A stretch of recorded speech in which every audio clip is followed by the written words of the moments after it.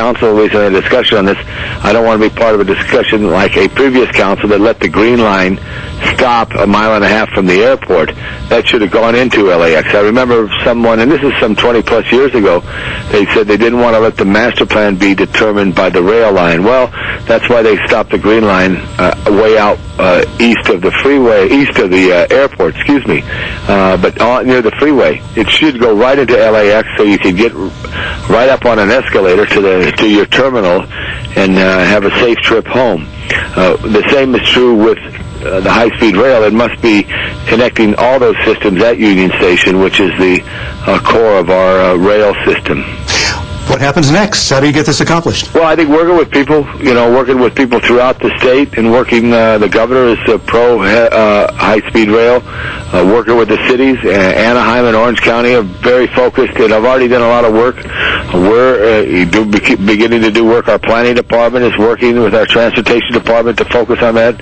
We had a presentation in front of City Council by the High-Speed Rail Authority just this week. The Southern California Association of Governments, SCAG, is very focused on this. This is the next big infrastructure, and as I said in remarks as well, we must do what Mulholland did it right, and to fed the Pueblo with water.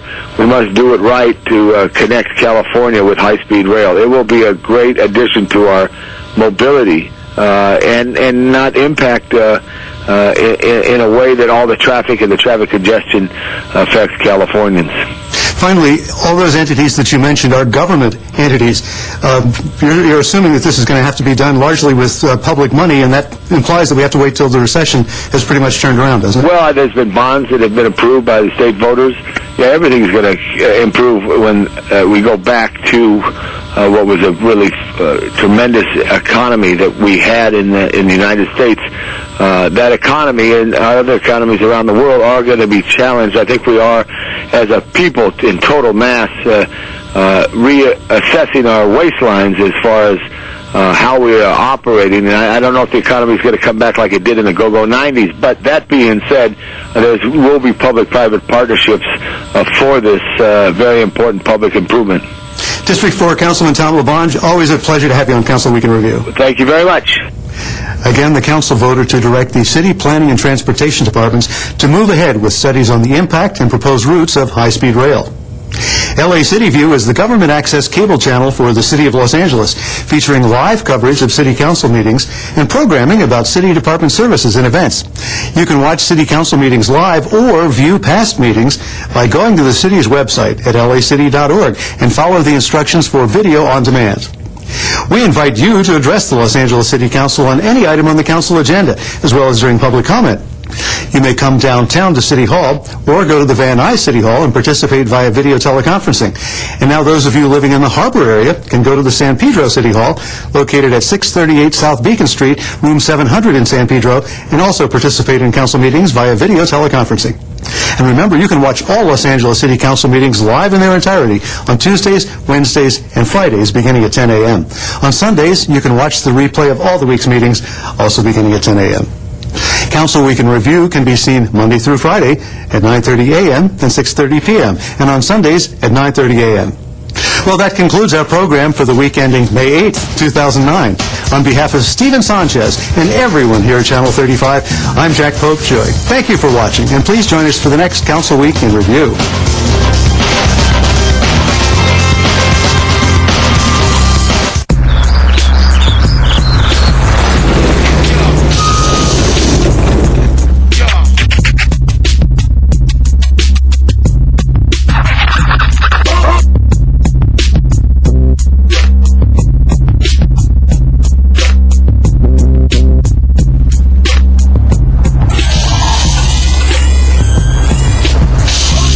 It's cool to vote.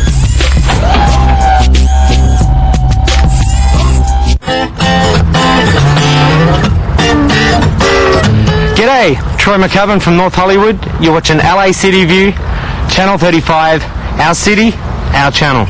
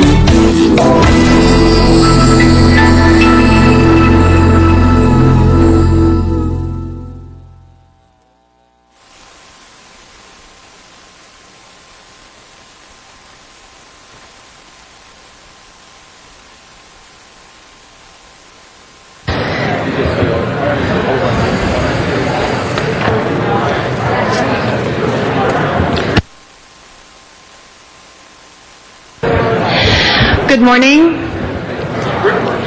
This is a meeting of the Los Angeles City Council, a special council meeting particularly deal with the mayor's proposed budget. Madam Clerk, would you please call the roll? Alarcon, Cardenas, Gruel, Hahn, Rizzo, Labange, Parks, Perry, Reyes, Rosendahl, Smith, Weiss, Wesson, Zine, Garcetti, 11 members present, and a quorum, Madam President. Thank you. And Ms. Hahn is here as well. She just walked in on the side. 12 members present. I know we do expect to have both Mr. Weiss and Mr. Garcetti will be joining us shortly. Ms. Perry? Just as a matter of record, because this is such an important day and will determine the future of our city, before we begin our deliberations, I would just ask if you would do a verbal roll call for the public so that they understand who is present. Would you do that? We will do that. I think she just did that when she called the roll in the items that were here. But please go ahead, Mr. Alarcon. Mr. Cardenas. Ms. Gruel. Here. Ms. Hahn. Mr. Rizzo. Mr. Labange. Mr. Parks. Ms. Perry. Mr. Reyes. Mr. Rosendahl. Mr. Smith. Mr. Wesson. Mr. Zine. Thank you, Ms. Perry. We are expecting both Mr. Garcetti and Mr. Weiss this morning. Thank you. Madam Clerk, first order of business. Madam President, this is a special meeting of the City Council to consider the budget, and the first item is an item notice for public hearings. Items 2 through 5 are items for which public hearings have not been held, and item number 6 is a closed session item. Thank you. And in conversations with our chair, Mr. Parks, that we will have public comment this morning prior to going into executive session. Mr. Parks, would you like to make a presentation and have the CLA make a presentation before we go to public comment? I would like just a public comment, and then we go to closed session, and we not have the presentations disjointed, that we can have them all at the table and go through all of the financial stuff. Okay, we will do it in that way. What will be is each speaker will have a minute for their remarks, as well as those that are head of their particular representatives of their particular unions. We will give them 2 minutes, and we will begin first with general public comment, and then we will go to the items before us. So if I can call up the following individuals, and if you would help us in lining up a bit, that will save us some time for that. The first is Paul Weber, the president of the Police Protective League, followed by, I think it is Monica Harwood, followed by Alan Alessio, followed by Gordon McCullough.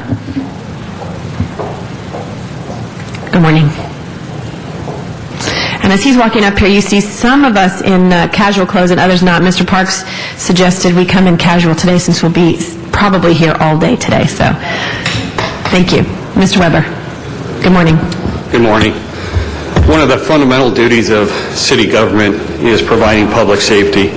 It's been recognized across the country that in lean times, which we're currently in, that crime tends to creep up. The state, the governor has indicated that he intends to settle part of their budget woes at the state level by releasing over 38,000 people out of the prison system. Most of those individuals are going to be coming back to Los Angeles from where they came from. These individuals are going back into each and every one of your districts. At the same time, there's a proposal in front of this council to basically gut the police department by not making at least attrition and not expanding this department. This department, the men and women of the Los Angeles Police Department, have driven down crime to all new levels. This success has been because young men and women have gotten into police cars and gone into harm's way. This past year, we lost 2 police officers who died in the line of duty. I think each and every one of you, when you make the hard decisions, and there are going to be hard decisions to be made today, need to recognize what the fundamental duty of city government is. Public safety. It has been, it always will be public safety. It's the foundation for the recovery of this city. This recession is not going to go on forever, and we need to be prepared through the police department to police this city in its recovery time. And I urge each and every one of you to carefully consider, when you look at the men and women who police your districts, is this the time to take away from them when they've given so much to each and every one of your constituents? And I ask you to carefully consider that question, especially going into the summer, which is the high point of crime and also for the fire season. Thank you. Thank you very much. Monica Harmon, followed by Alan Alessio, followed by Gordon McCullough, then followed by Nicole Arneson. Good morning. A friend of mine from New York sent me this that was posted on the blog. LA has the worst air, the worst pollution, the worst air pollution, the worst roads, worst traffic, and just this weekend was voted the worst airport. But by far, bar none, throughout the world, Los Angeles has the best first responders, LAPD and LA Fire. These are the men and women who went to help with the Metrolink crash. These are the men and women who first responded and helped with the Sylmar fires. We had an earthquake last night. These are the men and women that are going to help our city and the residents. It's about time you stop playing politics with our taxpayer dollars, quit spending and wasting millions on your pet projects, and appreciate these men and women that risk their lives every day for us and you, and put that money where it belongs, public safety. Thank you. Thank you. Alan Alessio?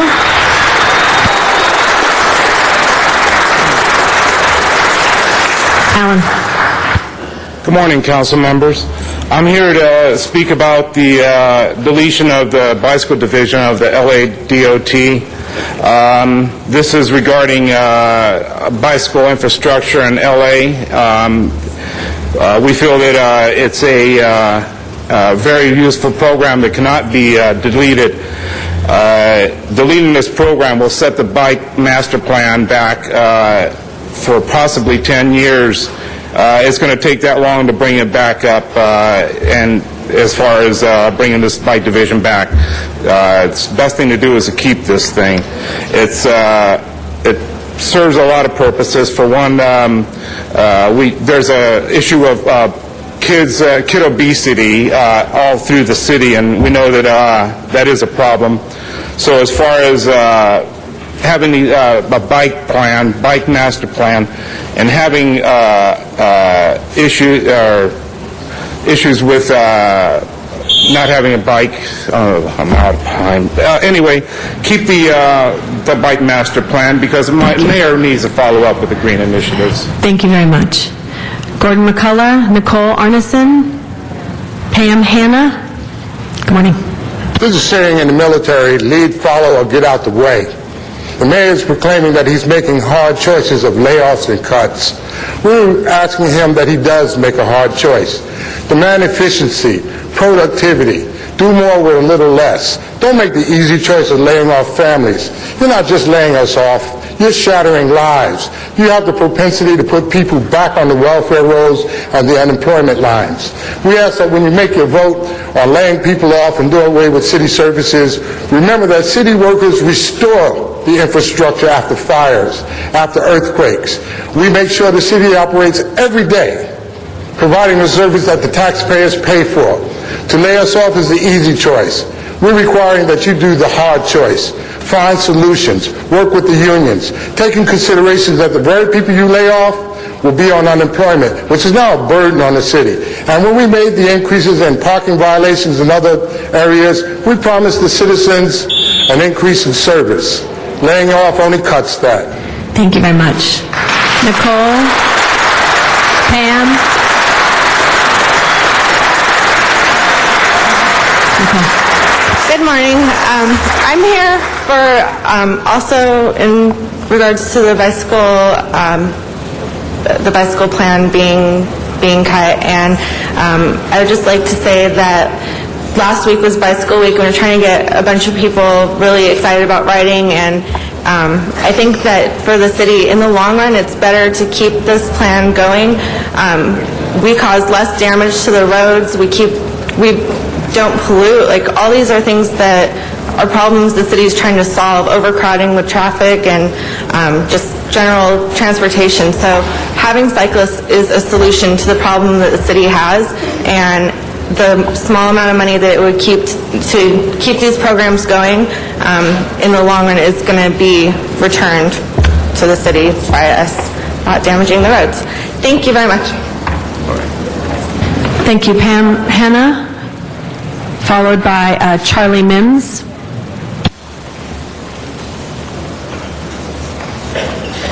Good morning. I'm Captain Pam Hanna from Animal Services. I was born at downtown LA. I've lived here all my life. I've worked for Animal Services for 27 years. This is one of the saddest times I've seen. I can't tell you how disappointed we all are in the mayor's decision not to meet with the unions and do the early retirement package as he was going to do. There should have been more things done at a much more timely manner than this. Our department is a very small department. It's the second smallest in the city. At this moment in time, it's Bite Prevention Week is today, the first day. We have approximately 12 officers in the field for the whole city of Los Angeles to cover all the animal issues. Our department has gone through severe hardship, as you all know, for several years without a general manager. As of July 1st, we won't have a general manager.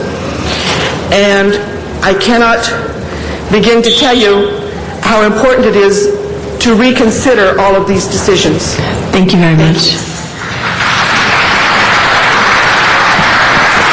Charlie, you'll get 2 minutes as head of LAPMA. You'll get 2 minutes as head of LAPMA. Thank you. My name is Charlie Mims. I'm president of the Los Angeles Professional Managers Association, and up until just a little over a week ago, we were in negotiations, which we had been in for almost a year with the mayor's office and the CAO on an early retirement incentive program. The figures that we got from the mayor's office and the CAO said that the city would make $2.2 billion over the 15-year life of paying off the early retirement inducement at a cost of $800 million. In other words, the city would make almost $1.5 billion after paying off this program. We were within about a 0.25% on agreeing on a deal when suddenly, without any warning, the mayor put out a press release, didn't even come to us and tell us, saying he was yanking it off the table. We're really concerned that in the absence of an early retirement that could save 3,000, maybe 4,000 city employees with little time in the city, that we're going to wind up with a situation where there's going to be layoffs, cuts in city service, and we frankly just don't understand it. Why, when there's something that makes financial sense for the city, that allows employees with a lot of years of experience to leave with dignity and saves the jobs of 3,000 or 4,000 younger employees, this would suddenly be yanked off the table with no explanation, no, hey, gee, our numbers were wrong, we have to take another look at this. It smacked of politics, and we're shocked and angered by it. We think the City Council needs to take a hard look, not at our rhetoric, but at the numbers, and go back to the early retirement incentive program as a way to save jobs and save services for the city. Thank you. Simboa Wright, followed by Bob Schoonover, followed by James Ross, followed by Mel Gettleman. Simboa Wright? Oh, coming, thank you. He'll be followed by Bob Schoonover, followed by James Ross, followed by Mel Gettleman.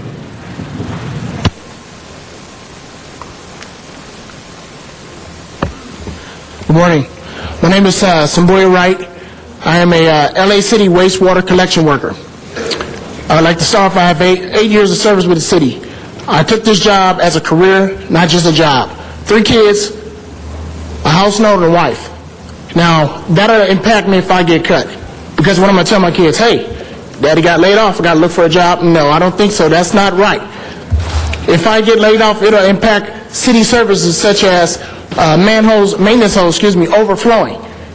going into the waterways such as the LA River and the ocean. We can't afford that. We are environmental, public safety and health, wastewater. I don't see we're funded. We have money that funds our department. I don't understand why the city would lay young people off and not think about early retirement. Thank you. Thank you.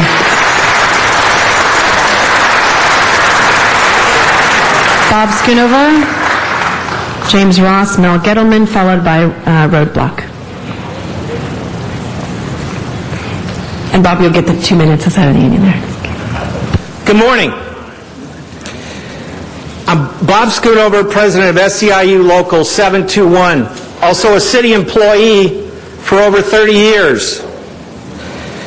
How do we get here? Well, we all know we got a huge structural deficit. In fact, the last person we had in the CAO's office well over a year ago told us that this year was going to be really tough. Then we all know what happened late last summer to the stock market. So here we are in May. Now, we went through a process that the mayor wanted us to go through. It's called mutual gains bargaining. And for those in the audience that don't understand it, I'll briefly explain it to you.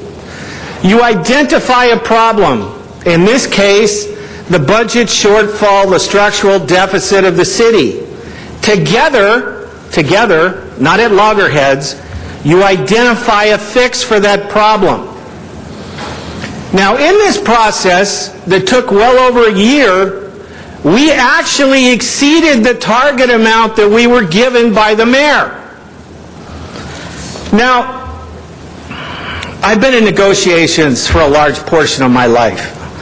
And I know sometimes, even when you get what you ask for, there can be a problem. Well, we should have been talking about that problem, okay? You don't negotiate in the press and say things that you haven't said at the bargaining table when you should be at the table. We should be at the table day and night.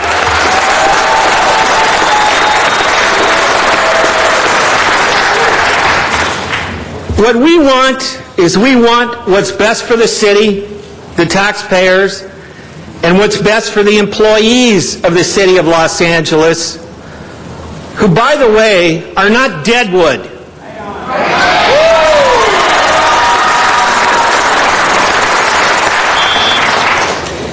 Now, we're willing to do in talks whatever we have to do. And Bob, if I could just ask you to conclude, we have to kind of keep you 2 minutes. Just give your last statement. All right. Let's fix this problem. Let's work together. Let's not lay off thousands of people. Thank you. Thank you. James Ross. James Ross. Is Mel Gettleman here? Mel Gettleman? Yes, it's Mel Gettleman. If we could make your way to the front, please, behind him, followed by Roadblock, followed by John Cassidy. Good afternoon.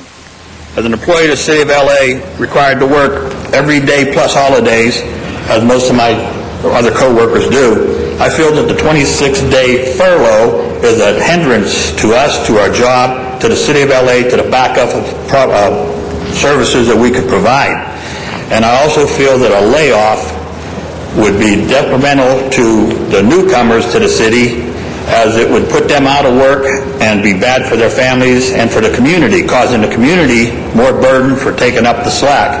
The City of LA could also prosper more by a buyout that was presented to them and agreed upon earlier this year. The city should look at every aspect of this before making a decision to put people's lives on the line and let them lose everything. And the city, too, could prosper better if they had to buy out and let new doors open up for new people. Thank you. Thank you, Mr. Gettleman.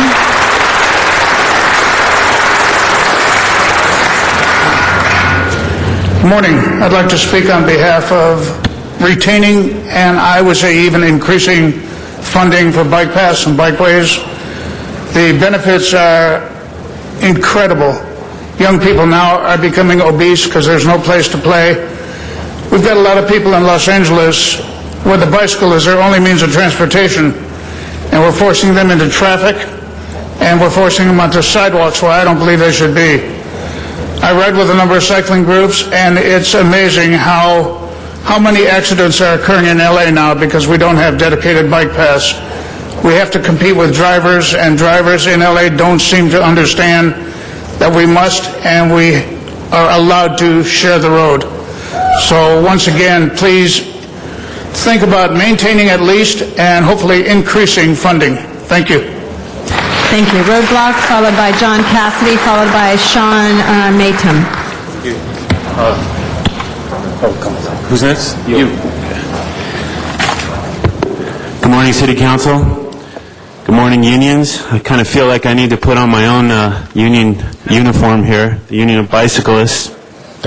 I just want to talk to the City Council and talk about the LA Department of Transportation and the threat of taking away funding for bicycle projects in LA. If we're talking about having a green LA, then we need to encourage green behavior. And bicycle riding is green behavior, and it's time that we not only not consider cutting funding for it, but we consider increasing funding for it to encourage a greener LA, a healthier LA. I mean, people here are talking about that LA's got the worst smog, the worst traffic. Bicycle riding and pedestrian walkways, that is what is going to fix our problems. We heard also that we lost 2 police officers in recent times. We've lost 2 bicycle riders as well. So let's make the streets safer and consider increasing funding for bicycle infrastructure. Thank you. Thank you. John Cassidy, followed by Sean, followed by Luis Trinidad. Good morning, council members. I'd also like to speak about the LA DOT's proposal to cut the bikeways funding. In a troubled economy, cutting bikeways funding is an irresponsible decision. More and more people will turn away from the automobile and towards alternative means of transportation, and LA DOT needs to support those people, especially those of lower income. I volunteer my time weekly to try and get more people on bikes because it can be healthy, fun, and cost-effective. I assume that the LA DOT's budget, the lion's share goes to automobiles and a drop in the bucket goes to cycling. I'd like to urge the City Council and the LA DOT to please find other ways to cut the budget so that cycling can continue with what little funding it already has. Thank you. Thank you. Sean, followed by Luis Trinidad, followed by Esther Ann Curio, followed by Minda Lee Jennings. Good afternoon and morning. My name's Sean Maytum, and I'm a construction worker, and I use my bicycle as my primary form of transportation. And I'm able to pretty much match the flow of traffic right now on my bicycle, and so I can get all of my errands done. And I see cycling as a great way to deal with what I see as critical mass. There's gridlock going on right now. The cars aren't moving. People are very frustrated on the roads, and if we could put people on bicycles, it would solve a lot of problems. It's not the time to cut the budget. It's the time to actually increase the budget and have bicycle awareness and bicycle repair and bicycle donation. And so another thing is potholes. There's terrible potholes from a lot of the public transportation beating up the roads. So all I'm asking is just to keep the budget or actually increase it. Thank you. Thank you. Luis Trinidad, followed by Esther Ann Curio, followed by Minda Lee Jennings, followed by O'Donnell Sherman.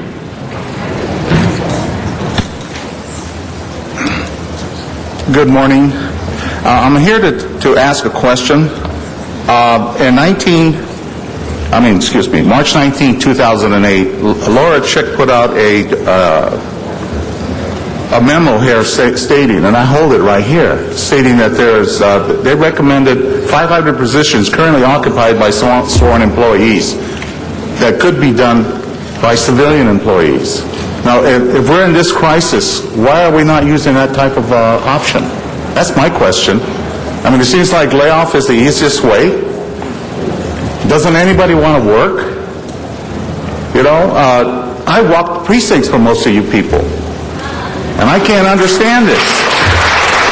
You know, I walked the precincts, I voted, I assisted you in getting you elected, especially Mr. Hozar right there. Especially you. You know, I can't believe this. And now you're talking about now get rid of us as a city employee? Oh, by the way, Louis Trinidad, MTD, civilian employee. Thank you. Thank you. Esther?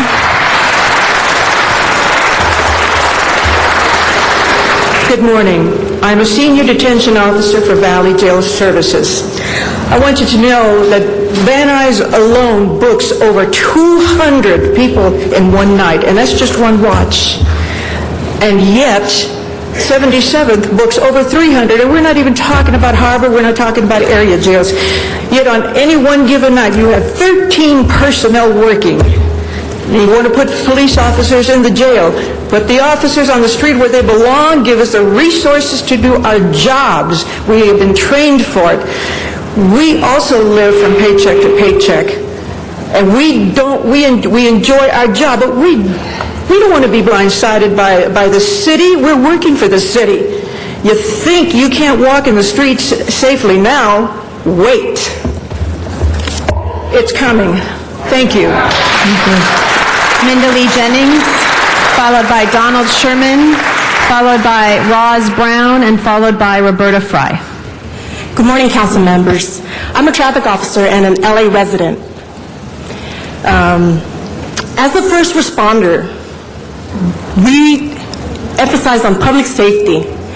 The community's safety, the business people's safety, that's very important to us. On another basis is that we are revenue generators. We help to contribute the funds to the city. Safety is very important. Without law enforcement, without fire department, and traffic officers, how can the city function? You're asking for a 10% cut? It's hard enough as it is to survive on the budget that we have. I'm sorry, I didn't hear you? Yes, it is. That's exactly, and that's why we're here. The show of support of people that are here. If there was a crisis to occur just like Northridge, we would be there. We are the first responders. It's imperative that you guys consider this is a very serious matter. Thank you. Thank you. Donald Roz Brown, followed by Roberta Fry, followed by Erica Silverman. Good morning, Councilman. I'm also a traffic officer with the City of LA. And I would like the councilman to look out in the audience here. And this is just a small sample of the workers that our mayor wishes to lay off. And I put to you, if he's so interested in laying off people, that if you had the power, he should be the first to go. Okay?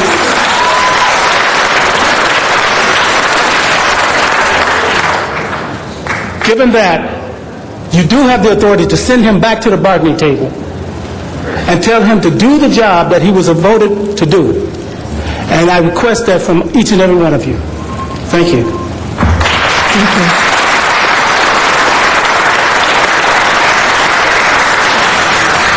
Hi, I'm Roberta Fry. I'm a librarian at the Westchester Library. I've worked here for going on 8 years. We work hard in the library every day, providing what we consider vital services to the people in the city. We have a new children's librarian who has just passed probation. She's a wonderful new librarian, young, enthusiastic. She and her husband just bought a house. Their house is in escrow. She's very afraid that she's going to lose her job. I would hate to, and she has applied for a job outside of the city, thinking that she's going to lose this one. It would be really terrible if we lost this librarian, this wonderful new librarian. I just want to add what people have already said, that it doesn't make any sense for early retirement to be taken off the table. It just doesn't make any sense. We would like an explanation. We would like an explanation as to why it was. Thank you. Thank you very much. Roz Brown, Erica Silverman, followed by Arthur Pond. I'm Roz Brown, Recreation and Parks. I'm representing AFSCME, Local 901, Council 36. We also would like to see the mutual gains bargaining upheld and continued. We also favor early retirement incentives versus layoffs. And the mayor has prioritized gang reduction. There is no gang reduction if you cut services in parks and recreation centers. That wholesome activity is the only thing that keeps kids out of trouble. And the mayor may have his glamorous Summer Night Lights program, but kids need continuity. That's what reduces gang involvement. And it's 24/7. It's not just summer and it's not under the bright lights. It goes on all the time, and we're the ones who do it. Thank you. Erica, followed by Arthur, followed by Tom Walsh, followed by Wendy McPherson. I'm Erica Silverman. I'm with the Librarians Guild. I work at the Echo Park Branch Library. I'd like to say that we at the library are crossing we're the bridge for the digital divide in this city for people who can't afford computers in their own homes, who don't know how to use computers. We're teaching them how to do that. Every day we help people fill out unemployment forms online because that's how you have to do it now. We're helping people find jobs using the online services that they don't know how to do and can't do on their own. We're also helping with our homeless population on an ongoing basis. The library is the front line for dealing with a lot of the stresses that are going on with the economy right now. And I'd also like to say that I question what it means to have unions and to have hours of working on contracts and negotiations if all of that can be thrown out on a whim. I ask you please to go back to the bargaining table and respect your relationship with our unions. Thank you. Arthur, followed by Tom Walsh, followed by Wendy McPherson, followed by Mary Garvey. My name is Arthur Pond. I'm the branch manager at the North Hollywood Library, and I've been with the city for 25 years now. You've all heard the same things over and over again, so I'm not going to repeat them all one more time. I'm going to ask you to do what your job is, to return to meaningful, respectful bargaining with the Librarians Guild and with the rest of the unions. Generally, it's expected that we will do our jobs and behave in a professional fashion at all times and not lose our tempers, like the mayor has in the newspapers over and over again. Personally, I resent being called dead wood. Thank you.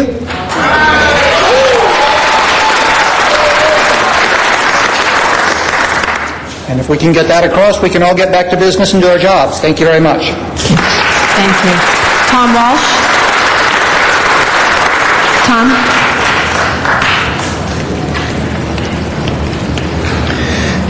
Yes, good morning. Tom Walsh. I'm the president of the union that represents 20,000 hotel and food service workers, Unite Here Local 11. And I'm here today in solidarity with all of my brothers and sisters who work for the great city of Los Angeles, and I urge you to do every single thing you can to honor the work that they do every day. Thank you.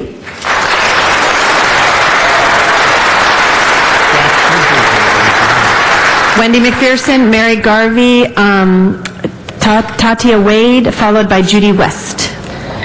Good morning. I hope every one of you is listening very carefully because we've all taken time off work to come talk to you. My name is Wendy McPherson. I'm a librarian at the Echo Park Library. I'm with the Small But Mighty Librarians Guild, AFSCME 2626. We're 350, but we are part of the Coalition of City Unions, and I work with the teenagers at the Echo Park neighborhood. I want to say that I find the priorities are all wrong if you're going to start hiring more police officers and laying off other workers. That's just not right. We don't need more police if we put more money into where services are to the kids. For example, at the Echo Park Library and the library system, the summer reading program for the teenagers, we're working with virtually no money. We are doing crafts and doing book clubs. This is the first time this year. We've had such a huge increase just in the Echo Park branch. Wow. Mary Garvey.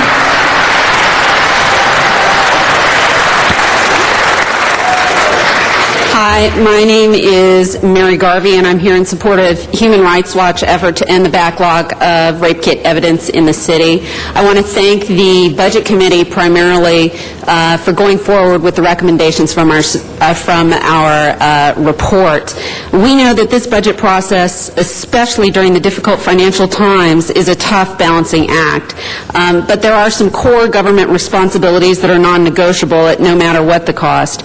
And we believe that bringing justice to the victims of sexual assault by testing the backlogged rape kit evidence is just such a responsibility. And we would urge you to follow the Budget Committee's recommendations and approve the total for the new crime lab personnel, as well as the funding to end the backlog and get the backlog taken care of. Thank you very much.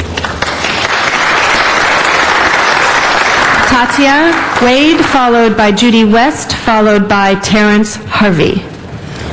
Hello, my name is Tasha Wade. I'm a 15-year employee of the City of Los Angeles Department of Building and Safety. I also represent our AFSCME Local 3090 members. Laying off frontline city workers like myself and the over 5,000 members of 3090 would greatly impact city services. Our members have taken furlough days in large numbers. To lay off employees without considering or approving the early retirement incentive program is a tragedy. We are mothers and fathers. We have given much to the city and deserve more consideration for us as city workers and city residents than we have been given. Save city jobs, save city services.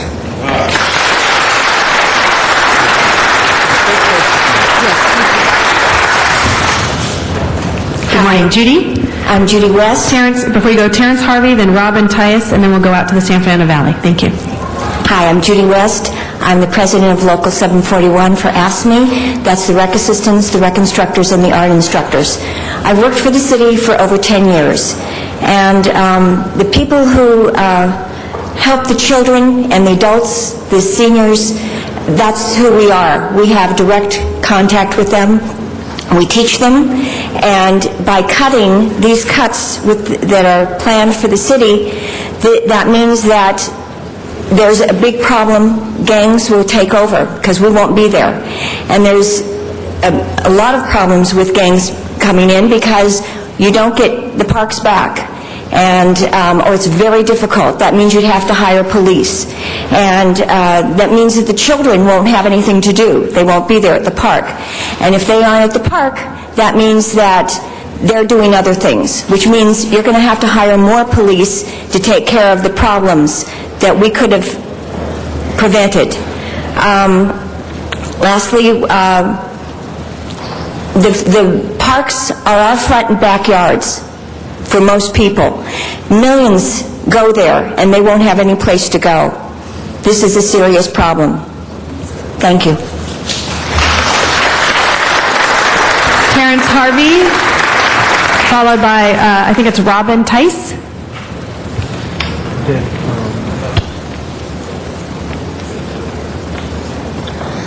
Hello and good morning.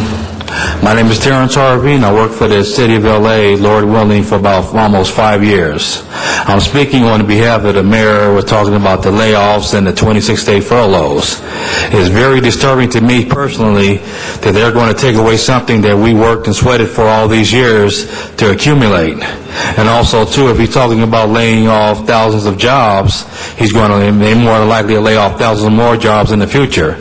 So I say it's time for us city employees to take a stand and let them know that we don't agree with it, and there are other alternatives in order to prevent this from happening. And that's what I'm here today to speak on. Have a nice day. Robin Tice. Robin. She's coming? Okay, we'll go out to the San Fernando Valley where we're waiting for Robin Tice. Go to Miriam Fogler in the San Fernando Valley.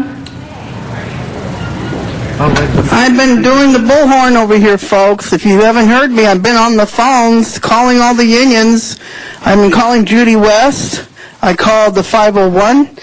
I've been calling the County Federation. There's going to be a lawsuit against you people if you do this furlough thing, layoff.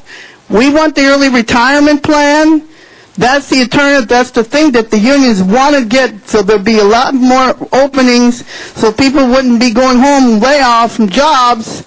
And Antonio needs to be recalled. There's a petition out there, folks. We need to recall the mayor and recall all the members of the city council who get about $200,000 a year, plus 108 people who get more than $200,000 a year appointed by them, exemption from the civil service. This is an outrage to go over the heads of people who take the civil service test and work hard daily, every day, and this is middle class people, anywhere from $25,000, $30,000 up to maybe, engineers, electricians, and don't make 20% less in water and power. What about them?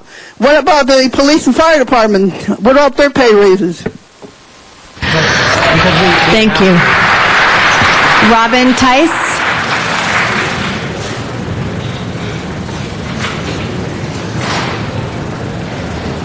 Good morning. Good morning. Good morning. The LA City Council and the city unions are proud members of the Apollo Alliance and have worked hard to pass a green building and retrofitting program just last month. We believe that LA's way forward is not to lay off city workers, but to create more jobs by greening LA. We can install thousands of solar panels in the city's buildings, businesses, and private homes. We can retrofit all city buildings for energy and water efficiency. We can install smart irrigation and artificial soccer fields in all the city parks and plant drought-tolerant and negative landscapes where grass and water-hungry plants are not needed. We can save billions in gallons of water and millions of dollars per year. All we need is the vision and the leadership of our policy, from our policy makers in City Hall. If I could just ask you to conclude. Thank you. Thank you. Thank you very much for being here. We're going to go now. That was general public comment. We now go to item number 1. I will call up the following individuals: Pat McCosker, Bob Aquino, Alice Goff, Roy Stone.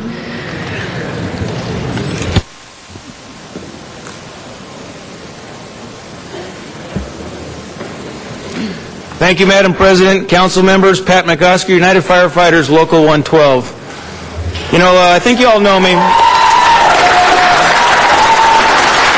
I think you all know me because I've been here, from the start on this thing and throughout. I was there when the mayor unveiled this budget. I was there every step of the way as the committee debated this budget, and I've acknowledged all along that the crisis is real. We really do have a $500 million problem next year, and something's got to be done about it. And what I've said is we firefighters understand the call for shared sacrifice. We're willing to do our part. The reason that is because what we do is so important and it has to be maintained. You have got to commit to not cutting resources next year. The plan before you right now, the CLA report that you have in your hands, is a plan that would close 20 fire companies and ambulances every single day next year. That cannot happen. If that happens, people are going to die in this city. Every day in this city, the fire department gets there on scene in the nick of time to save lives. Right now it's happening. I guarantee you, somewhere in the city, a life is being saved because a firefighter, a paramedic got there in time. If you close 20 companies a day, we're going to have delayed responses. People are going to suffer and people are going to die because of that. And these people behind me are going to put themselves at greater risk. Those fires are going to get away when we don't get there in time. And yet these guys are going to try to do what they've always done, and that is save every life, get inside and search and rescue, fight to get to that fire. But they're going to do it with diminished odds and put themselves at greater risk. You cannot let that happen. And what we're asking you to do today is to recommit yourself to public safety. Within the eardrums of all these firefighters behind me, I want to say that this group right here, the City Council, has been fantastic on public safety for all the time that I've known you. For the last decade, this group has been doing it for us and making sure that we're there for the public. We're calling on you today to do that again. Recommit yourself to what we do, to our staffing, and we'll do our part. We'll make personal sacrifices for you. Thank you.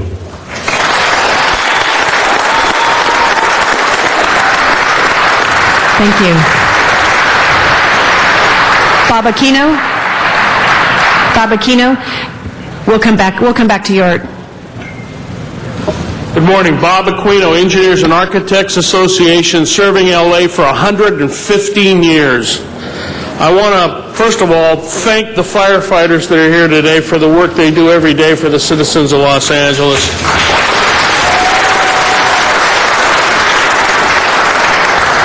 I also want to support some of the work the Budget and Finance Committee is doing. I think that we have to look for ways to put sworn police officers on the street, but we also have to recognize that in this fiscal crisis, hiring may not be the only way to do it.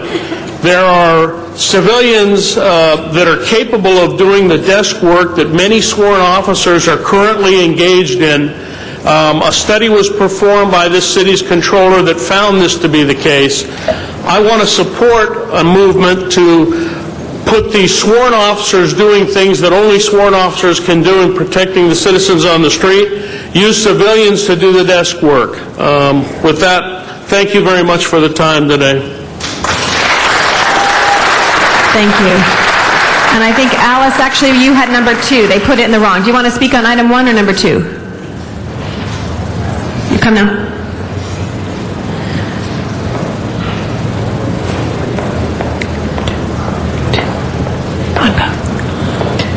Good morning. Alice Goff. I'm president of AFSCME Local 3090, representing over 5,000 clerical and support services employees here in the city of Los Angeles. And we are proud, dedicated workers, employees. We serve the residents of the city of Los Angeles, and we hope to continue to do so. There have been many sentiments echoed this morning by my brothers and sisters in the labor movement, and I can't really speak further on that except to say we have been working cooperatively with the city in an effort to try to resolve a problem that we know exists.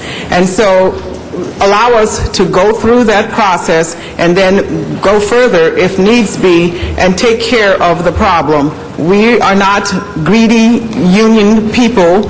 We are hardworking employees who want to continue to serve the residents of the city of Los Angeles, and we believe that there is a respectful, dignified way in order to do that. Thank you. Thank you.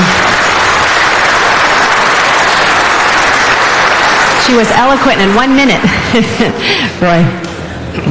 Hi, my name is Roy Stone. I'm president of the Librarians Guild. The people who protect our city and the people who are the backbone of city services are here today. We know that the budget is an extreme crisis, and we have all we wanted to do is what you, the city council, asked us to do on May 5th, which is negotiate. But the mayor has only negotiated in the media, not at the table. We can get a package that preserves services, the budget, and our employees. But that only happens at the negotiating table.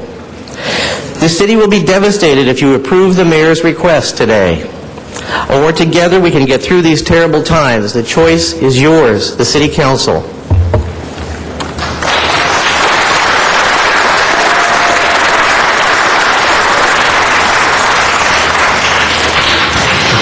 Frank Lima, followed by Reverend Eric Lee, followed by Sherry Lenwand.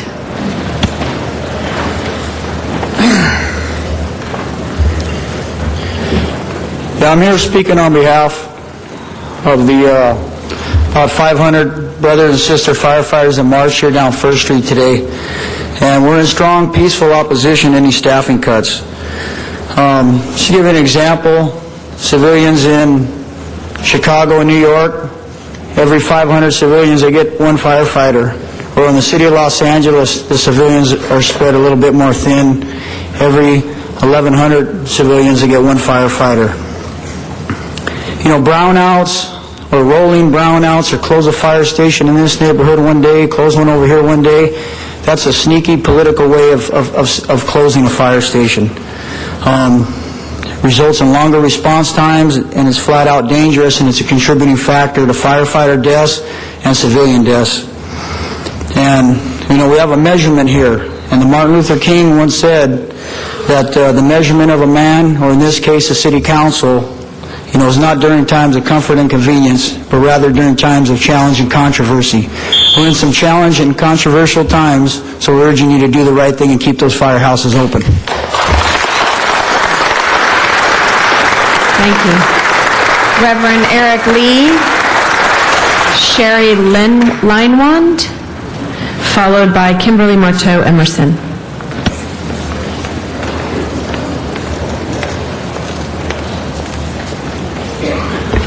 Good morning. I'm Reverend Eric Lee, President of the Southern Christian Leadership Conference, Dr. King's organization. The current financial crisis affects every one of us and therefore requires every one of us to make sacrifices in order for there to be a just solution, one that's equitable. We cannot solve this crisis with draconian-style budget cuts, nor should it be solved on the backs of working people. What should these sacrifices look like? For the sake of frugality, do we sacrifice public safety by effectively reducing the number of police officers and firefighters in communities that need them most? I say no, that's not a just way. Do we lay off workers, adding to the already high unemployment that plagues our city, creating an undue burden upon residents of the city of Los Angeles? No, that is not a just solution. It appears as though this proposed budget has been constructed without consideration of who would be most impacted, the citizens of Los Angeles. So I implore you to find a better solution to this budget crisis. Thank you. Sherry Leinwand, Kimberly Marteau Emerson, followed by Tiffany Sayert, and then Jim McQuiston. Good morning. Morning. Thank you. My name is Sherry Leinwand. I'm a resident of Los Angeles City and a co-chair of the local committee of Human Rights Watch. Los Angeles has the largest reported backlog of untested rape kit evidence in the country. While these kits go untested, rapists remain on the street, victims of sexual abuse do not receive justice, and women and children, yes, many of the victims are children, they remain at risk. The Los Angeles Police Department has committed to eliminating the backlog and keeping current. And we appreciate that the Budget and Finance Committee has recommended a budget that includes the staffing of the crime lab and the outsourcing of the testing of the backlog to accomplish this goal. This council has recently heard testimony about this human rights abuse and has expressed its determination to end it. The budget is recommended by the Budget and Finance Committee, goes a long way towards that goal. We urge approval of this funding. Thank you. Thank you. Kimberly? Good morning, Council. I'm here today wearing a different hat. My name is Kimberly Marteau Emerson, and I'm actually Vice Chair of the Executive Committee of Human Rights Watch here in Southern California. And I am also here to urge the City Council to approve the recommendations of the Budget Committee as they stand for the testing of rape kit evidence. As we know, the Human Rights Watch put out a recent report called Testing Justice, and in it we talk about that if a child or an adult is raped and that rape kit is untested, that assailant is free to continue and go on and commit other rapes. And this is just unacceptable. In New York, which is way ahead of us on this issue, and tested 18,000 rape kits, they got 2,000 cold hits. That's a big number. In a city as great as Los Angeles, we need to take this responsibility seriously. Thank you all for those who have shown commitment to this issue. We really appreciate it, and we urge you to please approve those two allocations. Thank you. Tiffany? Tiffany, go ahead. Good morning, Council. My name is Tiffany Sayert. I'm the Director of the Los Angeles Office of Human Rights Watch, and I, too, am here today to urge you to vote for the two budget allocations in the budget as referred to you from the Budget Committee. Thank you to the Budget Committee for referring those allocations as they stand. Rape victims have waited far too long to see justice. It's critical that this funding be approved for the LAPD to meet its stated goal to eliminate the backlog within 18 to 24 months. Human Rights Watch is absolutely committed to seeing an end to this backlog and to seeing justice for past and future rape victims. So we will be here and we will continue to advocate for that elimination and to ask for your leadership to oversee the use of these funds to eliminate the backlog and to make sure that victims see justice in their cases. Thank you very much. Thank you. Jim McQuiston, followed by Deborah either Barton or Burton, and Barbara Lott Holland, followed by Linda Valverde. Mr. McQuiston? Oh, there you are, Mr. McQuiston.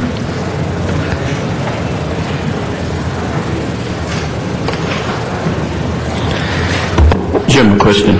You have my latest statement dated May 16th. You'll notice in there, we don't have enough money to pay for everybody.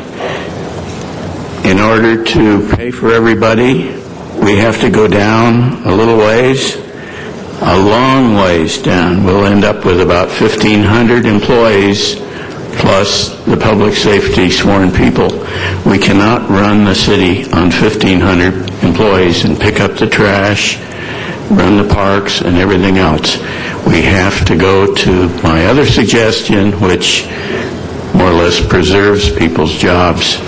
Please read it. It's pretty thorough, and we need to get busy on it right away. Thank you. Deborah, followed by Barbara, followed by Linda Valverde, followed by General. Thank you. Good morning. My name is Deborah Burton, and I'm with the Los Angeles Community Action Network. We are here today as part of the LA Coalition Against State Violence. Low-income residents of Los Angeles are concerned that many elected officials in the city of Los Angeles continue to focus so much on police and ignoring our pressing needs for housing, employment, transportation, and human rights overall. We are here today to support cuts to the police department and support the Budget and Finance Committee recommendation for a LAPD hiring freeze.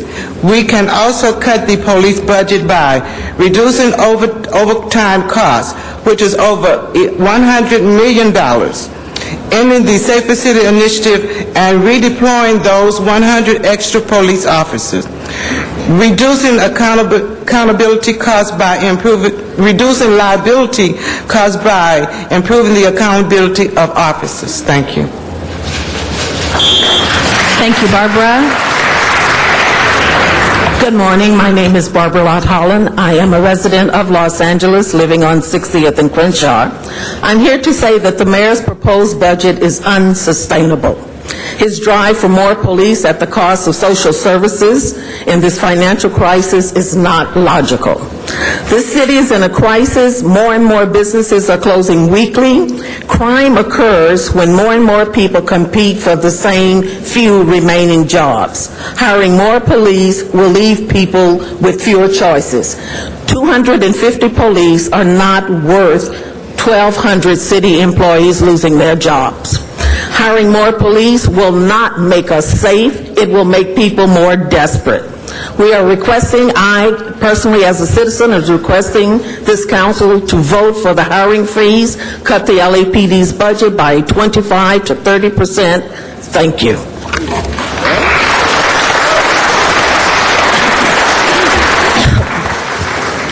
Hi, good morning. My name is Linda Valverde, and I live and work in Central City East Community, also known as Skid Row. I came to Skid Row 6 years ago because life showed up for me, just as life may show up for many people in this room today. It has not been an easy journey for me, but this is the only place that I could afford to live. And today, I don't even know if I'm going to have that housing. In 2006, I watched my community come under siege by 50 new officers.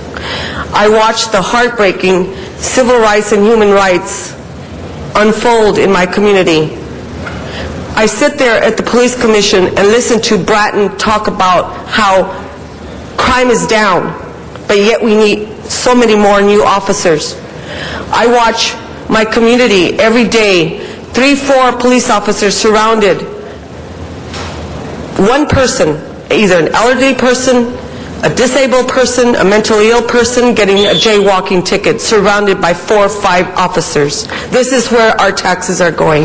It's ridiculous. Thank you.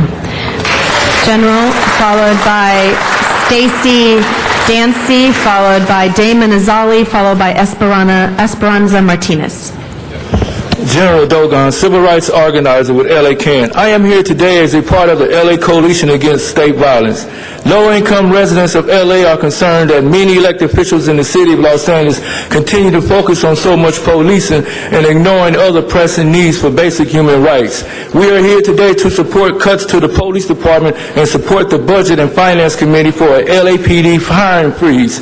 You can cut the police budget by removing 110 extra SCI officers from Skid Row who are doing nothing but standing around on corners writing jaywalker tickets and harassing the homeless.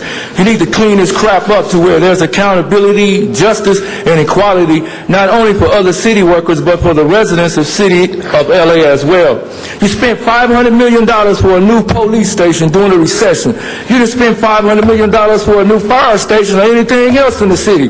We see where your priorities are, and it stinks to high hell. You're going to risk all these other jobs and lives just so the police can continue to stand around on the corners writing jaywalking tickets. Stacy, followed by Damon. Good morning. My name is Stacy Dancy. I'm an animal control officer representing the City of Animal Services officers and animal care techs. Our job is and always has been public safety and first responders, which is essential and fundamental to our city. Our services are vital to this city. The economy has impacted us all, whether directly or indirectly. With the loss of people's homes comes the loss of their animals. They leave their pets behind. Imagine what the city would be like if we weren't there to pick them up, take care of them. We now have a year-round fire season, which means that the evacuated families need their animals, horses, livestock, as well as dogs and cats evacuated. The firefighters cannot fight fires, save human lives, and evacuate animals as well. We are needed. Many good ideas are out there, but the mayor's proposals are not good ideas. The idea of up to 3,000 layoffs and 26 furlough days are not the answer. Let's get back to the table. Thank you. Thank you. Damon, followed by Esperanza, followed by Stella, followed by Jennifer Klausner. Damon Azali, Labor Community Strategy Center Coalition versus State Violence. So just to be clear, voting to hire 250 more police officers is voting to lay off 1,200 city workers. Don't lay off 1,200 city workers. For the past 4 years, we've been coming to City Council saying that hiring 1,000 more police isn't viable. Measure A, voters, this police tax, they voted to say 1,000 more police is not viable. 2 years ago, even some city council members said that hiring 1,000 more police is not viable. So that was a problem before the economic crisis, even more so now. $500 million in the red and a projected $1 billion deficit in 2010. It's time to stop ignoring the facts and vote for a hiring freeze and cut the LAPD's budget by 25%, just as is proposed for other city departments. That would bring it back to the 2004 level, because in the last 4 years, LAPD has increased by $500 million. Again, 250 more cops is firing 1,200 more city workers. Don't fire 1,200 city workers. Esperanza. Hello, my name is Esperanza Martinez, and I'm an organizer with the Bus Riders Union, and I was born and raised in Cypress Park. We ask that you support the LAPD hiring freeze. Placing the livelihood of 1,200 families on the line and in direct contradiction with 250 unfilled police positions is fiscally irresponsible and socially unacceptable. The current global economic crisis presents an opportunity to government officials at all levels to transform our communities by shifting spending priorities.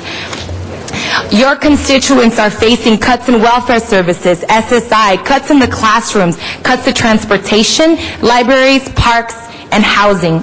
This all justifies the expansion of police, prison, and military spending. You can begin transforming our communities today by protecting 1,200 jobs and saying yes to the services that keep our communities safe. Thank you. Thank you, Stella. Nagigi, I'm not sure I pronounced that correctly, followed by Jennifer Klausner, followed by Dorothy Lay. Good morning. My name is Stella Gigi. I'm a resident of LA County. I've asked myself, what is real community safety?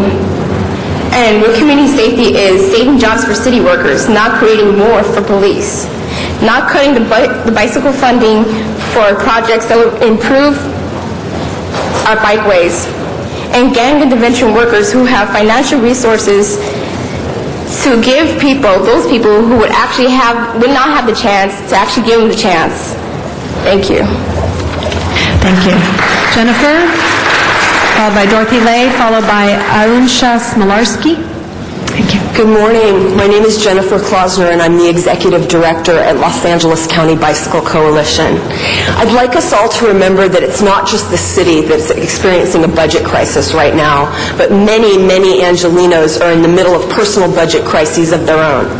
At the same time, our region faces the simultaneous crises of environment or air quality, health issues, and traffic and congestion.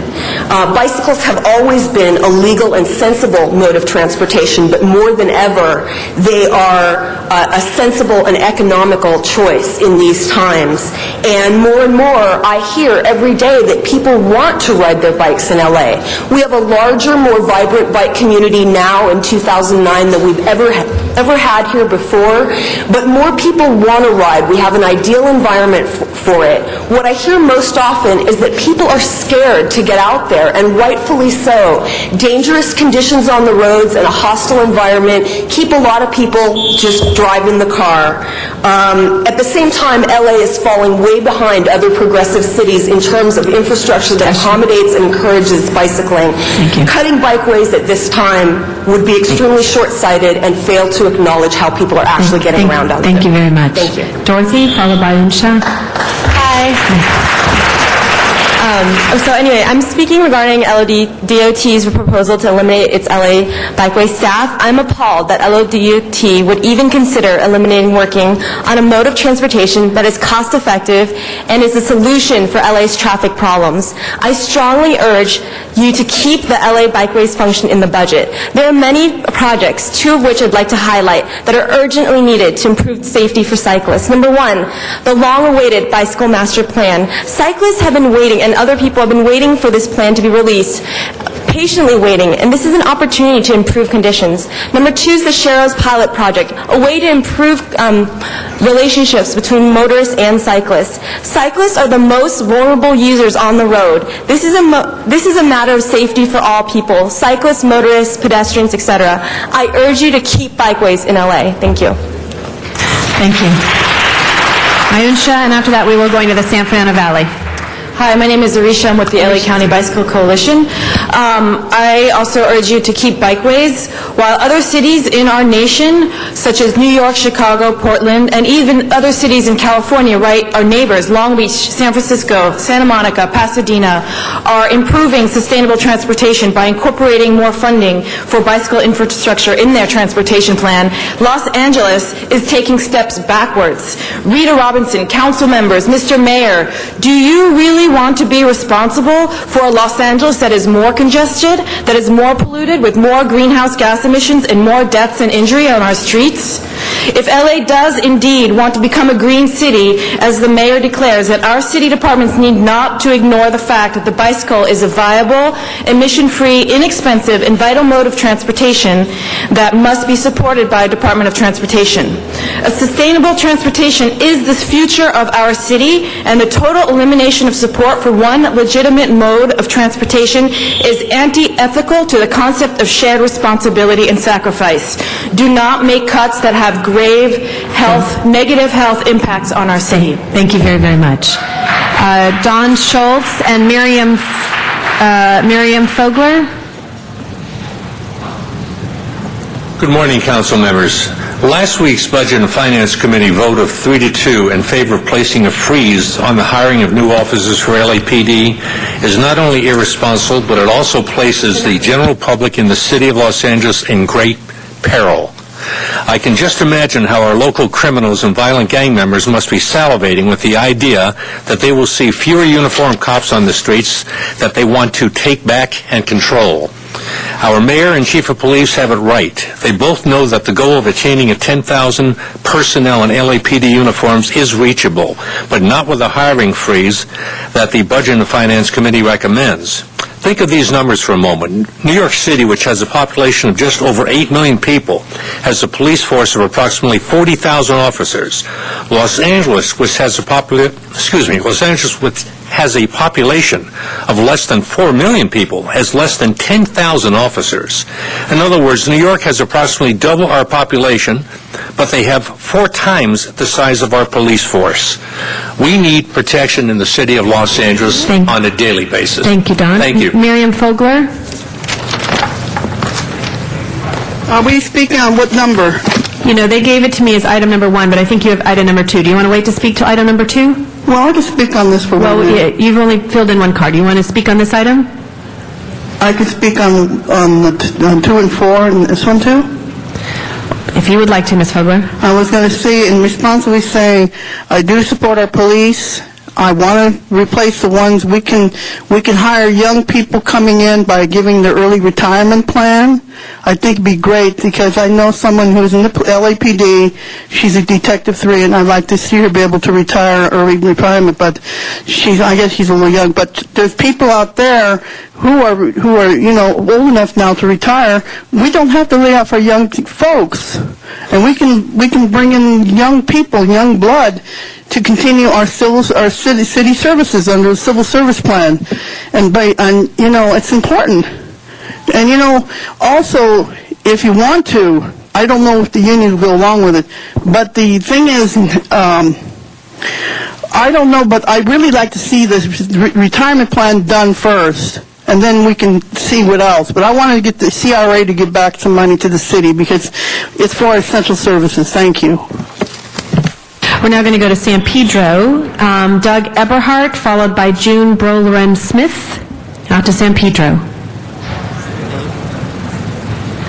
Council members, Doug Eberhardt, Coastal San Pedro Neighborhood Council. And I just came before you today to reiterate what your Budget and Finance Committee heard last week, which from about 100-plus neighborhood council leaders. We would like you to make sure that you retain that $45,000 annual funding for neighborhood councils, allow us to keep the money that we have from previous years, which isn't a heck of a lot in our case, but it does help. Every dollar spent by a neighborhood council in Los Angeles comes back tenfold to the city through the thousands and thousands of volunteer hours that we provide.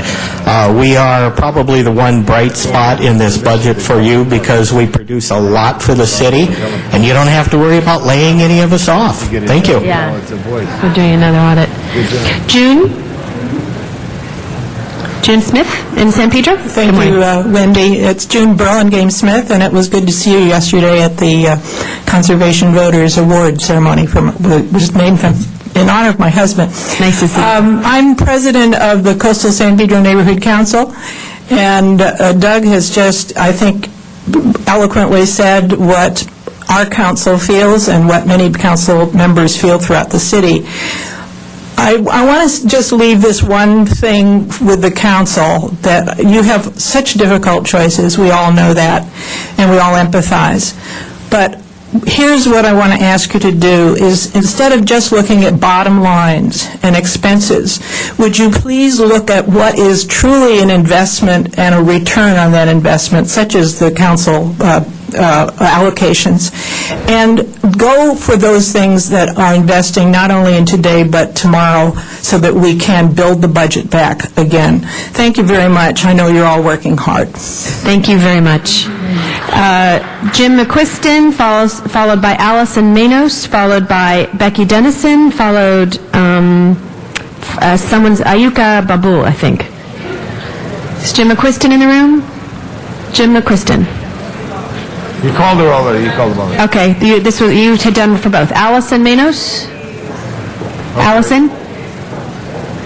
Okay. Becky Dennison? Becky Dennison. I know some of these people may be outside, so if we have called your name and then Ayuko? Good morning. So again, if Allison is here or Becky Dennison, we'll take your card. Hi, good morning. My name is Ayuko Babu, and I'm the director of the Pan-African Film Festival, and we're here to support the restoration of some of the cuts. One of the things we wanted to talk about in this context of global warming and job cuts, film festivals, art programs, all these things seem to be kind of irrelevant.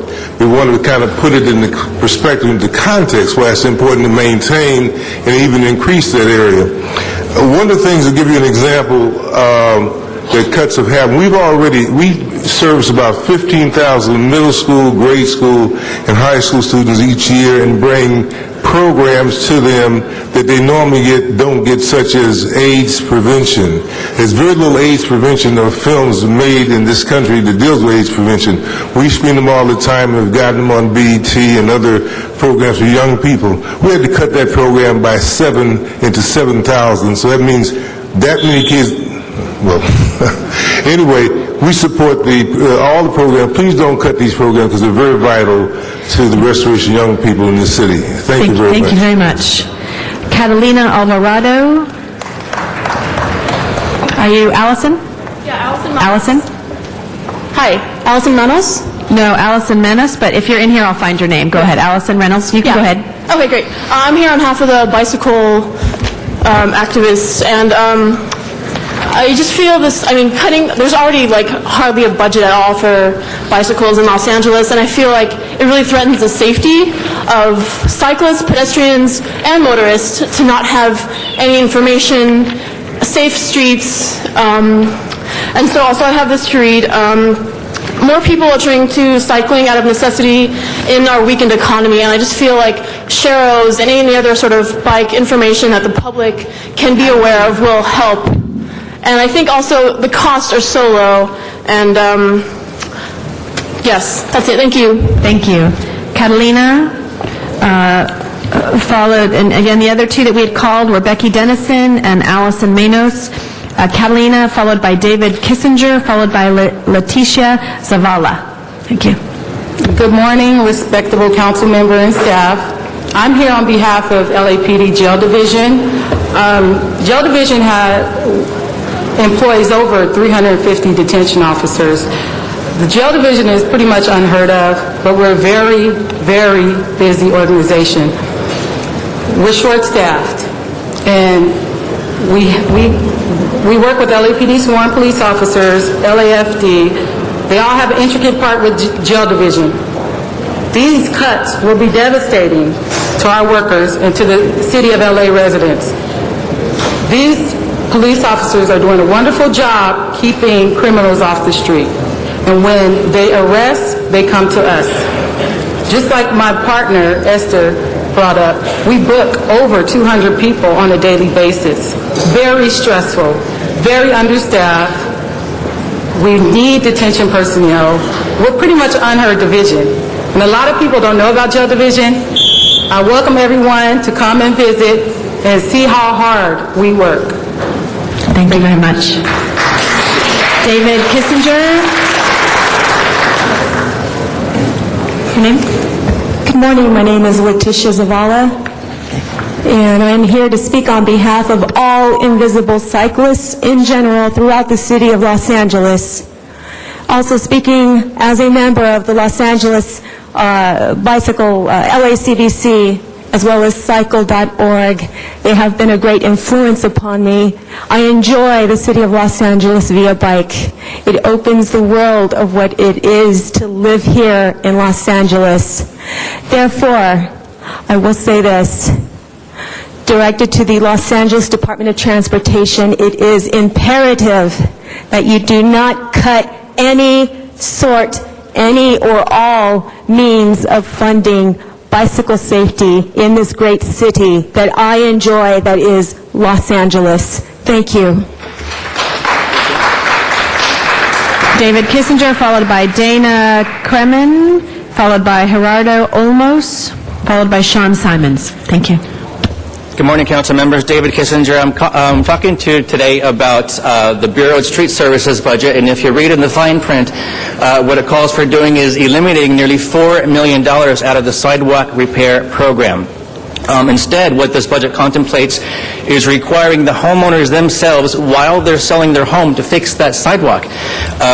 What we suggest to you is that this practice will not balance the budget. It will not actually fix the sidewalks. And meanwhile, it'll only hit at most between 1% and 2% of the city's entire housing stock at the same time that the city attorney is currently paying out between $3 and $4 million every year in settlements to those people who have trip and fall injuries on those broken sidewalks. One year, I believe it reached $12 million.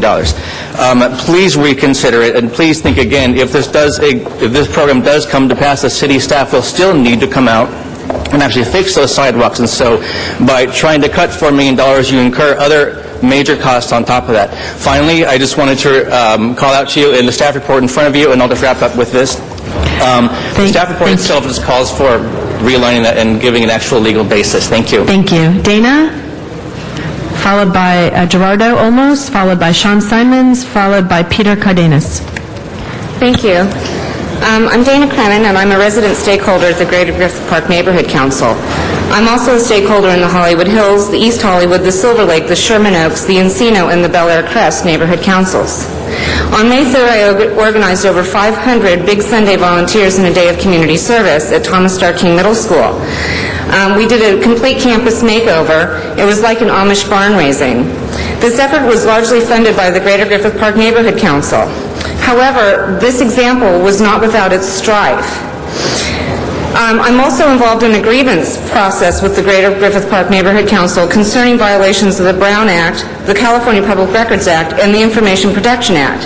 However, there's no clear grievance process for the BONC and the DUN to follow regarding this. Therefore, stakeholders are left essentially without any voice regarding malfeasance of neighborhood councils. In general, I'm a large supporter of neighborhood councils. However, given my experience with my neighborhood council, I have to say that they lack the structure and oversight to be effective. And therefore, my recommendation is fix it or ditch it. The money could be better used elsewhere. Thank you.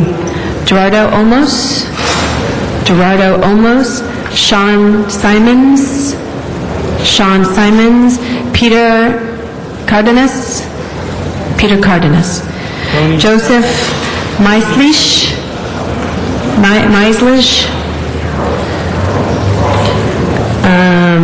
In addition, Artemio Risolto,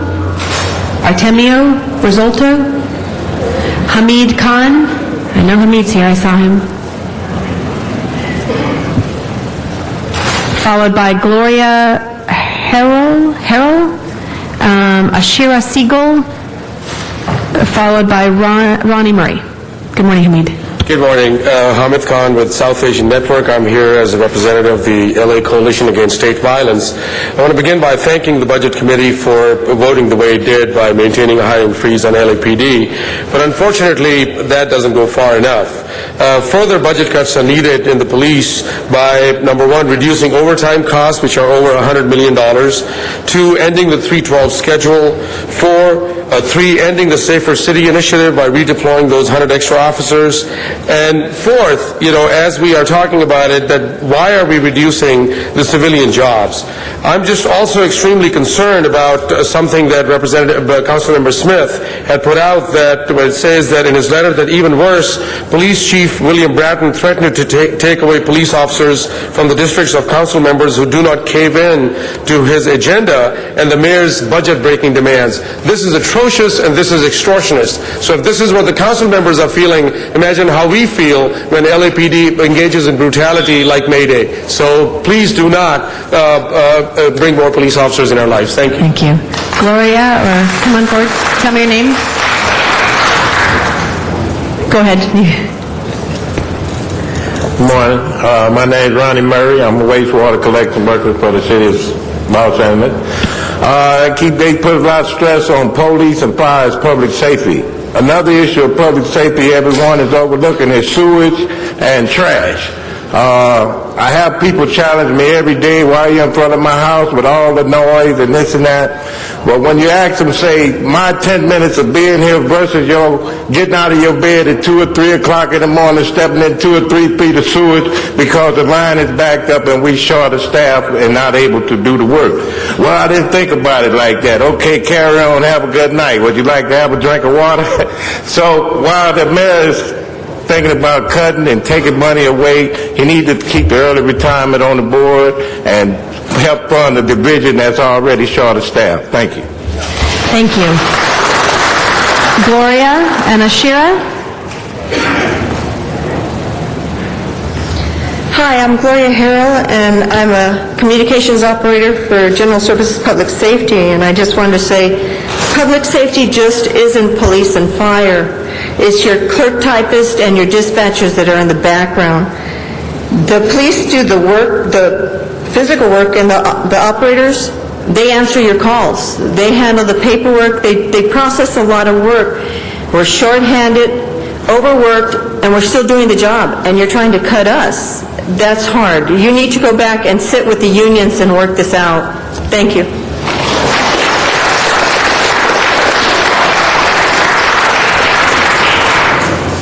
Hi, my name is Ashira Siegel, and I would really like to encourage you to not cut the bikeways. I used to be a bike messenger in New York City, and it was very dangerous to ride there, and it is even more dangerous to ride here. And over the last 3 years that I've lived here, I've seen an incredible improvement in the amount of people that have been riding and cycling to work and for fun.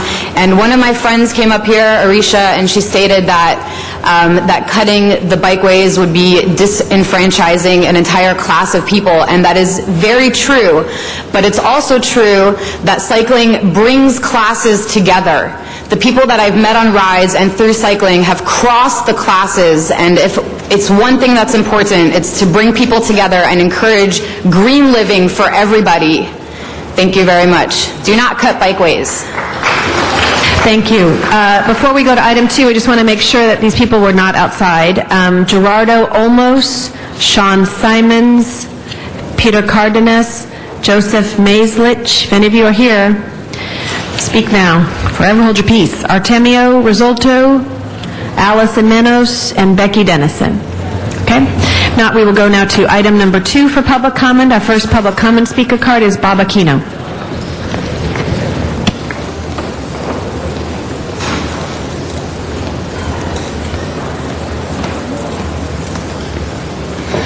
Good morning. Yes, your name? I'm sorry? Could you just state your name for the record? My name is Artemio Risolto. I work for Property Division, LAPD. And I got a few short comments. I'm going to start with Franklin Delano Roosevelt, the president that had polio, the president that got out of depression, and the president that won us World War II. Now, everybody here in the public trust, they are as healthy as horses. We are not in full-blown depression. When we're not in a global war. And is this the best you can do?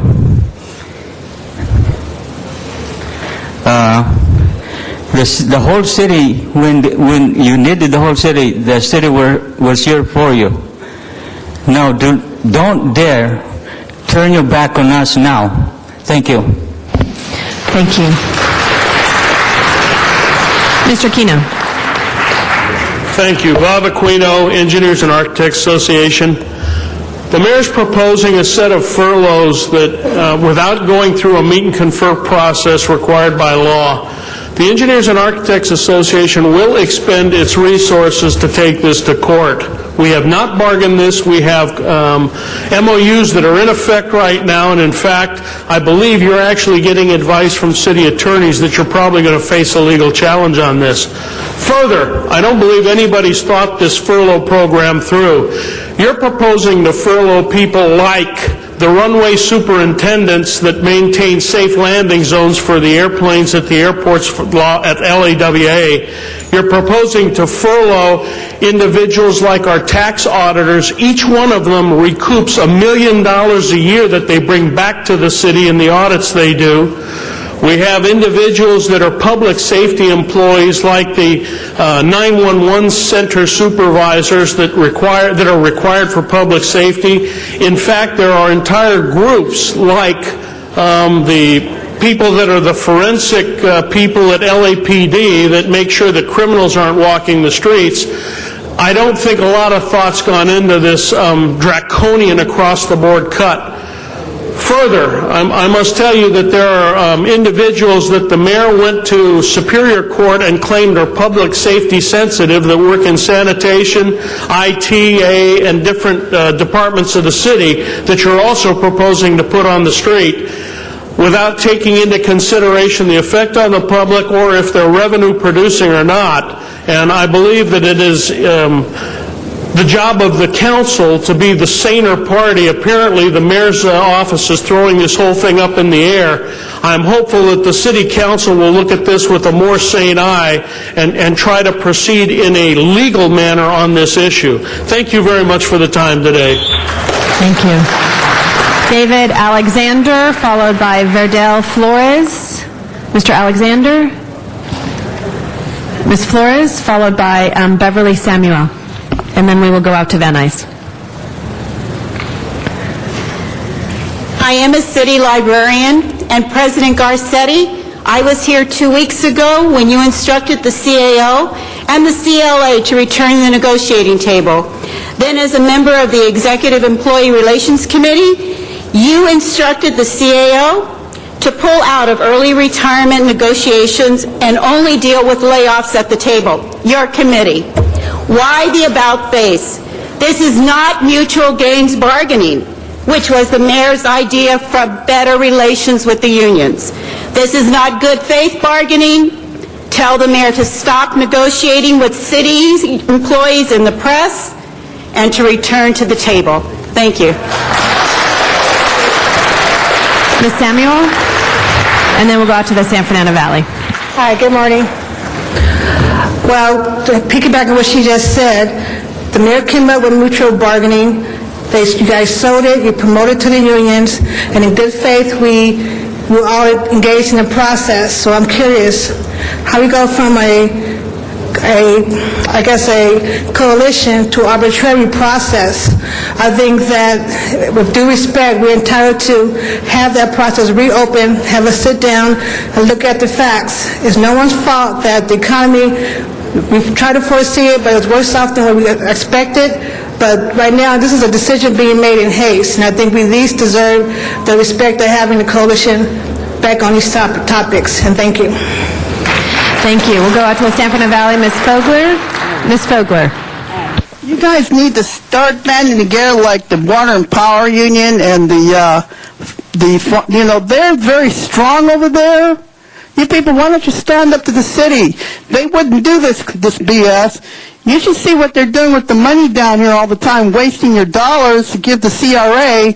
They're building the places, there's no water, there's no infrastructure, there's too many people here, there's too much traffic, too much density, and here they're giving away all your money to building for CRA, community development. You got to pull your union members out of there. They're shooting themselves in the foot. Secondly, they're not going to go back to the negotiating table because they want you to be begging for your jobs. That's the way this mayor thinks. We have to do something that we're going to have to show him that he can't push people who want to have legal work rights. When he talks about the hotel workers, and the airport workers getting living wage ordinance, well, what about us? We should have the same rights as them or more because we work very hard here. Thank you, Ms. Fogler. We're now going to hear public comment on item number 3. Is Roxanne Stern here? Good morning. Nice to see you, Roxanne. I'm Roxanne Stern. I'm a resident of the Los Angeles City, and in my spare time, I like to read the City Council agendas that are sent via email. And I am appalled that every single agenda has listings that our money is being spent out of the city to things such as, let's see if I've got here, the LA Presbyterian Church's Love Fest event, the St. Peter and Paul Annual Festival, that was $3,480.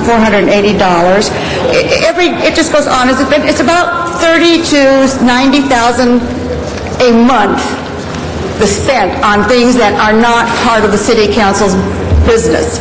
We should not be funding churches, synagogues, the Armenian youth. We need to send money that really goes to all the citizens and not to these special interest groups. And we'd urge you all to make sure that this does not continue.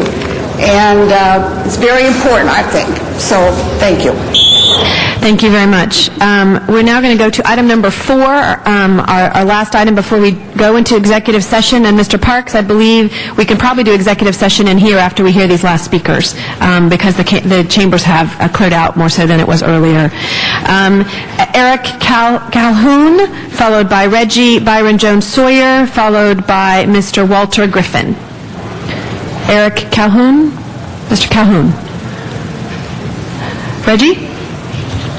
Followed by Walter Griffin, followed by Miriam Fogler back out in the San Fernando Valley. Good morning. Good morning. I'm here to speak on item number 4. It's regarding hiring outside counsel. We represent, SEIU represent all the city attorneys up in the city attorney's office.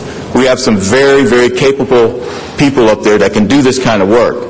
And it's just an example of how we need to use our city employees better than to go out to outside counsel. But more important, this $50,000 could help us keep a custodian, an officer who helps with public safety, also keep some of our public works facilities open, and keep our people out there doing trash and other things. And so we really are concerned that we're using this money when we have perfectly capable people of doing the job in the city attorney's office to do that. And so we just want to make that concern to this body. Thank you. Thank you very much. Mr. Griffin, Walter Griffin. We'll go out to the San Fernando Valley. Miriam Fogler. Thank you, Mr. City Attorney. We shouldn't be doing outside counseling. This is ridiculous, spending all our money wastefully. You just like to do that so that you can't give the early retirement plan. And how could you do what's better, get rid of our pensions? We're entitled to full pensions. No limited liability on our pension. We're entitled to full pension. You can't take that away. You can do something if you want to negotiate with the unions, but you have to be reasonable with them. You can't just arbitrarily just do what you want and tell them like it is, because we're not going to take it, and we're going to stand up to you. We're not going to allow this to happen. And you need to give the early retirement plan. That's what the mayor wanted in the first place, and that's what the unions are pushing for. It will save a lot of money. A lot of people will be out of not losing their jobs, not going to unemployment, people with families. This is a tragedy, what you're doing by not giving the early retirement plan. And I'm not going to take a limited liability on a pension. So we're entitled to our full, what's the benefits and everything. That's it. Thank you very much. That ends public comment for today. A number of cards. Thank you all for being here today. We appreciate that. Mr. City Attorney, if you could make the announcement of us going into executive session. Council is authorized to go into closed session on item number 6, the labor negotiations exception under Government Code Section 54957.6.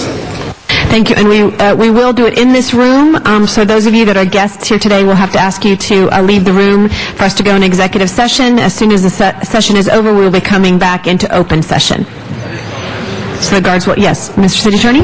And just to add, although it's reflected on the agenda description, the labor negotiations, the city's representative is the CAO, and this is labor negotiations with all civilian bargaining units. Thank you.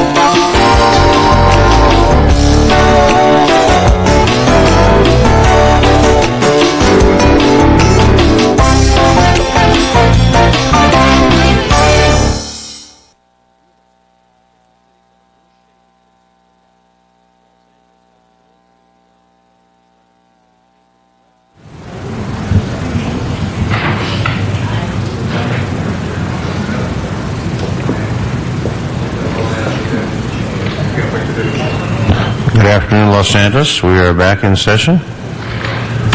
Madam Clerk, next item, please. Does council wish to go through the Budget and Finance Committee report with the recommendations, or do you wish to take up item number 2 or... 4? We'll start with number 4. We'll start with number 4 and work from there.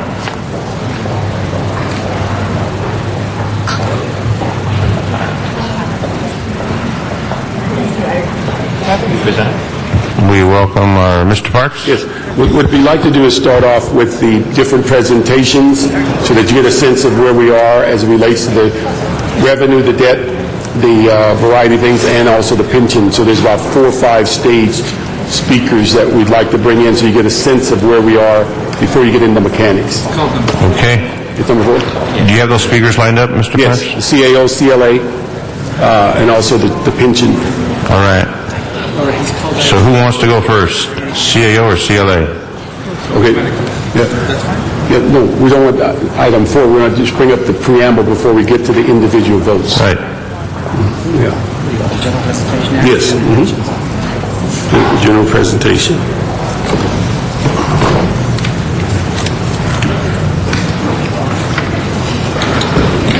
All right, Mr. Parks, we're going to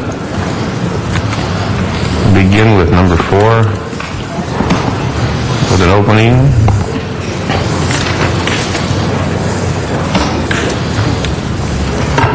And you have it, Mr. Parks. Yeah. Okay. We'd like to start with the general presentation, then we'll deal with the individual items as individual votes. But I don't think we should take any vote on any of these items until we get a full presentation of the economics. And we'll go to the table, and we'll start with CAA, CLA, or CAO. I'll go ahead and jump in here. For the record, Jerry Miller, Chief Legislative Analyst. Before you is your Budget and Finance Committee report on the proposed 2009-10 budget. I do want to start off by thanking the Mayor's Office and their budget staff for their hard work on this, and of course the CAO and his staff as well. I also have to give great thanks to my staff. On casual today, I half expected them to come in bathrobes and slippers, but we are comfortable. So, in essence, as we get into this, I'm going to have Lynn come up as usual and walk you through sort of page by page, and I imagine that items will be called special for discussion. Just in terms of a broad overview, what you do have before you is a budget that essentially balances what has been referred to as the shared recovery and shared responsibility and sacrifice elements of the budget. It does call for allocating those amongst both sworn and civilian, as has been proposed by the mayor. For clarity's sake, there is some question about the difference between the $231 million number in the mayor's budget and the $326 million number in your budget committee's budget. The difference between those two is the budget committee recommended holding off on programming the $77 million from the P3 until there's some more information about exactly how that transaction would work and the proceeds from it. The budget committee also reduced $8 million from the mangrove sale. The amount of money that would be received in the coming fiscal year would be $36 million. The balance would be paid in later years with interest. And the final piece of that was the AB 1290 money that the committee recommended not programming at this time, pending more clarity on whether or not that money is actually allocated. So the committee report, in essence, recommends 2 furlough days per civilian employee, a furlough day per pay period for each civilian employee, which is 26 furlough days per year. That represents roughly a 10% salary cut. Also included in the budget, the committee report is calling for 800 additional layoffs. Those are on top of the 400 that the council authorized beginning to pursue last week. The committee also recommended a freeze on police hiring for the coming fiscal year to save an estimated $65 million. Finally, there are a couple of changes as we go through. Well, the committee did not freeze fire hiring. That is in the committee report moving forward with the fire hiring portions of it. Now, as we go through this, there will be some changes and adjustments that will be called out as we go through it.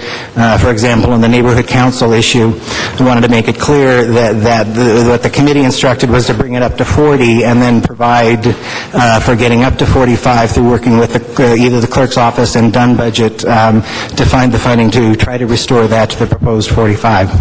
So that is the broad overview, and I'll turn it over to the CAO. All right, thank you. And if I may, actually, we passed out a PowerPoint presentation.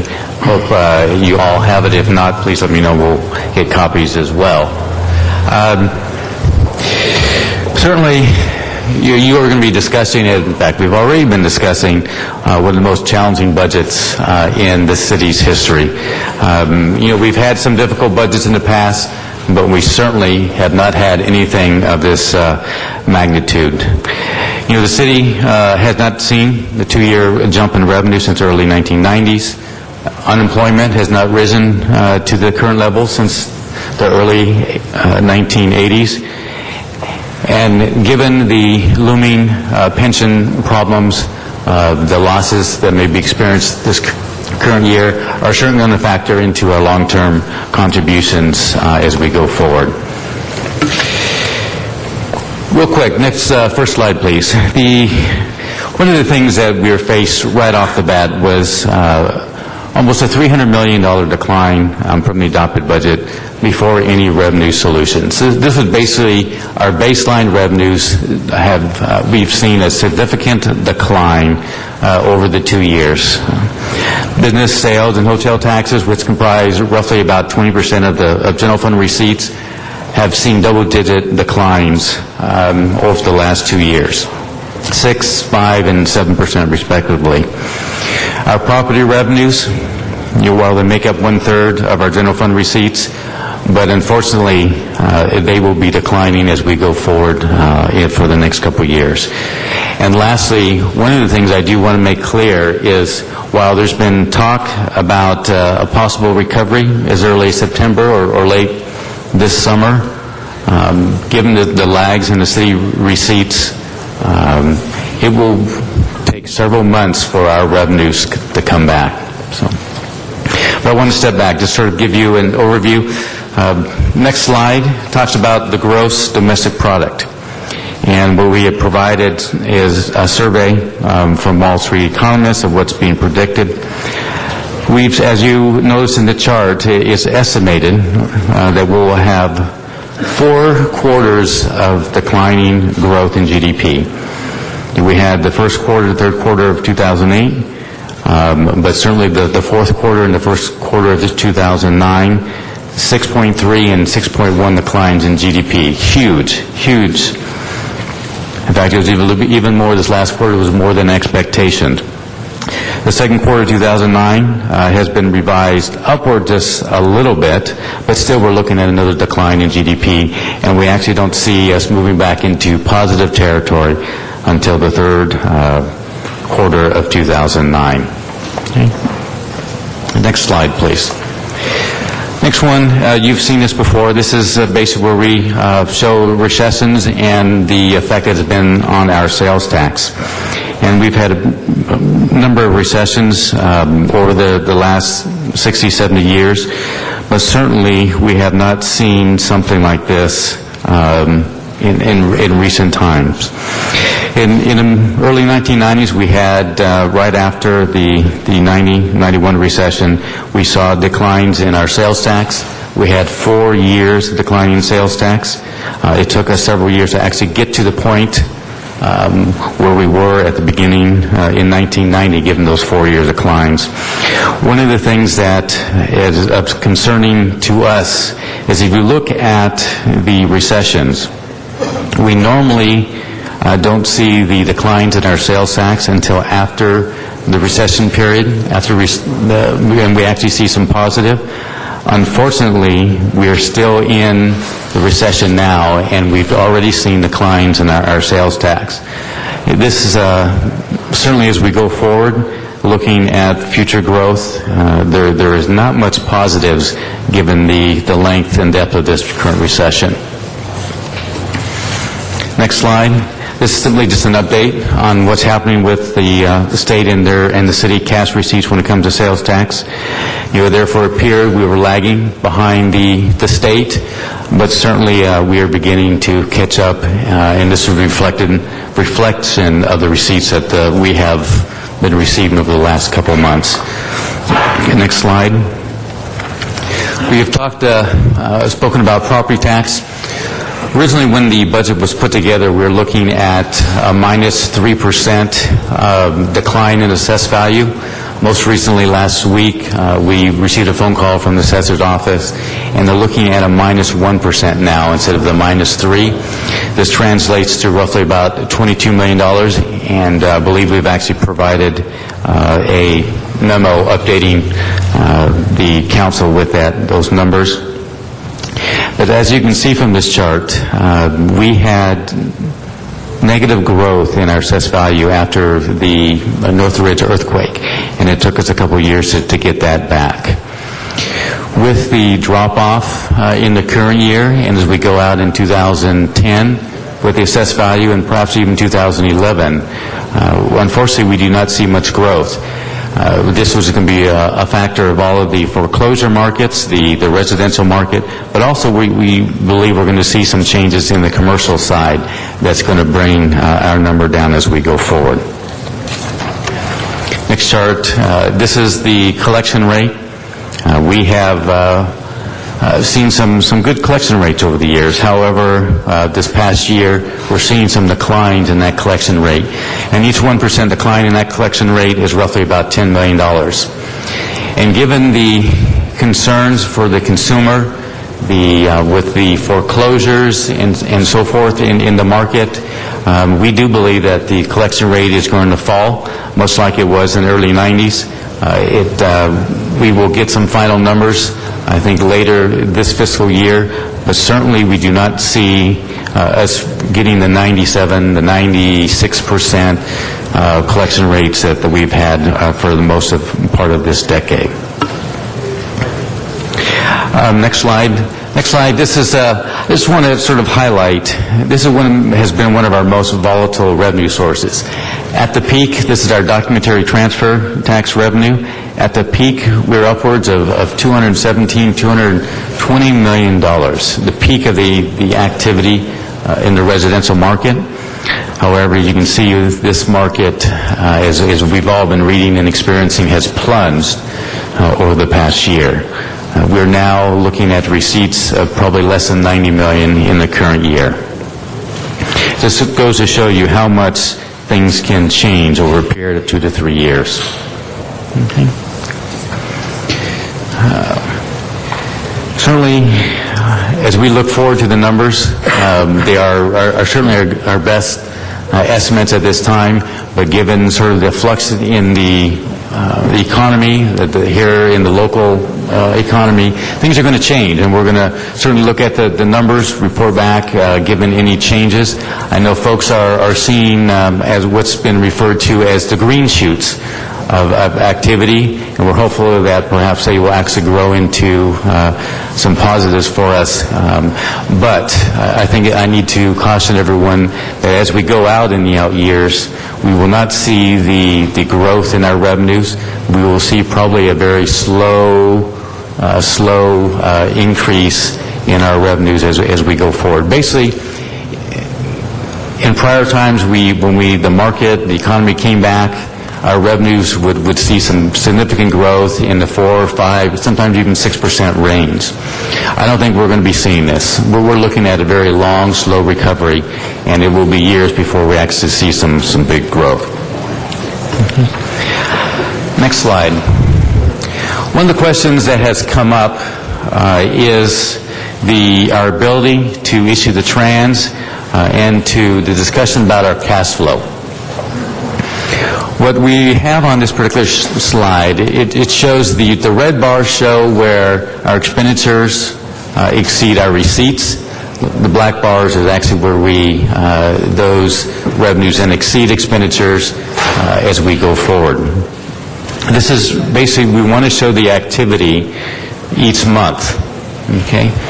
As we go forward, this budget assumes roughly a $400 million cash flow trans to help us get through the first several months.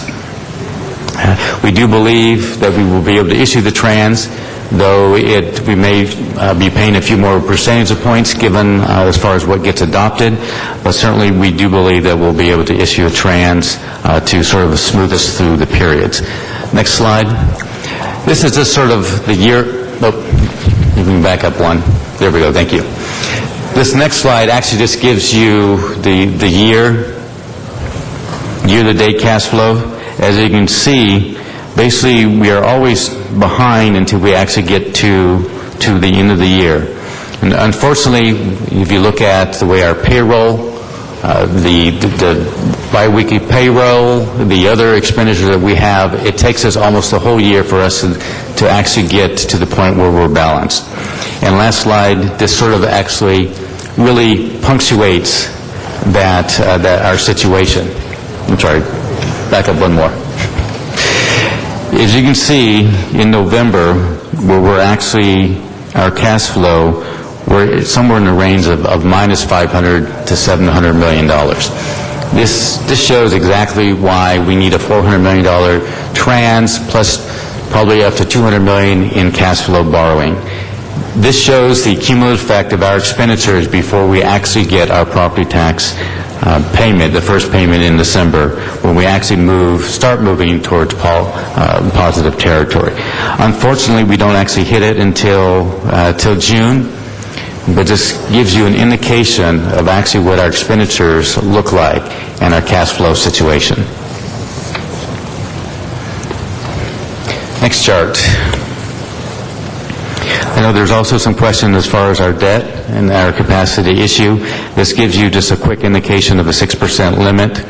As we are under that, for next year we're looking at slightly under 5%, and as we go out in the next 7 to 8 years, we will be under that limit.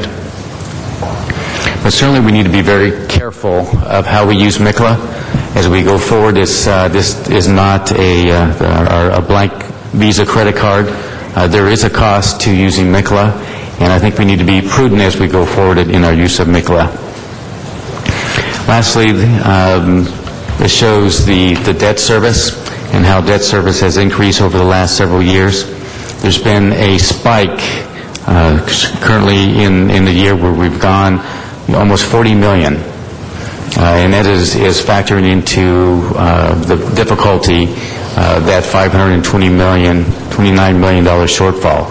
This increase in debt service is coming home to roost.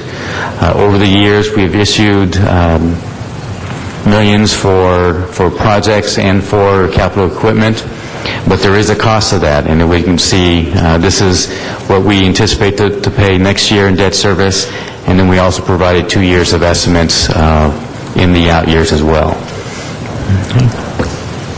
And I'll just stop right there, because I know there's going to be questions. Okay, Mr. Zine is our first council member. Do you want to ask questions on this? Yes. Anybody with questions specifically on these charts? Thus far. And actually, if we may, if there's no questions, I think go ahead. Councilmember Perry did provide, pass out the Fitch rating, and I know there's some question about our bond ratings. As you know, back in April, Fitch issued a rating when we went out to the MICLA market to convert our CP to long-term debt. They put us on basically from stable to a negative outlook. And their reasoning, their justification behind that is they're concerned given the economy, the economy's effect on local government, our ability to sustain our revenues. While we've seen a huge decline in our revenues, they are very concerned about that. At the same time, they're also concerned, they're asking us, what is our plan? How are we going to deal with our structural problem? And at this point, they're concerned that we haven't laid out a strong enough plan to deal with both next year, but also the out years, as far as getting our revenues in line with our expenditures. The last piece, we've provided information on our pensions and retirements and the contributions that we may be facing in the out years. They are very concerned about that, and they're concerned that they need us to show a path to fiscal responsibility and to bring down some of these costs. And until we do that, they will, I'm sure, keep us on negative outlook. And while Moody's and S&P has not changed our rating at this point, I think going forward they're going to be taking a very hard look at us as far as what we adopt in this budget. And we need to show, like I mentioned earlier, we need to show a path to some fiscal responsibility. So, any questions? Mr. Gardas? On that question of the CAO, you mentioned that they're going to be watching to see if we close, basically it seemed like you said that they're going to see if we close the gaps between our needs and our revenue. But does that mean that if we vote on something that shows anticipation of closing that gap, is that hard enough evidence for them, you think? Or is it something more along the lines of they want to see if we're taking actions to close the gap? Certainly they would prefer us seeing, basically taking some hard actions and closing the gap. But part of it also, if we can provide a framework for them for next year and the out years, they want to see some positive movement. I do believe that when it comes to the labor partners, that if we do find some concessions, that I think that helps us as well. Because they realize that part of our problem is the compensation structure that we have. So once again, something tangible to them is when we actually take policy action, not so much just trying to explain to them that we're negotiating, explain to them that we're actually looking into, explaining to them that we anticipate. Is it the latter or the former? They want to see actual policy actions taken or explanations of what we'd like to do. Certainly they prefer the more hard solution, which, as you mentioned, is the policy, but certainly the intent and dialogue is helpful as well. Obviously, the more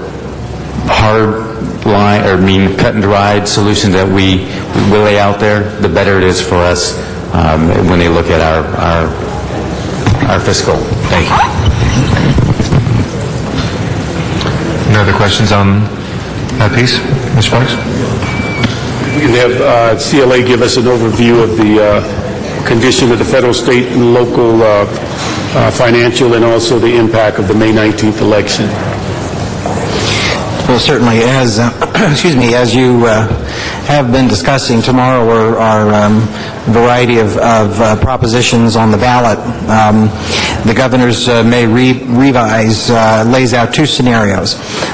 If the measures do pass tomorrow, then they're looking at approximately $15 billion gap in the state budget. However, the May revise in that instance really takes the funding from education and health care services. The May revise pretty much proposes to leave local jurisdictions alone. If the measures do not pass tomorrow, the May revise calls for borrowing up to 8% of property tax from local jurisdictions, which is allowable in the state constitution under what was then Proposition 1A. For the city, I know initially the $68 million number was thrown out there from Department of Finance. Further analysis indicates that it's actually $120 million from the city. Obviously that would be very problematic. After the results of tomorrow's election, in order to borrow the money, the legislature would have to declare a state of emergency by a 2/3 vote. So the fact that it's proposed doesn't mean it's a done deal, but I think that we should expect that if they fail tomorrow, the state budget gap is going to be so large that they are going to be looking towards local jurisdictions. So in essence, now the borrowing would have to be paid back in 3 years. We're actually trying to determine what the interest rate component of that will be. It's unclear, but it does have to be paid back over a 3-year period. I think as we'll get to in discussing the police hiring issue, at $120 million hit to our budget next year, I would assume that in any event, we're going to be looking at trying to do some borrowing ourselves against the state action that we'd be paid back over the period of time when they're paying us back as well. In any case, it would be a very problematic hit. In terms of the federal government, as we talked about, I think little impact on our operating budget with the exception of the COPS hiring grant and the Recovery Act. Once that maintenance of effort threshold is established in September through negotiations, the grant would then fund entry-level salaries and benefits for hiring additional cops above that baseline. And in essence, the test is maintenance of effort, that the money is not supplanting money that the city otherwise would have spent on police. It's truly to generate net new additional officers. Finally, it's likely that there will be funding coming for street work, and I know that Bill Robertson is very much on top of that, as well as the CAO and my office and the mayor's office. That would add to what is approximately 110 miles in the current budget, so that would be an add-on to what is provided for you by your budget committee. Colleagues, any questions on the revenue status or the cash flow or the trends or the debt? Because we're going to bring the pension people in now, so if you have questions to any of the staff here before they get into the particulars of the budget. Mr. LaBanche? With foreclosures on homes, with foreclosures on commercial properties, is there a pulse on what the status is right now on that? And would that have an effect of major consequence? Yes, actually, a couple of things. Just in the current year, we're seeing, this is one positive, we've seen some uptick in our revenues related to redemption. And the redemptions is essentially when the property is finally sold, that basically all back taxes are paid. And so we've seen significant revenue this year, roughly about $55 million. We expect quite a bit of revenue next year given the continued foreclosure, the turnover. On the commercial side, there again, if there are sums and back taxes are paid, we should receive some revenue. But the cautionary note is, as we see the turnover and the assessed value go down, that will hurt us in the out years, because we will not see what we would coin as normal growth, normal assessed value growth that we would normally see. Basically, it will not be there given all of the activity in foreclosures and the commercial. Basically, those values are coming down. Right now, it appears to be manageable, acceptable, but in the future, it's going to be bleaker. Well, yes. Basically, we've seen some revenues that are positive that helped us in the current year. Though next year we are seeing or forecasting the minus 1% in assessed value. And as we go out in the future years, we will not be in positive territory for a number of years. And the last question like this, on auto sales, which is a big part of some revenue for us, do we have a number this year and last year, what specifically our auto sales are down in Los Angeles City? I don't have that with me, but I believe we can get some of that information. It may not be totally up to date, but I think we can get back through the last quarter of last year. Yeah, I think that'd be benefit for all members just to see you hear some dealerships, they had, what would they call, 250 units sold a month down to 40 units or less, which does have an effect on the sales tax. Thank you, Mr. President. Thank you, Mr. Barton. Thank you. Yes, Sally and Mike. On this, Ms. Grew?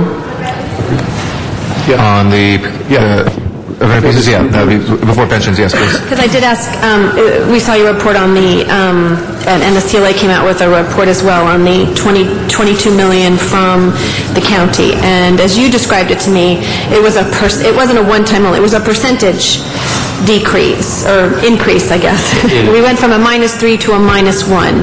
And did they indicate, and I apologize if you already said that, they indicate next year's property tax, and I know they have felt there were going to be some increase ultimately, but what do you see, what's their projections past this next year?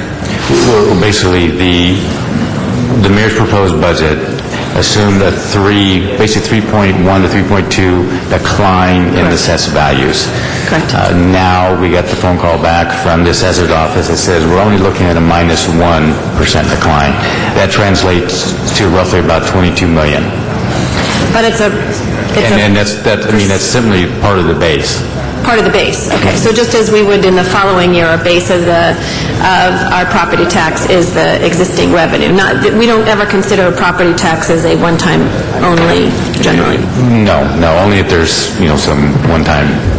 Right, there's been some where they haven't repaid it, they properly, that's... They cheated us. I'm sorry, county, but they didn't give us as much as they were supposed to. Okay, thank you, just wanted to hear that. Mr. President. Yes, Mr. Cardenas. On that note, with all due respect, the state of California treated capital gains as though it was ongoing funds. And then when we saw the Silicon Valley downturn and the economy turned in that last go-around, nowhere near as bad as it is right now, we went from a $22 billion ramping up toward $22 billion in capital gains, and then all of a sudden it went down to $9 billion the subsequent year. But unfortunately, the state of California looked at it as ongoing funds, but it really should have been treated more respectfully like volatile funds. To Ms. Gruel's question, so what you're saying is it's appropriate for us to assume that the county letting us know that the good news is property tax revenue to the city of Los Angeles didn't go down by 3% or so. It's more like 1% down, and which made a difference of $22 million in our forecast for the 9-10 budget year.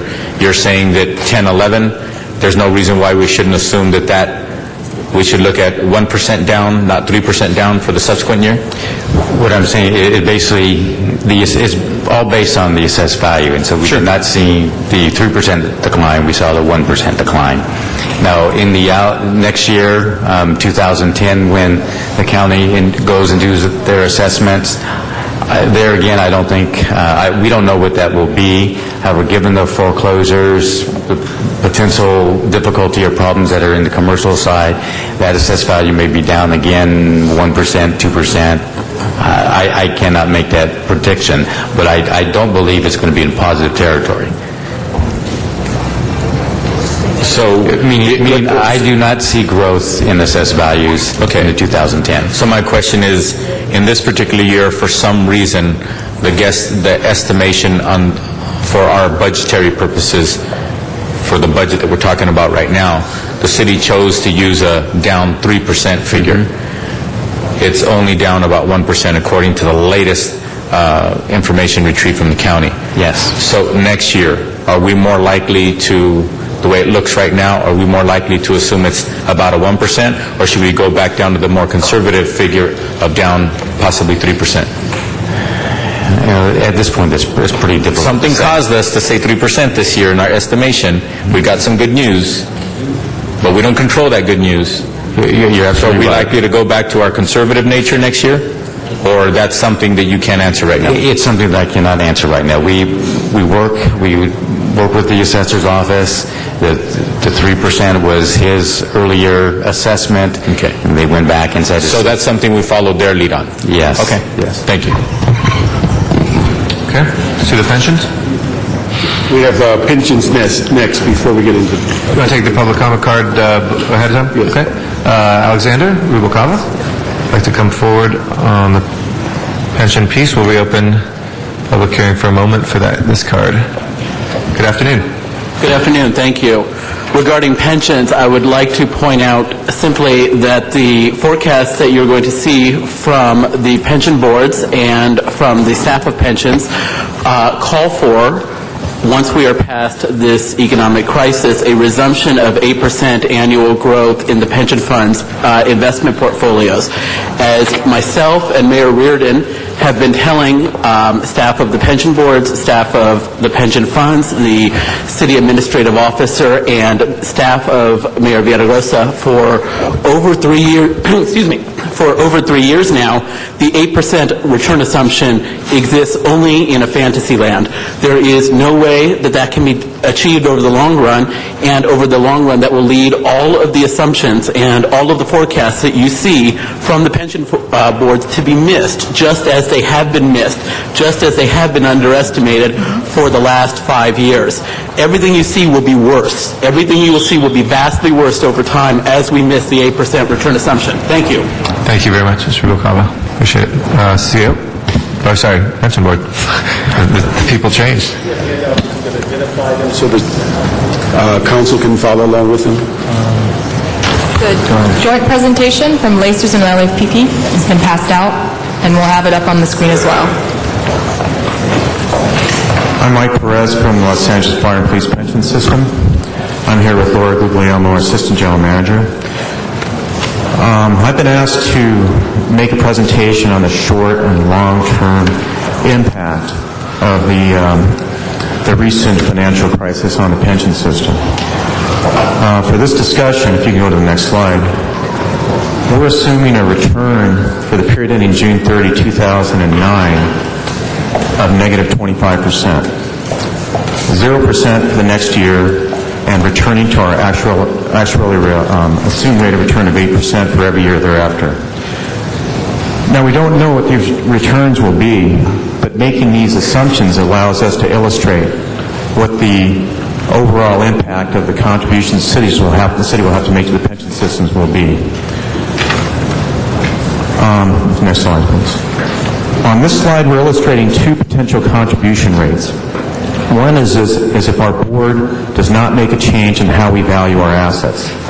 If that change is not made, the pension costs will increase from about $355 million for the 2009-2011 fiscal year to $657 million in 2010-11. The city's contribution rate will continue to climb and will reach nearly $1 billion in 2013 and 14, and will continue at that rate for many years. The other scenario is if our board makes a change to our valuation methodology. If they make that change, the city contributions will go down in the initial years, but in subsequent years they'll get larger. In the 2010-11 year, an expected contribution is $468 million. So that's a lot less than the one where we use our existing funding methodology. However, by the 2013-14 year, the contributions that the city will make to our system will increase to about $1 billion. So under either scenario, whether our board makes a funding methodology change or not, by the 2013-14 year, the city's contribution will be nearly $1 billion. I know there's been a lot of talk about revenue projections for the next few years. General fund revenues are around $4 billion right now, and they're not expected to climb a lot. So the contribution to the fire and police pension system for the year 2013-14 will be about 1/4 of the general fund revenues. Once it gets up there, it's going to stay there for about 10 years.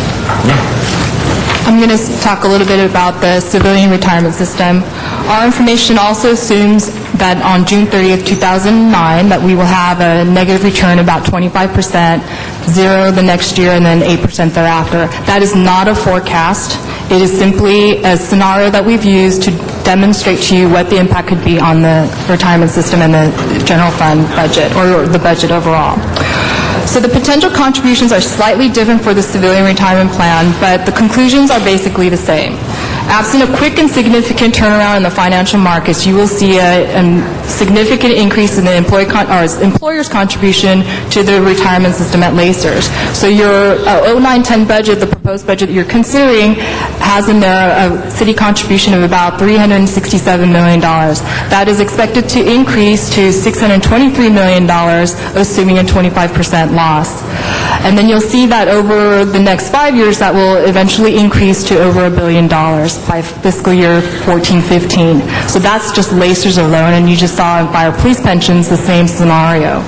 Even if our board determines that it's prudent to change our actuarial valuation methodology, you'll see that the increase will still eventually get to the $1 billion amount by fiscal year 2014-15. So in 10-11, you'll see some relief or some mitigation of about, instead of 623, you'll see it go to 475 million. So the change in the funding methodology will provide some immediate or short-term relief, but eventually you will get to the same place. Because in the end, your net liability is your liability. It's just a timing question of when you get to that ultimate liability stream. So if you combine the two together, here's a different way of looking at the contribution rates. So what you saw before is the contribution amount, which is percentage of payroll applied to your payroll, and that's your contribution amount. Here we're illustrating what it looks like is in terms of a percentage of payroll. So for your current proposed budget, the contribution rate is 19.43% of pay. That is based on your total payroll. That is expected to go to 28.98% by fiscal year 10-11, and then to 33% fiscal year 11-12, 36% 13-14, and eventually getting up to about 40% of pay. And it will get there by fiscal year 15-16, and it'll remain there for a number of years beyond that. And the reason for that is because whether you smooth these increases over a longer period or a shorter period of time, you eventually get to the same rate. It's just a timing of when you get there. And the reason why we maintain at that higher level is because we have, in addition to our asset smoothing, amortization of our gains, actuarial gains and losses. And so that's where you see things equalize. So the percentage of payroll represented on this chart also shows a potential retirement contribution savings that the city could experience if you reduce payroll. So for example, in fiscal year 9-10, for every dollar of civilian payroll that is reduced, the city would save an additional 19 cents in retirement. So that's in fiscal year 9-10. Going to the 10-11 year, for every dollar you reduce in payroll, you would have a savings of 28.98 cents. So the savings may be closer to 40 cents for every dollar of payroll saved in the coming years, as you see in the out years. Now, combined, you will see that by fiscal year 10-11, the combined contribution would be $1.28 billion, again assuming a 25% loss this fiscal year. And then if with the mitigation of change in methodology, that would be slightly lower if in 10-11, and instead of 1.2, it'll be $943 million. But again, at the end of the day, by 2014-15, you will be over $2 billion in contributions to both LACERs and fire and police pensions. So that's just a quick overview of the potential city contributions to both the LACERs and the fire and police pension systems. Or Mike, either one of you, on what the corridors mean, with or without corridors, what does that represent? So both systems have a policy with how we recognize investment gains and losses.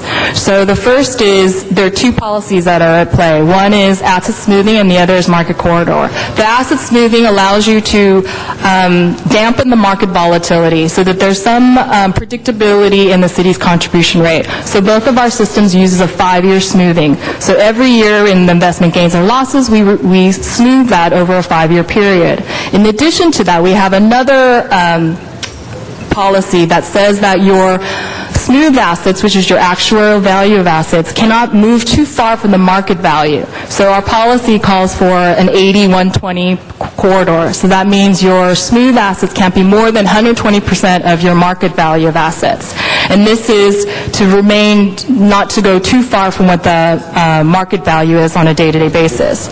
So what we're looking at here is if you remove the corridor, with the losses in the magnitude of 25%, you're looking at us being over 140% of market value. So even with the smoothing, because of that corridor, it shortens your smoothing period. So by expanding the corridor, eliminating the corridor, it provides you a little bit more relief, and it gives you some softening and dampening effect in the first 3 years of looking at that. So that's what the difference shows, with the corridor and then without the corridor.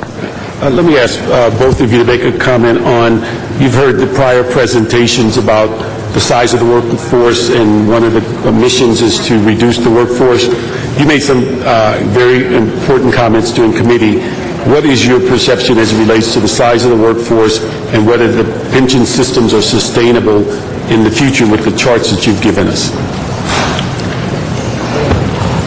As I mentioned, probably the quickest factor that you can see the impact is the ratio that I told you. So for every dollar in payroll you reduce in LACERS, you can save 19% in fiscal year 9-10. In fiscal year 10-11, for every dollar you reduce payroll, you will save 28.98% of pay. So that's the most immediate thing that you can do to help mitigate some of the increases in the pension contribution. The rate is not going to change, the contribution rate, but since that is applied to your payroll, it's your contribution rate times your payroll, so the lower the base, the smaller the actual dollar amount. So that's the most immediate thing that you can do as the plan sponsor. And in terms of, sustainability, it's really a question of what does the plan sponsor the city, what can they afford, and how to absorb that cost. And on our side, I would say that ultimately the city's contribution in the fire and police pension system is going to reach a level of around 75% of payroll. So for every dollar of payroll, the city's going to have to spend 75 cents to support the fire and police pension system. It's a very significant cost for the city to absorb. And as Sally mentioned, are those costs, do we expect them to drop anytime in the future once it hits that 75%? They will not if the assumptions that we've put down of negative 25, 0, and 8% years thereafter come true.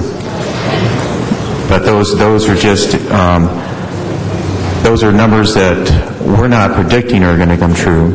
At this point in time, we're probably about negative 22% year-to-date for the pension system.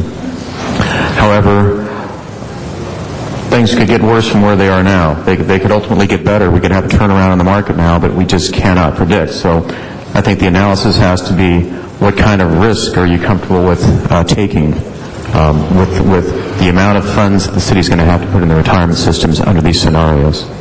And also, would you both comment on how the process works? You go through your actuarial, if your return on investment hits its mark or doesn't hit its mark, how does the city get informed as to its contribution, and what is, in the sense of what your responsibility is on a fiduciary level to your members? As far as the process goes, our actuary is going to come in and get information for the year ending June 30, 2009. And we'll do a report that goes to our board in November.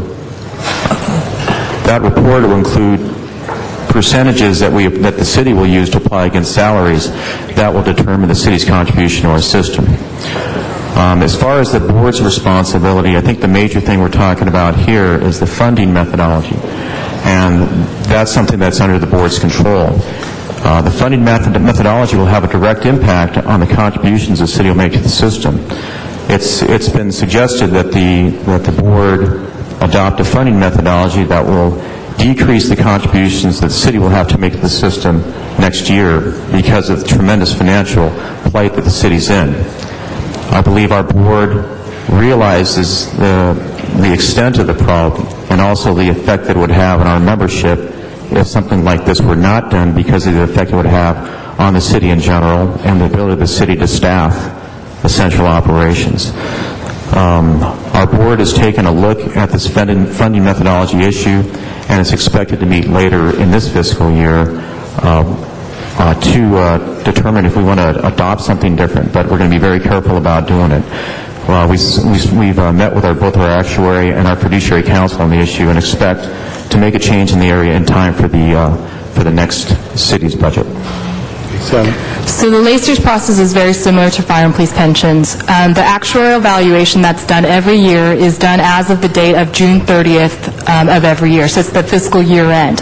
And so when we look at investment returns, that's the number we all care about, because that's how we assess our value at that time.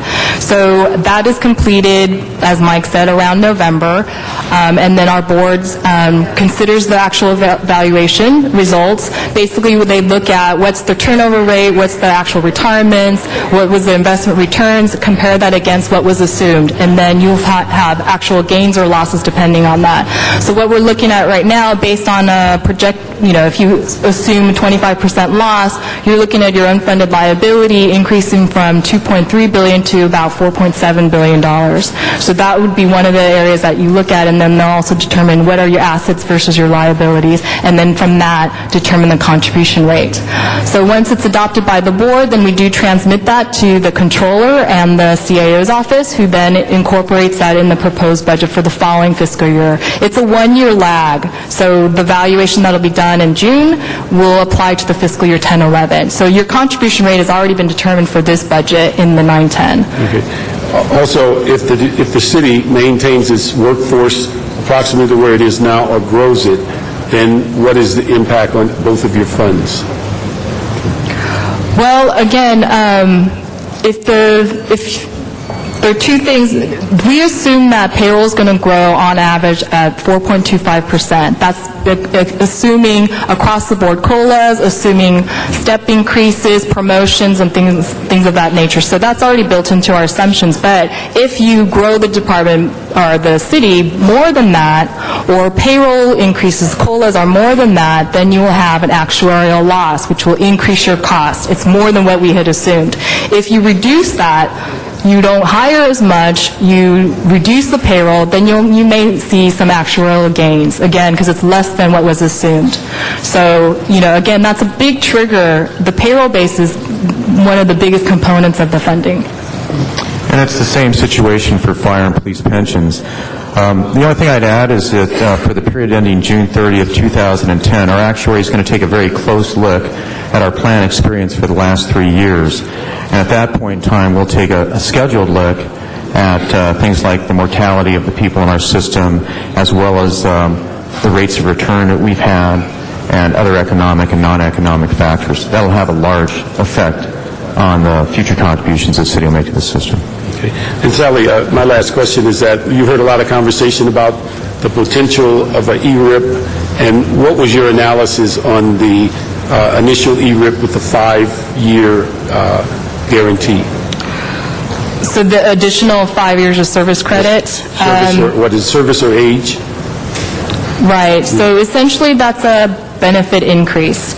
So that would add to your to the liability to the systems, because that's more than what's been assumed. So there's an added cost to that. And I think the CAO has numbers in terms of what that means in terms of additional cost. But it will increase your unfunded liability in the system. And the other thing that you should consider, too, is the impact that it would have on your funded ratio, because the ratio is your assets to your liability, so the higher the liability, the lower your funded ratio will go. Okay. And could I ask Ray to come up and explain to us your Memo 152 that deals with the impact of city pension contribution?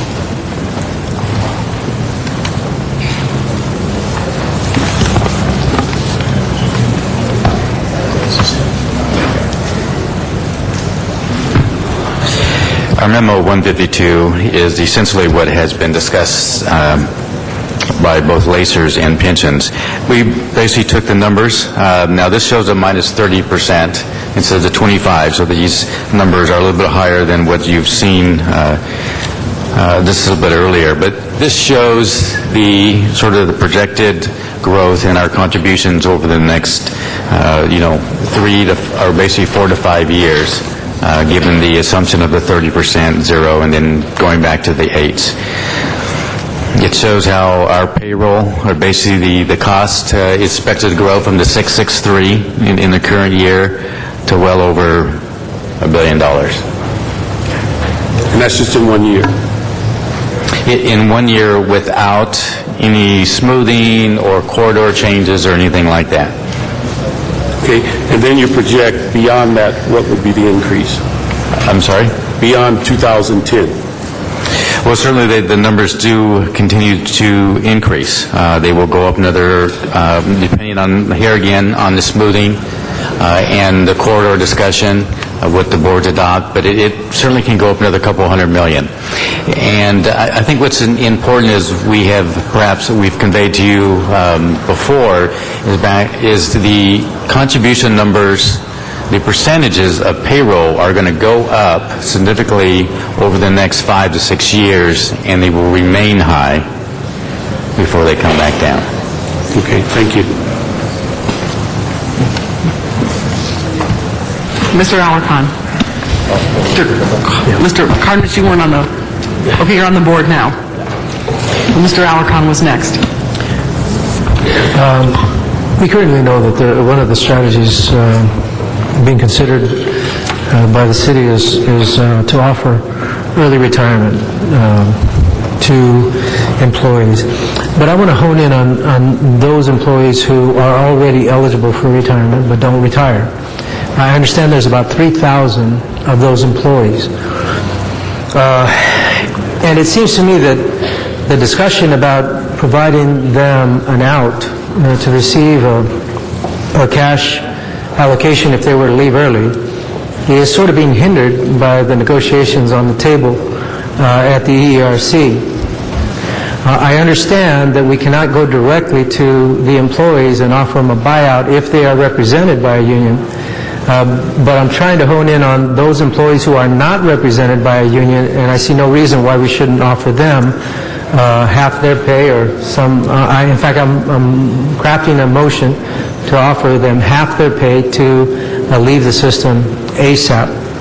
But my question is, what is the benefit or what is the cost to the city, cost differential between those who are eligible for retirement and those who are not eligible by offering them a 5-year early retirement? Can you explain how the costs go up exponentially as time goes on? And to the cost of the city, I should say.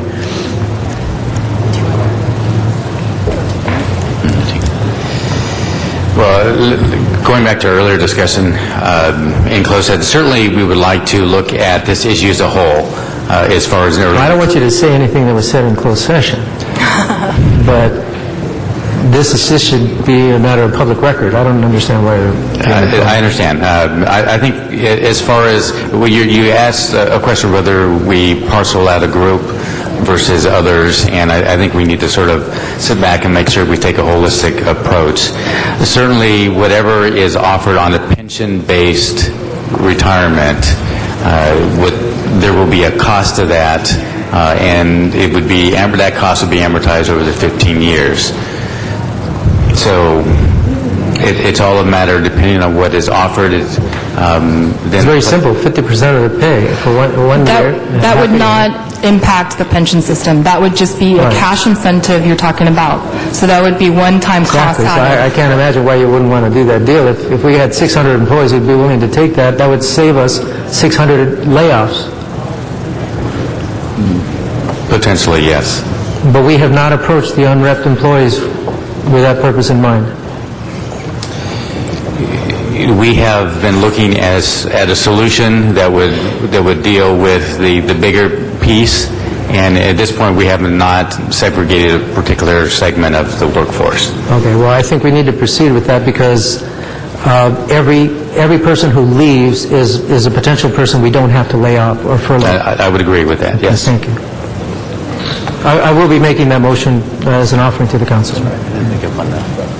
Thank you, Mr. Alarcon. Mr. Cardenas. Thank you very much. Could you tell us again, for every employee that is a police or firefighter, what percentage of their pay do we end up having to take from the general fund to put toward their retirement account, or to the retirement account, and also for the civilian employees as well? That information wasn't provided on a slide for the sworn employees, but for this current year, I believe it's 28%, and it ultimately gets to a level of 75% and that's on a going-forward basis. That should be in about 4 or 5 years. Okay. So for civilians, For civilians, for this proposed budget, 0910, the contribution rate is 19.43% of pay, and it is estimated to go up to 28.93% of pay in fiscal year 1011, assuming, again, a 25% loss. so in both cases, we're looking at approximately triple what we're used to contributing right now, percentage-wise. 23 to 75, 9 to 28, 27, 28? Right. Okay, so tripling, which goes to my next point or question. Is there any way that you could provide for the council, obviously not in the next 5 minutes, but I think it's important for you to provide some kind of slide that shows in budget year 6-7, 7-8, 8-9, 9-10, what the general fund contributions were. Because what we're seeing is a phenomenon that policymakers haven't had to deal with for many, many, many years.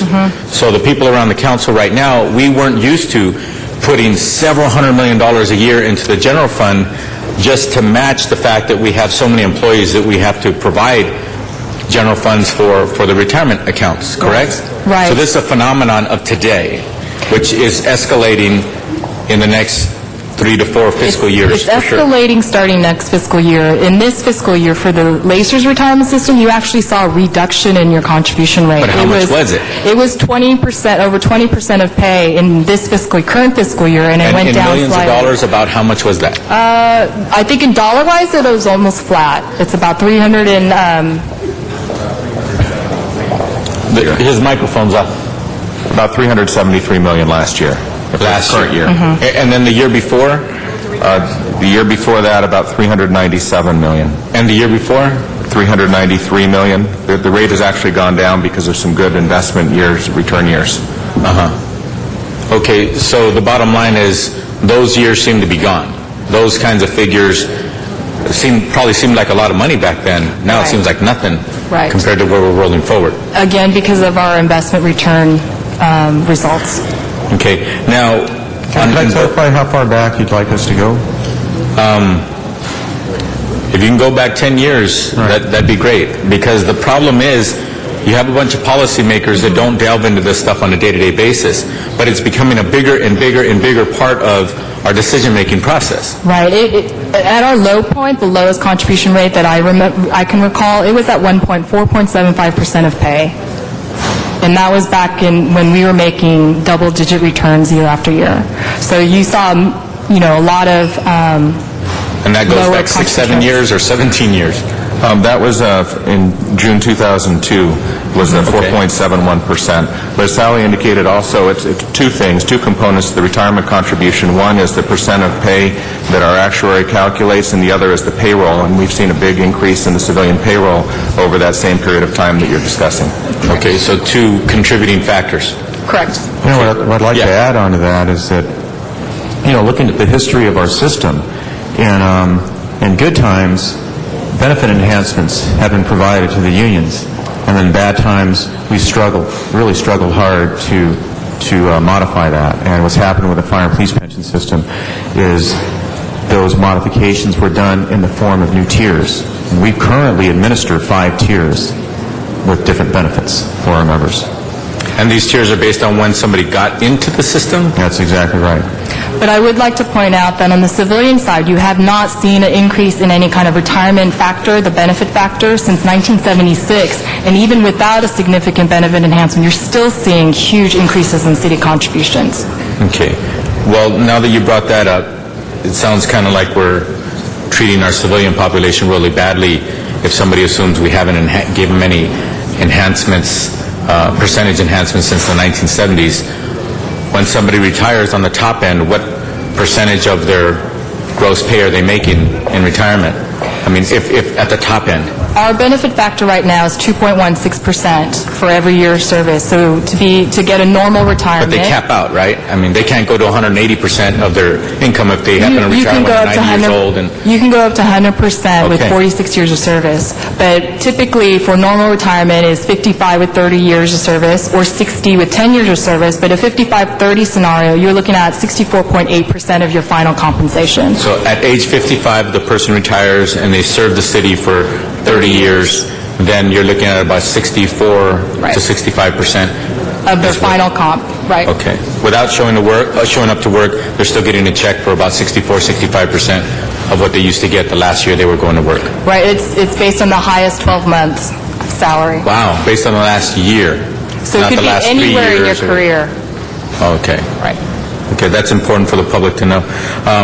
Also, another question I have is, on both of your charts, you have pension funding scenarios and an asterisk very clearly stating that these are scenarios and these are assumed rates for purposes of this presentation and should not be considered fund projections.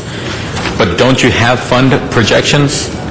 Our projection's 8% average return over a long period of time. That's what our actuaries use to determine what kind of contributions the city will have to make year after year. So that's our basic return assumption is 8% average every year. So how do you go in this table from 2009-2010 budget year, assuming 0% return, and then all of a sudden in 1 year you go straight up to 8% in the next budget year? What we're trying to do is grasp the financial situation and turmoil that's going on right now, knowing that there is no way we're going to achieve this 8% return this year, and also knowing that the turmoil was very extensive, and unlike anything that I think all of us here, none of us have seen something like this. So that's why we're looking at a 0% for next year.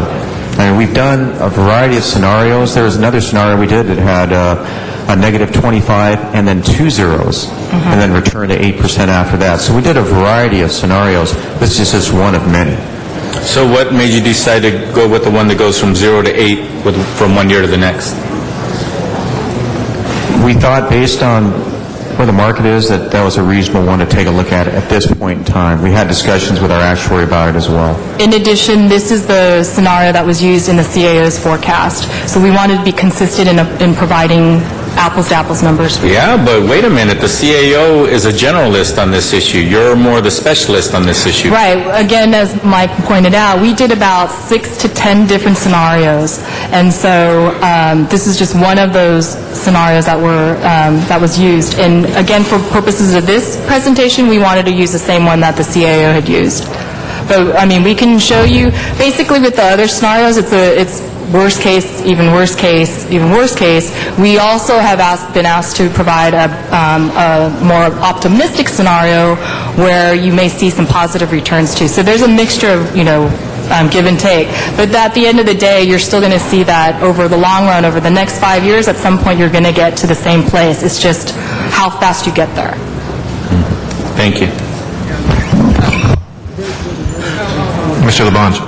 Thank you. On this report, Michael, is there an opportunity to break down and how many employees are we talking about are in this system? There's combined 25,000, so about 13,000 active and 12,000 retired. This is fire and police. Fire and police. Right. And then for civilian? For civilians, 30,000 active members and 15,000 retirees and beneficiaries. Okay, and of the 30,000, how many are on a different system? I think I'm on a different system than, let's say, Ms. Hahn. Every one of the 30,000 are all in one system. Same system, same contribution? Right. My contribution is the same as everybody's? Oh, you mean the employees' contribution? Yeah. So employees that were hired before 1983 have a lower contribution rate based on a deferral. City picks up part of their contribution rate. For anyone that's hired after 1983, you pay 6% of your pay.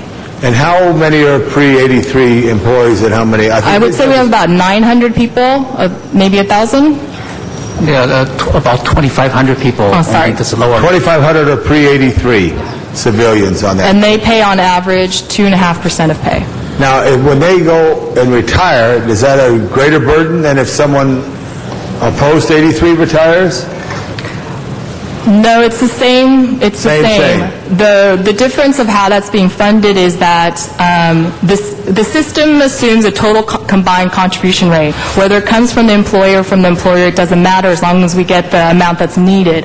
Now, the deferral part right now comes out of your GCP, your general fund, so it's a separate contribution on top of what you provide us through. But at this time, to change any of that, we'd have to go to the voters. No, LACER's benefit changes does not require charter change. You can do it by ordinance. By ordinance? Right. So this would be for the pre-83? Well, not necessarily. For all new hirees, yes, we can do the ordinance change, and when someone comes in, they will go into that new plan. But for existing employees, right now, there is a contractual obligation that we pick up that cost. And there's no potential to try to ask for the increase? There is potential for us to go back and work with our labor partners to come up with a amenable solution. And in other municipalities throughout the country, San Diego and Southern California recently was in the news, New York, some other East Coast cities, your experiences and how we are related to that, how are they reacting to this as well? Sally and I both went to a recent meeting of administrators of California retirement systems, and they're in the same boat that we're in. In fact, there's an administrator from the Fresno City system who was there in the period around 73, 74. He talked about the severity of the crisis that happened back then and 50 to 60% contribution rates that occurred at that point in time. That's something that the civilian systems are looking at, but the sworn rates actually are going to be, they look like they might be higher than that. Right. And how deep are you going to go back and look at this to compare? I believe I've got information going back to the early 80s already. Yeah, I think it would be good to compare. I don't know when the last, quote, recession was. I think in the early 80s, at least what economists are saying. So just to look at that. But I would appreciate if one graph was how many employees or the number. It would be helpful to have that full knowledge. Thank you all. Thank you. Mr. Parks. If there's no questions, we could thank both pensions for being here. We'd ask the CLA to come up and proceed with their report. And we ask, Mr. Chair, that as we've done in the past, we go page by page.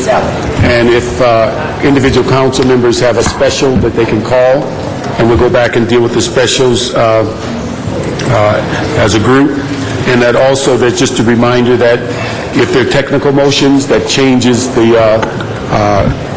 substance of something in the budget, that those will be dealt with in session.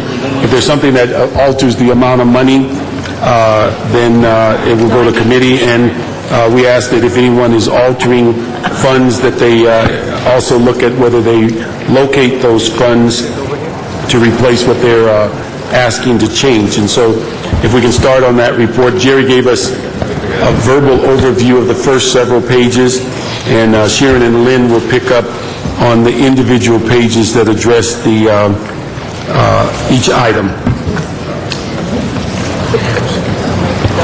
If you'd like to turn to Attachment 1, it's page 1 of 30 in Attachment 1.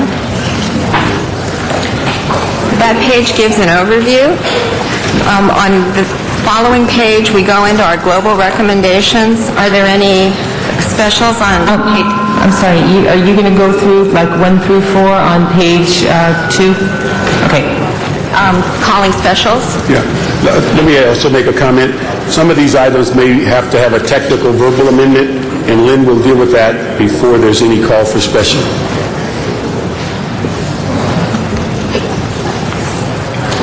And I'm sorry, just for clarification, we're going to vote like as we're going, right? On page 2, items 1 through 4? Okay. Because we need time to pick them. Before we begin, Mr. Garcetti, followed by Ms. Rule. Thank you very much, Mr. President, and thank you as well, Mr. Parks, for as detailed a overview of some of those most important issues that are facing us. Colleagues, as you know, the committee did a stellar job of making sure that we were trying to achieve a number of different aims. One, which was to protect the basic services that are core to Angelenos. 2 was to ensure that public safety was protected. But 3, and perhaps 3 should be number 1, was making sure that we're on sound fiscal footing. The committee report that's before you does that. And though there was a split vote, I know that the people who voted to delay on attrition hiring for police officers care deeply about public safety, as deeply as anybody here. Vice versa, folks who voted to go forward with attrition hiring were not also being fiscally irresponsible. They were asking for a way forward for that fiscal responsibility to be met as well. And our CLA certainly was not going to let something go forward that didn't have a combination of those priorities move forward too, and I very much appreciate the work that they put in the recent days. Since that committee report was approved, we've been able to look and work very hard, our CAO, CLA, and council offices, and I want to thank in particular Bill Rosendahl and Greg Smith for looking particularly at how we could, without dipping into further cuts, further layoffs, look at attrition hiring for police officers. And I want to be very clear. This is not a year that we can afford to add additional officers to where we're at unless those come through in the form of some future grants from Washington, D.C. or other sources. We simply can't while people are being laid off. But I know that people have some values around this horseshoe that are felt very deeply. One, that we should only spend what we have, and two, that we should protect those things that are important in neighborhoods. Neighborhoods like Mr. Reyes and I, who have gang problems that Mr. Huizar experiences as well in northeast Los Angeles, in South LA, in places where we know that the police department and our fire department responding to emergency calls is perhaps the most critical thing that we do. But we can't do that at the expense of putting more and more people out on the streets and laying them off. So we have some good news. The good news is we looked at a number of sources, and what's before us and as part of the amended report from the CLA is there are two sources in particular of funding that weren't there when the Budget Committee was voting. One is about $20 million worth of additional property tax revenues from the county. It's an ongoing permanent source of funding. And the second is about $18 million when there's a miscalculation of how much was actually in our reserve fund. So that's also a permanent source. Now, of course, things can go up and down in the economy. We can always see properties reassessed, but it's permanent as much as anything else in our general fund sources are permanent as well. Combined with two other sweeps of one-time but potentially ongoing funding sources, which have to come from the mayor's office of the the justice grants piece, adds us up to a place where we can authorize, I believe, the attrition hiring for police officers up to 480. Now, many around this horseshoe that I've talked to and some who have had conversations with police department officials think that we may not have 480 officers, and the motion that we have put forward, which has been signed by 7 of us, the maximum that can be on that, says that you are only authorized to hire for attrition. So you don't get 480 even if only 300 people drop out this year. It also looks at those permanent sources of funding, and lastly, it makes sure that on tomorrow, when the state elections are held, if Propositions 1A through E are not passed, and Governor Schwarzenegger and the legislature, which, by the way, is a pretty tough threshold because it does require a 2/3 vote on the declaration of emergency, and if that goes on partisan lines, it won't be declared at all. But assuming it does, the good work of this council, some of us who are around, and those legislators who were in the state at the time, like Mr. Cardenas and Mr. Wesson and Mr. Alarcon, their good work as well. We've protected municipalities from any take. So the $120+ million that we're talking about, we're able to bond against immediately, and we put that in there to make sure. Mr. Smith asked for that language in there very wisely, because essentially what that Proposition 1A, the old 1A, said is that the state government can no longer raid local dollars. They can borrow, but they have to repay that. And because they have to repay that, we can have a revenue anticipation warrant, essentially a loan based on the legal requirement that the state repay those monies, and we can keep constant in those next few years. They can pay it back sooner, but up to 3 years. So there are many pieces that we're going to be looking at. I share concerns about ongoing pension work, but I want to just close by saying this, that there was some personal attacks leveled against a couple of our members, which were both unwarranted and inaccurate. They were personal attacks that question the judgment, the loyalty, and the dedication of our members to public safety. And there is no room and no space for that in this horseshoe or in this city. Not from a general manager, not from other elected officials, and certainly not from one another, which we have not done here, and we will not do here, because I know that nobody cares more about security on the west side of Los Angeles than Bill Rosendahl. Nobody has given his life not only in his votes and in the work that he did, because Mr. Smith was the person who figured out how we could go down the line of police hiring a few years ago without additional costs in those first couple of years to our city, but he puts a uniform on to protect us as a reserve police officer.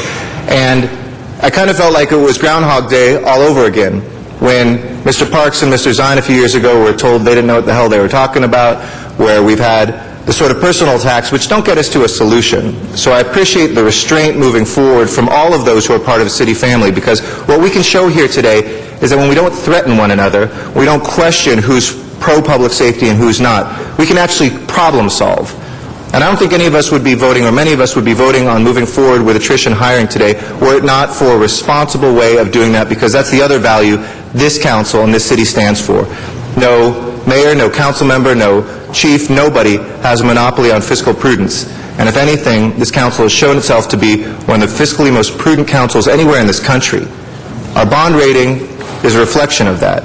And the work that Mr. Parks is looking at right now with the pensions is going to be critical in the next 12 months to make sure, and for our great employees that are out there right now dealing with the toughest of moments in our city budget, those pension decisions we have to do collectively.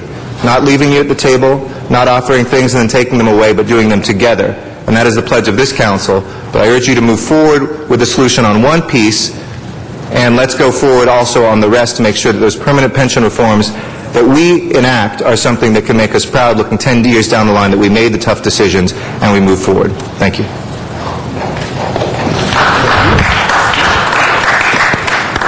Thank you, Mr. Garcetti. Well stated. Ms. Gruhl.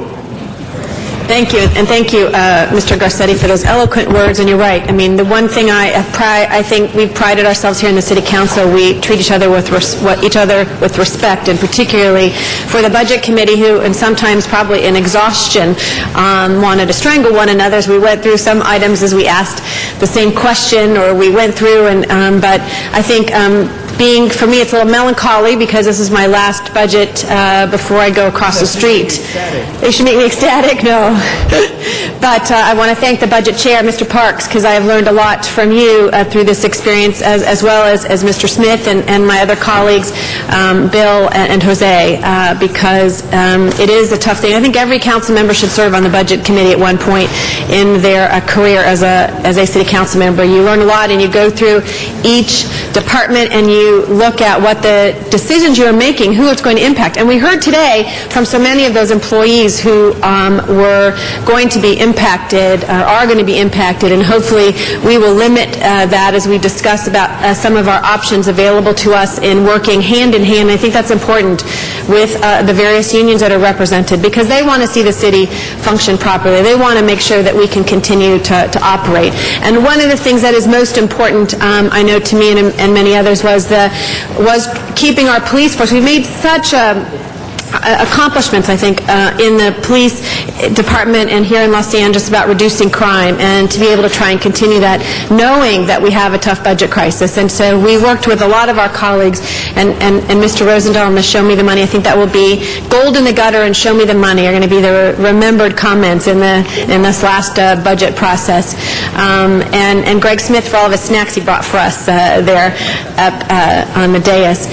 But I think somewhat was a little bit of luck in being able to have the projections for the county coming forward.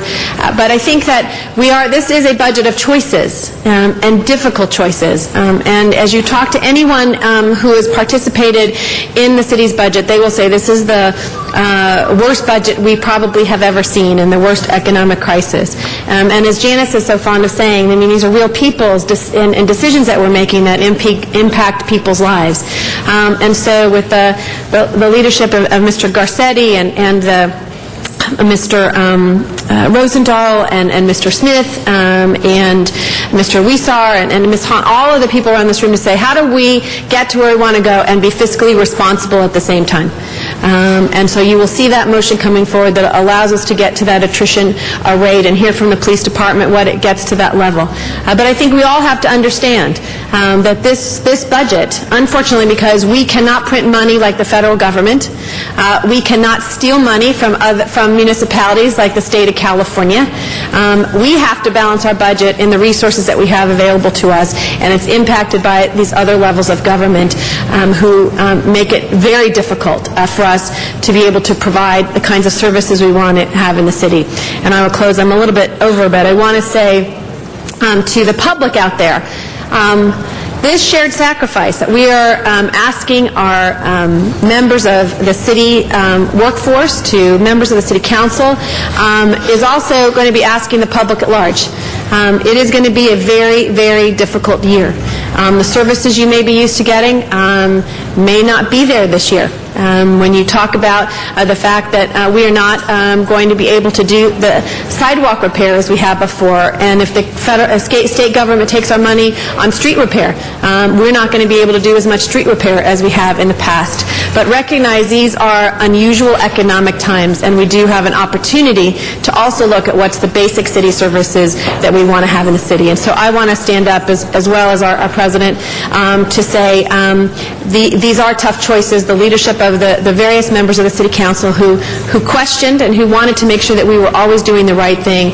I want to thank you for doing it in a manner in which we can all operate and with respect. But particularly to Mr. Parks, who you've really been an extraordinary leader on the Budget Committee. I've enjoyed. It's been an honor and a privilege to serve with you and the other members during this period of time. Thank you very much, Mr. Garcetti. Thank you very much. Our next speaker is Mr. Rizal and then Mr. Smith. Thank you very much, and I, again, just want to thank everyone who was involved through the Budget and Finance Committee in putting in those long hours, and it's been said already that this is one of our most difficult budget years. I do just want to speak on one item, and that is the motion that came up to provide funding for 480 officers. You know, budgeting is about setting priorities, and I, being one of those who voted to move forward with the hiring of the attrition officers, believed at the time that we needed to come up with better options. Just as Mr. Bill and Mr. Rosenthal and Mr. Smith were asking to show them the money, I too was asking for additional options without layoffs, because I didn't like the paradigm that we were put in at the time to say it was an either-or proposition. I think we could get creative. We could find some funding until additional money comes in with the COPS grants from the federal government and move forward. So I'm happy to see that we got some solution here to move forward with that. And for me, coming off the heels that evening from a community meeting where I was in a room full of 200 people in Bow Heights talking to me about the need to have more officers in their community, we've got to remember that some communities are more impacted than others, and some communities are asking for more officers. And for me to sit there the next day to say that I couldn't challenge ourselves to do more, just as Bill and Mr. Smith asked us to show them the money, we had to find a new paradigm in which to see this, and I think the solution we got is a good one. And just as we said no to many items that we were asked to cut this year, we said no this year, but it may not be possible to say next year when it's even a lot more difficult. So with that, I look forward to an even, it's not over, we have a full day ahead of us here and going through all these items, which some things need to be worked on. Thanks. Thank you, Mr. Smith, Ms. Hahn, and then Mr. Parks. Thank you, Mr. President. You know, we in the Budget Committee have sat on this for weeks now, going over every detail item. I think one thing came very clear, as was asked numerous times, are there any alternatives? Are there any ways out of this mess? And the answer is always, no, there is not. There's only two ways out. One, you reduce city's payroll, or two, you get give-backs from the unions. Those are not resolved yet. The mayor put forward a plan that is balanced on false economies. We don't have those answers yet. And so we had to, as a Budget Committee, come up with something that we could live with and understand that these are things that have to be yet resolved. We wanted to make sure things weren't cut all just 10%. There were some departments, like the Planning Department, which I discussed with Mr. Reyes, were cut by 33%. And we tried to find ways to fix some of those problems, but the biggest problem remained the Police Department. How do you resolve that issue? One, I heard a lot of people here last Friday say, you must put police and fire as your number one priority. Maybe they haven't looked at our budget, but it is our number one priority. It occupies 70% of our discretionary funding. To say it isn't our highest priority is a fallacy. We have to find ways to keep that program, those programs alive and well. I think what you see before you today is a compromise proposal that's being brought forward. And I sign that somewhat reluctantly because I know that Mr. Parks is going to say, and he is absolutely right, that it is not perfect. It is not perfect. It is a compromise that is brought out in the heat of the battle to find a way to solve that one key element, and that is the police department. I think we found the ways to solve the fire department's problem, even though the union doesn't think so. We restored, and Mr. Rosendahl was the key vote on that, the 150 positions for hiring in the fire department, where the police department remained the big hole to fill. And because of the size of the department and the cost of it, we could not find that $63 million to do it.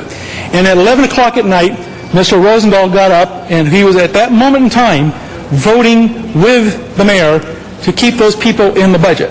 And he asked the question to the CAO, what is it going to cost us to fix this problem? And the CAO said there was only one answer. 1,200 people must lose their jobs in other departments of the city. Mr. Rosendahl turned red. He was very emotional and upset, and he said, I guess I have to change my vote. Those are the tough, hard choices that we were dealing with that night. And to make comments in the press, some city officials inappropriately, to characterize it as anything but budget-saving motions was very inappropriate. And I thank Mr. Garcetti's comments on that. What you have before you is a compromise that's coming around that is flawed in one respect. It doesn't deal with the pension issue. It solves the problem this year in the budget. It follows a model I brought forward to this council 4 years ago in the VLF Loan Fund program, where we take the money the state owes us, borrow against it today with an instrument, and lets us borrow that money, and then the state has to pay us the interest. That is the way to do it. What is left unresolved is what happens at the end of that money. Where are we? And with the VLF program, we said, if you can't solve the problem by then you must attrit those officers out. I think we need to look at that again in the context of this motion that's here today. I know my time is running out, but consider what we did then. It is critically important that we do something like this if we're going to do it, because as we go forward with a Tran later this year to borrow money, the bonding agents are going to want to know the source of that money. And if we can say it is money that is owed to us by the state of California, we will get it under Prop 1A. It is law to give it to us, and they got to give us the interest. Then I think the Tran agencies in New York can look more favorably upon our request for money. And so I think there's a lot of issues that are before you yet. I want to hear discussion on the pension. I want to hear Mr. Parks's viewpoint on it, because he has a very valid point of view. We are solving only the issue of hiring the police to meet attrition today, but we are not solving tomorrow's problem that you heard from Mr. Perez, and that is, how do you fund in the future the pension system? That is not resolved in this. And so I'd love to hear if anyone has ideas on that. We have not found that yet.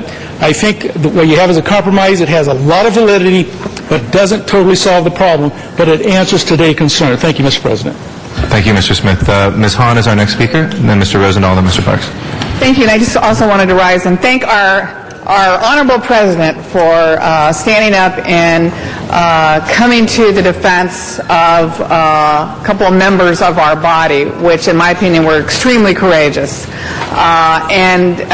Bill really laid it out with, we're all ready to hire more police officers to replace the attrition, but show us the money. Show us how we can do that. So for any criticism to be leveled at us that we were not for public safety because we weren't ready to lay people off to hire police officers was really unfair, and I want to applaud Greg and Bill for the courageous vote that they took. But I also want to take this opportunity to say, well, I certainly, with this compromise, because we did find some money to hire police officers to replace those who are leaving, just to make a general comment to the public, because we heard a lot of public speakers on Friday who were worried that with less police officers we were going to go back to a level of violence and crime on our streets that we hadn't seen in years. But just to kind of remind people that more than likely those officers that are leaving the department are probably not our patrol officers, and probably not our senior lead officers who are actually out on the streets, protecting people. And let's not forget that on any given night there's something like only 300 to 400 officers who are actually patrolling our streets. So this it is a numbers game, and certainly we want the police force to be at a certain level. But the other thing I was particularly concerned about, and I was ready to fight for, was if there was any attempt to reduce money for any of our gang prevention programs in the city. And it doesn't look like we are reducing those, because one of the things we found out, particularly when we went to our voters on Measure A, when we were asking our voters to pony up money for after-school programs, job training programs, gang prevention programs, that people in Los Angeles wanted more police officers, but they didn't want more police officers if we weren't also investing in the prevention aspect, because we know that there's more to crime fighting than just more police officers. It's really about a strategic, which we finally have, plan on how to reduce the effect of gangs in the city of Los Angeles. So as we go forward, let's just remain as committed to the prevention side of crime fighting as we are to the law enforcement side. And I'll take this opportunity, as I know Bill will probably bring it up too. I also think we still have to have the discussion about the extra LAPD officers at LA International Airport. I think the time has come to once again take those officers and put them back on the streets where we know, in my opinion, they could do a better job. LAX has said they don't want to pay, they don't need them, they don't want to pay for them, and our fine law enforcement agency at the airport can handle the job. So when can we finally get those officers and put them back on the streets so that we can really bring back the level at a lot of divisions which have lost police officers in the past. So thanks again for your courage on, for all of us, making sure that before we moved to hire these police officers, we knew where the money was coming from. Thank you. Mr. Rosendahl is our next speaker. Well, thank you, Mr. President, and thanks for coming back across the country from your active duty role to provide us leadership here today.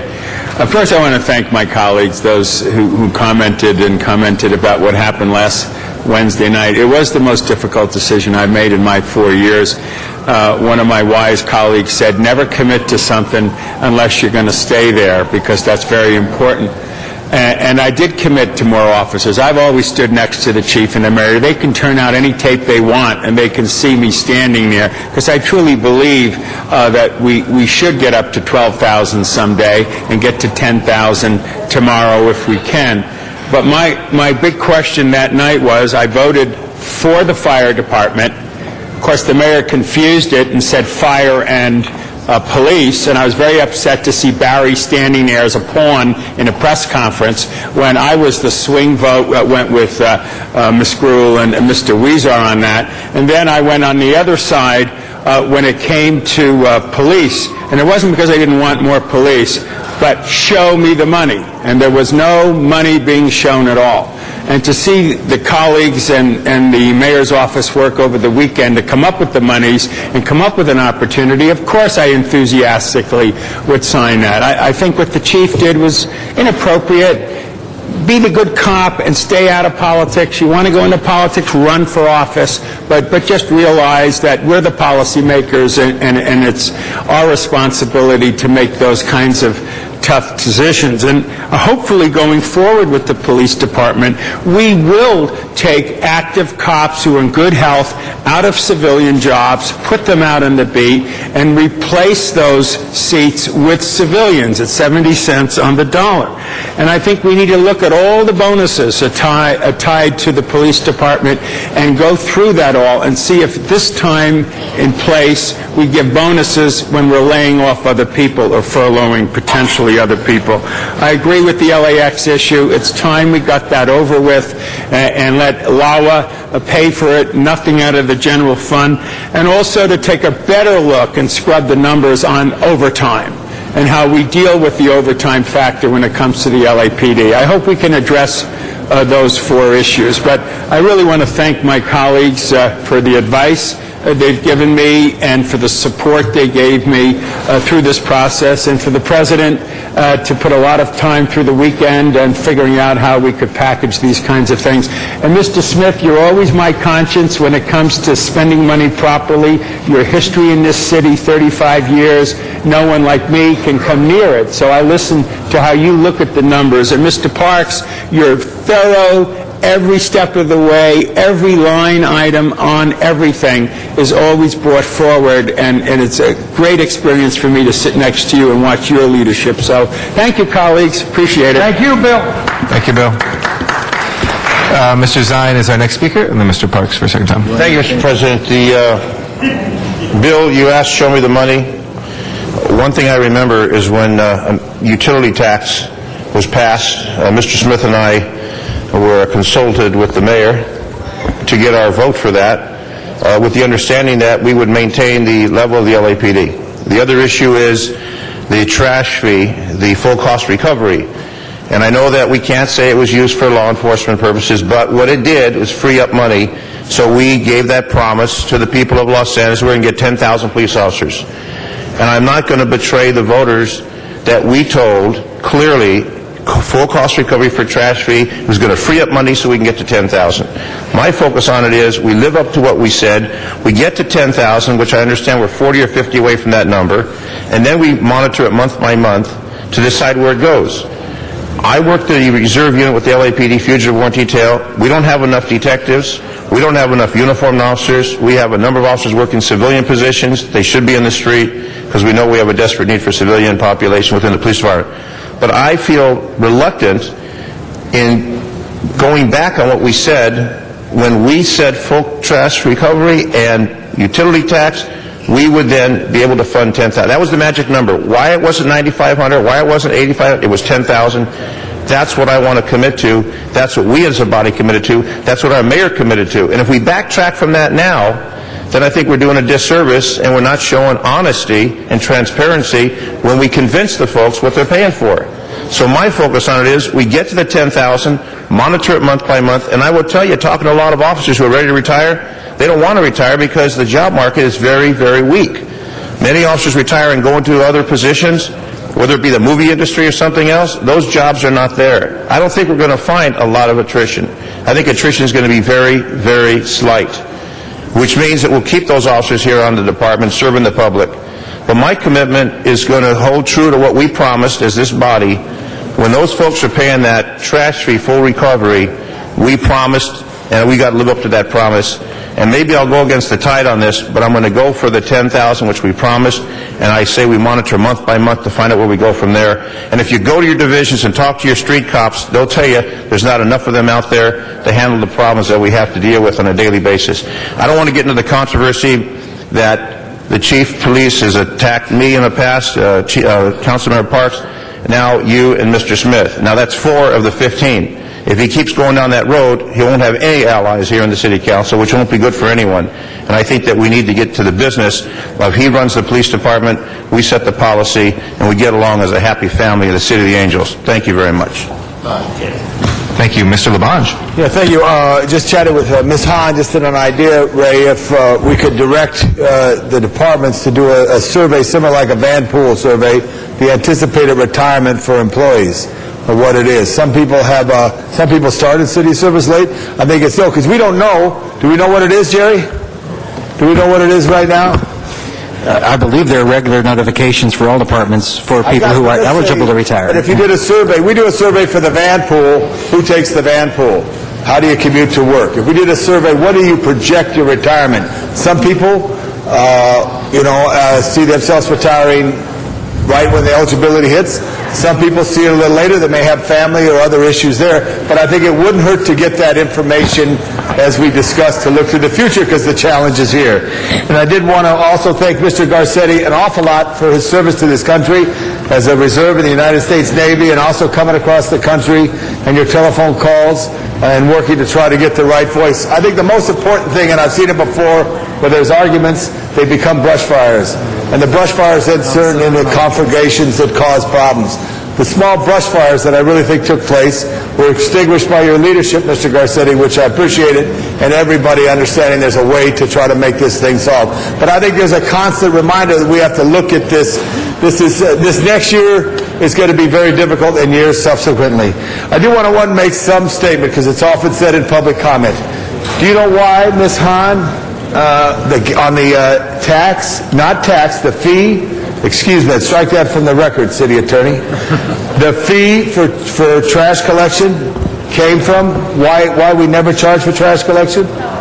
We never charged for trash collection because in 1958, when they discontinued incineration in the backyard, they promised the people we'd never charge it for trash. That's what they said in Los Angeles. So people would break down their incinerators. That way it changed the pollution problem. Did you know that, Mr. Rosendahl? Okay, so that was the start here. Now, why we got it back is because after 1978, with the reform of California taxes, we had to go to fees, had a fee service. So we're consistent. We're right in the middle. Some municipalities in the 88 cities in the county are much higher than us. A few are lower, but we're right in the middle. But it does go to cost recovery, which is so necessary in this area here. I want to thank both the CAO staff and the CLA staff for their constant work in trying to do this, as well as our own council member Parks, who chairs this committee. As a former general manager, he knows how to find the money in a way, or not find the money, but I hope he can always be on the same side of all of us, because I think from the mayor on down to anyone who works for the city, it is about how people feel about their city and the perception, and who's out there when you have a problem, who's out there when you have an accident, who's out there when there needs to be something done in the community, who's out there when the librarians are serving the community, or the park and recreation people are serving the children of Los Angeles. I say thank you, and I look forward to this robust discussion, and I'll try to be much briefer in every one of my items. Thank you. Mr. Parks. No, you do. I know. Thank you, Mr. President. I would just like to thank all the staff, CLA, CAO, the city clerk, and all of the staffs of the members of the committee for all that work you put in. I think we hit almost 60 hours of deliberations and hearings. The one thing, colleagues, I'd ask as we go forward on this budget, that we look at a couple of things, and the reason that we presented that preamble is that those are real figures as it relates to the revenue, the issues that deal with the cash flow, the issues that deal with debt, our bond funding are real issues. We had a budget that identified 10% of each department as a cut, but didn't quite cover the money that was attributed to it. We'd also ask that you look at it not just for this year, but in the next year, because everything that we do in the next 4 to 5 weeks of this fiscal year and all of next year is going to impact the future of this city financially. And the one thing I think is we tried to do in going through this budget is ensure that the financial stability was going to be uppermost in our minds. The last thing I'll comment on is that I would hope that as we move forward, that we understand that when we say layoffs, particularly when the numbers range from 20-some hundred to maybe 5,000, those are real people. Those are people with families, with mortgages, rental, house notes, car notes, a variety of things, and that we should not take it lightly when we just put a figure on a piece of paper and say, lay them off. That is a critical decision, and those are people that are real live families that we're dealing with. And for us to not take it very seriously or to look at it as a widget is not doing the service to those who came to create a career in the city of Los Angeles. So we're prepared to go through the pages and identify the items. All right, let's go through. Colleagues, if you have the sheet that was provided, that the CLA has as well in the memo, we have different chunks that we're going to go through. For instance, we'll go 1 through 4, then we'll go 5 through 9, 10 through 17. It's essentially like going, just to remind everybody, like through a regular agenda of the City Council. Call out ones that you want as special, and we'll put those to the side, and the other ones we will do on consent. Okay? So, yes, Lynn, would you like to add something? Mr. President, just before we begin on page 2, I just want to make a technical correction. Okay. This is page 2 of 30 on the attachment, or is this the... Yes. Okay. That the recommendations that are subject to the approval of the mayor are 1 through 92, plus 127, 128, and 129. Okay. And the others do not? Correct? Okay. Ms. Gruhl? No, I was just going to say, Okay. number one, the motion hasn't been made, but number Yeah, one we're would going be to the call one special. So 2 through 4, colleagues, anybody? There's a number 1, 7, 42, and 102, but we'll get to those one at a time that affect the motion we just talked about. 4, Mr. Parks. That leaves us 2 and 3. Anybody wishing to call 2 or 3 special? If not, let's go ahead and prepare the roll on 2 and 3 and tabulate the vote. 15 ayes. Those are approved. We'll go to the next section. That's 5 through 9. And we'll call 7 special for the same reason, a link with 1. Leaves us 5 through 9, colleagues. And number 6 is a separate item on the agenda. Number 2, item number 2, recommendations 1B and 1A correspond to number 6. Say that again. We're just on the items, these items, 6 through 9? Yes, but item 6 also refers to a separate item on the agenda today. Okay, so we'll call that... The question is whether or not you want to pull that out. Oh, right. Okay, let's call that special for now, and we'll maybe... Okay, I'll call that special. That gives us 5, 8, and 9 left, colleagues. 5, 8, and 9. Anybody wishing to call those special? Okay, please prepare the roll and tabulate the vote. 15 ayes. Those are approved. Our next section is 10 through 17. Items 10 through 17. Yes, Mr. Labange. Number 12, isn't that, in 1998, wasn't that the Los Angeles Arena agreement as opposed to Staples? Because I don't think it was That may be the accurate name of it before it was named. Madam This CLA? was for the Staples Arena. Yeah, but it was a Los Angeles Arena, not Staples Arena then. But does it make a difference? No, it's related to the Staples Arena. So but basically, this is a refund as a result of that. We can call it the Los Angeles Staples Arena if Okay, you wish. previously than Staples, it was Los Angeles Arena. And that's pronounced Los Angeles. Thank you. All right. Any specials, colleagues? Sorry, which one? 17, Mr. Wisar? There are no others. That leaves us 10 through 16. Please prepare the roll and tabulate the vote. 15 ayes. Okay, those are approved. Next items are 18 through 24. 18 through 24. 24, Mr. Wisar? And on number 20, I would just like to make a technical correction. Please. That it's a net zero, so there's no... No direct or indirect costs? Yes. Okay. So make that amendment on 20. Any other specials? If not, let's prepare the roll and tabulate the vote. 15 ayes. That is approved. Next items are 25 through 28. Ms. Hahn? 5? 25. Any others, colleagues? If not, that is 26 through 28, if we can prepare the roll and tabulate the vote. 15 ayes. Those are approved as well. Next section, 29 through 35. Do you want to Just do reconsider? 28, please? Yes. Okay, let's reconsider 28, please. Please prepare the roll. And we're just reconsidering 28 to put it on the board and tabulate the vote. 15 ayes. Call that special for Mr. Wisar. Go back to 29 through 35. Yes, Ms. Hahn? 34 Okay. and 35? 34 and 35 for Ms. Hahn. And on number 35, there's a technical correction that's also a net zero. Sounds good. That's on 35A.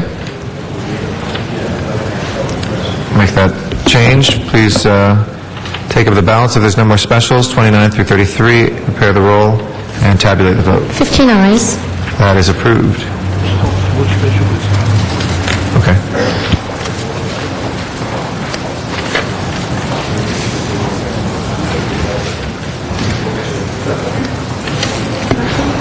No, it's not. Okay, next one. Next items 36 and 37. Mr. I know, Ms. Gruhl? I'm sure Mr. Alacon will want to call 37, but I do want to point out as well that the CLA corrected the report on item 37, which indicated the committee had adopted 45,000, and that was, so it incorrectly says only 40,000. But Mr. Alarcon has I think an amendment, so we'll call it special anyways. Call it special, Mr. Alarcon. Work for you? 36, anybody wishing to call 36 special? If not, prepare the roll, please, on 36, and tabulate the vote. 15 ayes. That is approved. Next items, please, are 38 through 41. 38 through 41. 41. And on 37D, at the top of the page, I think we just, no, we called special for Mr. Alarcon. Yes, I'm sorry. Yeah, we'll get to that.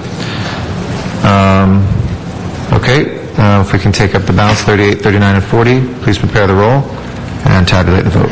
15 ayes. Okay, those are approved. Next items are 42 through 47. I'll call 42 special. 43 through 47, colleagues. Specials going once. Twice. Yes. 40, no. Okay. What, 49, oh, yeah. No, we decided no. It's all 41, but now it's gone. We got it. We got it. 47. 41 is, we got Mr. Reyes and Mr. Weezer calling 41 special. 47. 47 for Ms. Hahn. So let's take up 43 through 46 now and prepare the roll and tabulate the vote. 15 ayes. Those are approved. Item 48 through 54. 49, Mr. Labange. 54. 54, Mr. Weezer. Any other specials, colleagues? If not, let's go ahead and prepare the roll. Mr. Chair? Yeah, I'm sorry. We'd like to make a technical correction that above number 50, there should be a heading that says Department of Transportation. Okay. And then a 50A that provides the Department of Transportation with an additional $1.5 million to be allocated at the discretion of the general manager. The general manager is instructed to report back within 30 days to the Budget and Finance Committee on the expenditure of these supplemental funds, including the amount allocated to revenue-producing positions. Okay. Without objection, we'll amend that. We can take up the balance then and prepare the roll. Tabulate the vote. 15 ayes. Those are approved. Our next items are 55 through 57. Colleagues, 55 through 57. Do you think he could ask for money from that? 55. Mr. Alarcon. Anybody for 56 or 57? If not, let's go ahead and prepare the roll. Tabulate the vote. 15 ayes. That is approved. Next items are 58 through 62. 58 through 62.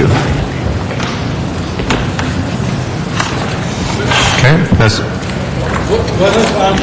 Number 58, wasn't that to be discussed today, Mr. Parks? That was what we did last week on the P3 funding? Third item on the agenda. Okay. Yeah, we have that in the regular agenda. Well, should we hold this out then for that? Sure, let's go ahead and match those up. Any other specials? If not, let's go ahead and prepare the roll and tabulate the vote. 15 ayes. That is approved. Next items are 63 to 67. 63 to 67. 63 for Mr. Labange. If there's no other specials, let's take up the balance. Please prepare the roll and tabulate the vote. 15 ayes. All right, those are approved. Next items are 68 through 72. Page 15. Anybody? 70, Mr. Wisar? Mr. Labange, 71. If there are no other specials, let's prepare the roll on the balance and tabulate the vote.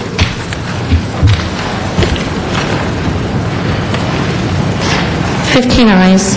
Okay, those are approved. Next is 73 to 76.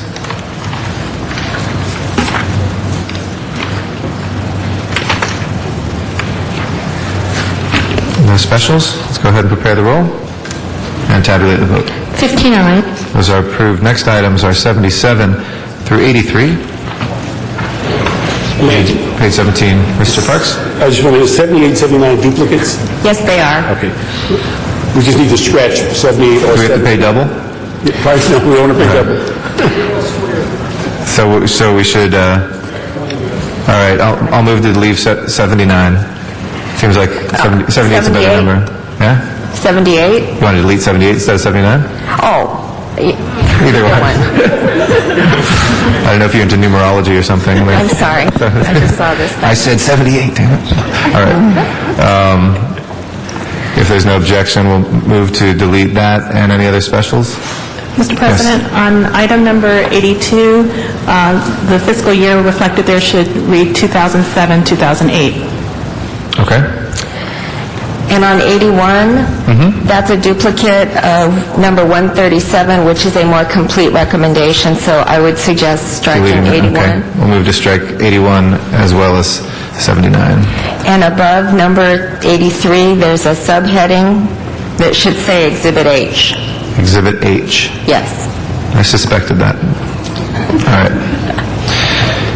Let's go ahead then and prepare the... Mr. Parks, did you have a special? The correction on 82? Yes, we corrected that to 07, It should 08. read 2007, 2008. That the balance was from a prior year state appropriation of 1B. Okay, as moved, let's go ahead and take those items. Please prepare the roll and tabulate the vote. 15 ayes. Okay, those are approved. Next, we have items 84 through 87. 84 through 87.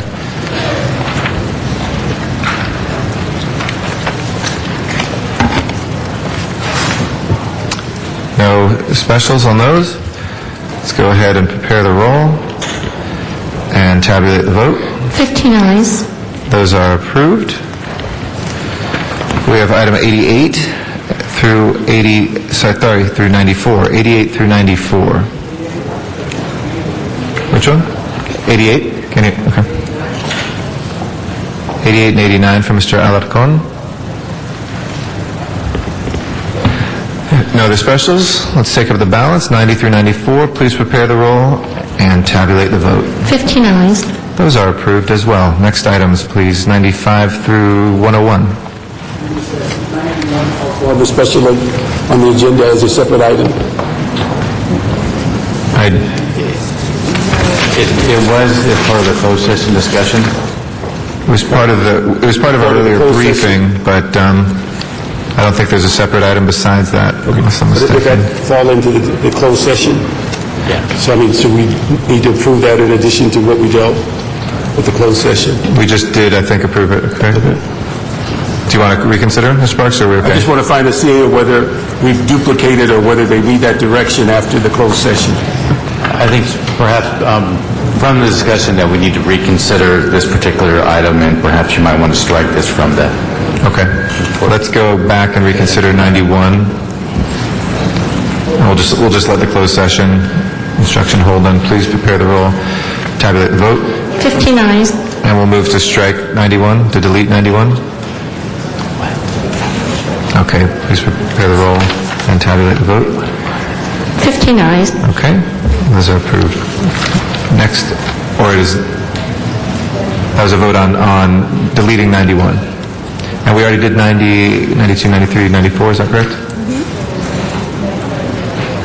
Okay, 95 through 101 is next. 95 through 101, that's page 21. 95, Mr. Wisar. Other specials? If not, let's go ahead and prepare the roll on 96 through 101 and tabulate the vote. 15 ayes. Those are approved. I'll call 102 special. It also concerns the earlier motion.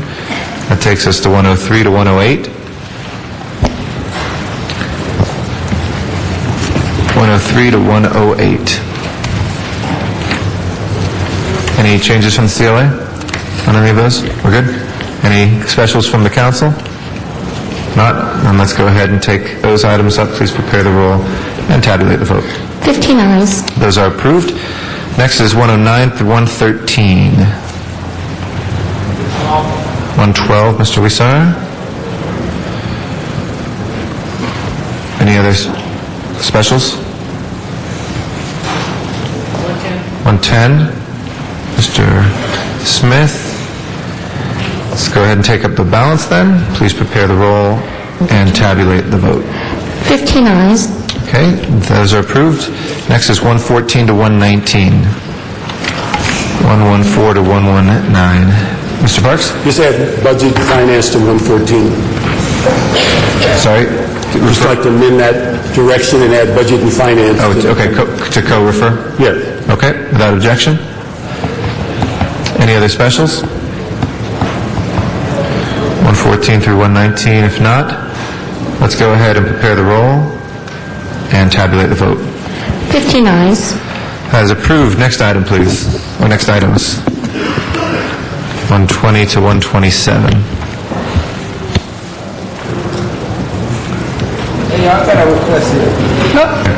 Yes, Mr. Labange and Ms. Hahn? Ms. Hahn was up first. Okay, Ms. Hahn. 122, please. 122 for Ms. Hahn. Mr. 121.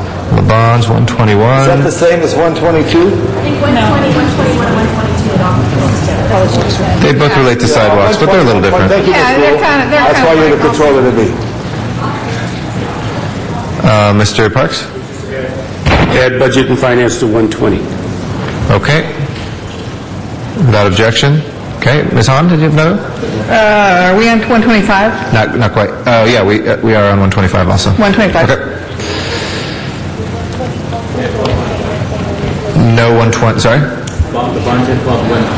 Oh, 120, okay. I didn't, thank you. I had not heard that. So, Labange 120 and 21, Ms. Hahn 122 and 125. If we could take up the balance and prepare the roll and tabulate the vote. 15 ayes. Those are approved. Next is 128 to 135. 130 for Mr. Cardenas. Any other specials? 31 and 132. 130 through 132 for Mr. Cardenas. There's no other specials. Let's take up the balance, please. Prepare the roll and tabulate the vote. 15 ayes. Those are approved. Next items are 136 through 141. 136 through 141. Going once, twice. Let's open the roll, close the roll, and tabulate the vote. 15 ayes. Those are approved. Next item is 142 and 143. 142 for Mr. Labange. If nobody wishes to call 143 Is there special. any items that are the same department, when they come up, could they be considered together? We will try to see. There's some that cut across, but we'll try to organize them as logically as possible, you bet. 143, nobody wishes to call that special. Let's go ahead and prepare the roll and tabulate the vote. 15 ayes. Okay, that is approved as well. Colleagues, I think we have 31 special items, it looks like. Kind of like Budget Committee all over again. And then we still have the agendized regular items. Are there any other items, Madam Clerk? No, that was this, okay. So we're going to take a 5-minute break, colleagues. There are some of those who have been working straight through, some of our great clerks. 5-minute break, and we'll begin in 15. We'll be right back. Thank you.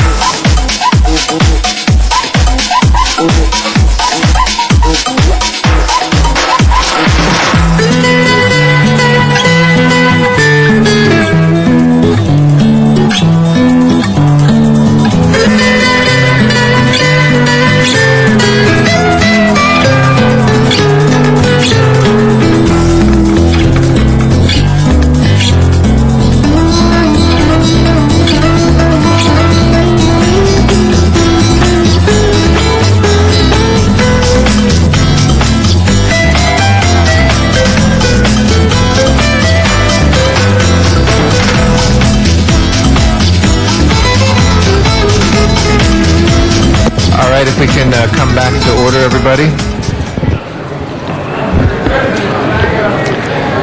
Mr. Labange? Can I delete number 63? That was cultural affairs. I got that resolved by their staff. Sure, we'll take that off the special.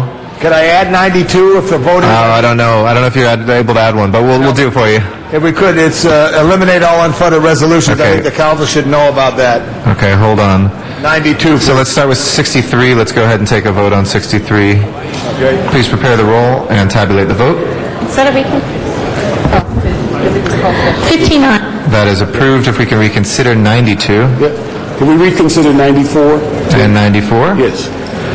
92 and 94. Thank you. And open the roll, close the roll, and tabulate the vote. 15 ayes. We'll call 94 special for Mr. Parks, 92 special for Mr. Labange. He's not there? You might like those. Okay, let's go ahead. We're going to take the items that were on the regular agenda before we come back, and we'll take up the police attrition hiring one after that, and then we'll go through the other ones called special. So just to review that again, we're going to go through the regular agenda items. So that would be, Madam Clerk? Those would be 2, items 3. 2, 3, 4, and 5. Okay. Anybody wish to call these special? Colleagues, items 2, which is the emergency declaration. Anybody wishing to call that special? Let's take these one at a time. If not, let's go ahead and prepare the roll on agenda item 2. Close the roll and tabulate the vote. 15 ayes. Okay, that is approved. Was that linked to any of the ones called special, Madam Clerk? I don't believe... Oops. 6? Okay. I think we need to keep 6, though, because of the other amendment, so let's keep that. Next item is item 3. And we did call something special in the special event. And also, that's an ordinance to be submitted, and I don't believe it's been... It's not. Okay. Item 4, then. This is for the outside counsel regarding the legal issues arising out of possible furloughs. Colleagues, it's now time for discussion, if any, on item 4, relative to the retention of outside counsel regarding legal issues arising out of possible furloughs, if nobody wishes to call. Yeah, Mr. Rizar? We're going to take up this item now? Yeah. Should we so to speak? Yep. I'll press my button and speak on that item. Go to it, Mr. Rizar. Thank you very much. I'm just wondering why the need to bring this up now, and I want to ask if this may be a bit premature before we get a sense from the labor organizations as to... Mr. President, I know there's a lot going on today. You could ask the council to... We could ask the folks to either take their seats if there's conversations ongoing. You can take them to the hallways, please, so we can focus. Mr. Rizzo. This is item number 4 in terms of authorizing $50,000 to hire an outside firm with potential litigation, and I'm not even sure we should be discussing an open session. But the fact of the matter is we don't know how the labor unions will react to our budget. We haven't gotten a sense of where we're going to go. Isn't this a bit premature right now to hire outside legal counsel to this, perhaps save that money, and perhaps even see if we could do it in-house before we expend these funds and authorize this? Please hold my time. Rich Llewellyn, Chief Deputy City Attorney. 2 things, sir. First, or 3 things. One, we're very cautious and concerned about any funds, and we'll certainly watch any outside counsel carefully. We do believe that this, as you heard this morning, there was a threat of litigation already this morning in open session as part of the discussion from the various union representatives. We believe that there's certainly a chance of litigation. We believe this is helping us to get prepared. They will only be assisting our in-house lawyers. We will be taking the lead on this as we have been throughout. And we believe it's actually wise to get this going today in case there is litigation. This litigation in the state, when it took place, as you might imagine, was all on urgency pleadings. It was done as a TRO and then a preliminary injunction. So it's all done basically overnight. Should your counsel decide ultimately to go the furlough route, it would not be surprising that people who are opposed to that, your employee representatives, would sue immediately and seek an emergency declaration on that. Therefore, we recommend that you actually go ahead with this item. We will certainly watch the money, and they are just assisting our lawyers, who will be the lead. In addition, as you know, this law firm has been a long-time contractor to the city. They are very qualified, and also they have good rates. So we think it's a good value that way, and they were involved in the state litigation. So they're actually the national experts on this. Okay, and we did see some action at the state level with this, and our capacity, we don't have the capacity in-house to handle all of it? Councilmember, we will do everything we can to keep it in-house. We believe that the state expertise, that they actually are really the only law firm in the country that's done this from the manager's perspective at this point. They have unique expertise that they can assist us with, but we will be taking the lead in-house. Okay, thank you. Any other questions? If not, let's go ahead and prepare the roll and tabulate the vote. 15 ayes. That is approved. Next item, please. Next item, Mr. President, is item number 5, and that is Councilmember Hahn's motion about conducting an audit.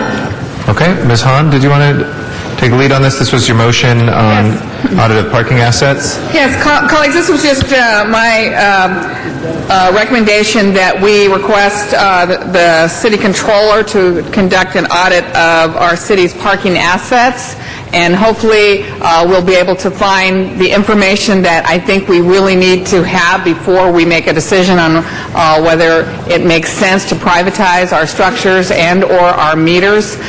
So hopefully, and part of that, I want to make sure that we actually look at the idea that was mentioned here, that if the City Council retains control of things like rate increases, that would diminish the value of that. I want to just make sure that all that is in that audit that comes back to us, and would like to make sure that happens as quickly as possible. But it just seemed like our city controller is actually the right department to conduct that audit. I wish we'd done that a year ago. I wish we'd done it before we agreed to raise the parking meter rates, that we had an impact on businesses and all of that. But anyway, here we are, and I just feel like it's our city controller's office that is the absolute perfect place for this audit to take place. Thank you. Ms. Gruhl? And I want, hello, thank you. I spoke to Jerry and took to heart a lot of the questions that were asked the other day, and have both hats on as a council member and the controller-elect. Can you explain to us, because I think there's a couple parts to this process. One is going out, the hiring of consultants to look at whether or not we should sell our assets or not, and the value of that. And there's some people that have expertise in doing that. Then that report comes back to the City Council for a determination as to whether we move forward or not. And clearly we put into this document where we took out the $77 million that potentially would have been for P3s, because we all have a lot of concerns, including me, about the possible what we should or should not sell into the value of that property. I know Ms. Hahn and Mr. Parks want us to kind of look at that, and I'm trying to figure out, maybe Ms. Hahn and Mr. Parks, the role the controller audit something after it's been done, or they're part of the process in reviewing, as they were in the P3 study that was done. So how we combine those, because there's nothing to audit yet, other than looking at just, and if we are going to audit it, fine, we need to find the money to be able to do that. But I just want to kind of see what's the best way to move forward, because we want to play a role. I just want to see at what point is the right role for the controller's office and the consultants going forward. Did you want to comment on that, Mr.? Can I comment on that? What we thought when the motion came up was that rather than expend the $3.5 million, that we thought with your resources and you bringing people in, you'd be able to tell us whether these are viable programs, as opposed to waiting and seeing should you continue them. We're looking at whether your office would be able to say, Is this meaningful as it relates to meters? Is this meaningful as it relates to parking lots? Who are the folks that you get to bring in to study these that at best, at the worst it could tell us is how to run ours better if we chose not to do a P3. But that's what the whole intent is, seeing could we come to some agreement in addressing this internally rather than spending $3.5 million and then come to a conclusion. I think that's what we were trying to get to. Okay, and I will ask Jerry only because Jerry's been involved from, I think, November, December in some of these discussions. So with what Mr. Parks has described, how do you see that fitting in our ability to do that? Because I think none of us were ready to do the $3 million that was put in the UB, just the $500,000 that was put forward. How do you see the relationship there then with the Controller's Office and what was being proposed by CLA and others?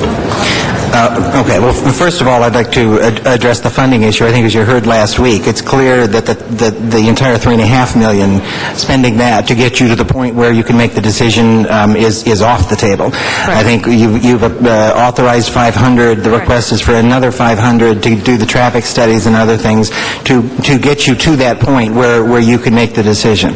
Now, I don't see this really at this point as an audit per se. This is a matter of going out and hiring people with expertise in these areas to evaluate what a program would look like and try to value any P3 transaction and separate out the structures from the meters themselves.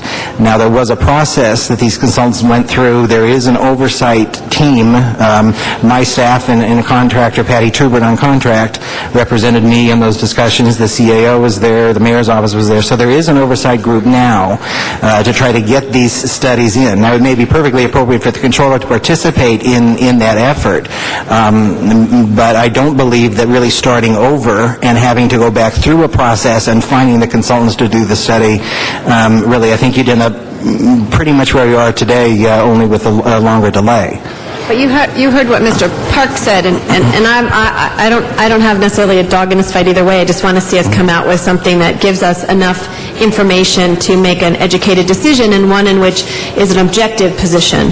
So I think what Mr. Parks is suggesting, though, is that the Controller's Office take that responsibility. But I think what and I agree with you, Mr. Miller, is saying that the Controller's Office doesn't have the expertise. We would also have to go out and hire consultants to do that, and it may be the same consultants do that. But you want us to oversee that. Is that what you're suggesting? And I think the controller does that routinely, bringing people in to do studies that they may not have expertise. That's what we thought in developing this, that you'd be able to then identify resources to bring in and study these things in behalf of the city. So, Jerry, so I guess maybe it is the Controller's Office taking the responsibility, using that $500 to hire the consultants, probably the ones that has been $500,000. What did I say? $500. Oh, $500. At least I didn't say $500 million. $500,000. That the controller take the lead and working with the CLA and the CAO's office on that, if that's another model to look at, which I think is what Mr. Parks and Ms. Hahn are suggesting, with the same team, but the controller's office taking the lead. I think that's what they want to do.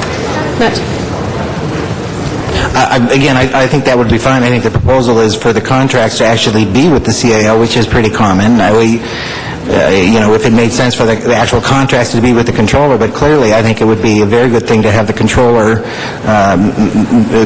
participating and kind of overseeing the oversight group that's looking at doing the transaction. I'll look to my colleagues on further information from them. I'm just responding. Okay. We have Mr. Rosendahl, then Mr. Alarcon, then Mr. Parks, then Mr. Labange. Mr. Rosendahl. Yeah, I'm a little confused at this dialogue that's going on here. Mr. Keeley, are you involved in this somewhat? Could you please react to this? Look, the bottom line from where I'm coming from is pretty simple. I can pick up a newspaper in Chicago and hear about the drivers are angry and confused with what happened there. So I ain't for no quick fixes, but I want to know what we got as an asset. I want to know what we have as meters, and I want to know what we have as structures, and kick the tires to see if it's worth putting something out there in the car market. You heard the discussion here. Does this make sense, moving it to the controller, or what? I think that Mr. Miller's suggestion for the record. I'm sorry, Mike Keeley, Senior Advisor to the Mayor. I think Mr. Miller's suggestion that the controller participate in the process that we have now is an excellent idea, and we would welcome the controller's participation. And certainly, Mr. Parks is correct in saying that that is normally the purview of the controller. That said, I think the point that has also been made is that the controller doesn't have in-house expertise to do the kinds of studies that we're talking about, and we already have gone through a process. We welcome the controller to participate whenever, but I think that we're ready to move and invite the controller to participate tomorrow, and we're certainly happy to have the controller participate in any reviews, any reports. She'll have plenty of opportunity to put her thumbprint on the final product. But to hand the authority to her, since she doesn't take office for a few months, it just seems like it would be delay, and we're better off proceeding with her at the table. Well, my position is let's move forward as quickly as we can so we can get an assessment of both the structures and the meters, and whatever we need to move as quickly as possible is where I want to go. What do you suggest we do, Ray? Well, certainly, I think, as has been suggested before, we have the $500,000 that was provided for the current year. We would ask for another $500,000 in order to bring on the consultants, whether through the controller's list or through the working group, it's what's been proposed before, and get you the information. We feel that we need, up to that $1 million to be able to come back, provide you information to make an informed decision regarding our parking assets. Right on. And obviously, I don't know how many thousands of meters we have. I've heard 37, 38,000. They had 35,000 in Chicago. I don't even think we have a mature meter system out there. I don't think we have a handle on our meter system out there, to be honest with you. But the sooner the better we get a handle on it, the happier I am. So whatever motion we need to make it go quickly, I'll second it or put it forward. Mr. Alarcon. I'm a little unclear. The motion calls for an audit by the controller, and I don't think that's what we want. I think we want sort of an appraisal of the whole thing. But I'm also concerned that we have our representative, Jerry Miller, at the table. I'd like to ask the city attorney if there's any potential conflict of interest by having the controller serve on this group should we call for an audit later. I'd be a little concerned about that. So can I get an opinion, perhaps? I can only state that I don't believe there's a conflict. That's one job that she's doing now, and looking forward as to what her next position is. No. If she were to serve on this committee, and then as part of the team, and later the council would want to audit the work, would that be a conflict? Off the top of my head, I can't say yes or no, so that's something that we'd have to research. Anyway, it's a concern of mine. Maybe we should get an opinion on that. Otherwise, I don't think we really want an audit. We just want somebody else to review it. To determine what approach we should take. An asset study, but is that something the controller does? That's not an audit. I think we want to ask our real estate division or something. I'm a little confused here. I understand what we're trying to accomplish, and I have the same concerns, and I agree with the direction, but I'm concerned. We were asking for a study done in-house where the controller can bring in resources that can tell us the condition of our assets and whether this is a viable plan that's being offered. Okay. We didn't think that would cost $3.5 million. That's not the motion. Okay, well. The motion before us is asking for an audit. I don't believe that's what we want. Okay, well, audit or study. An audit is not. An audit. I think you're right. At this point, it's not necessarily an audit per se. It's a study as far as looking at the condition of our assets. The people we normally turn to analyze these kinds of studies are the CLA or the CAO.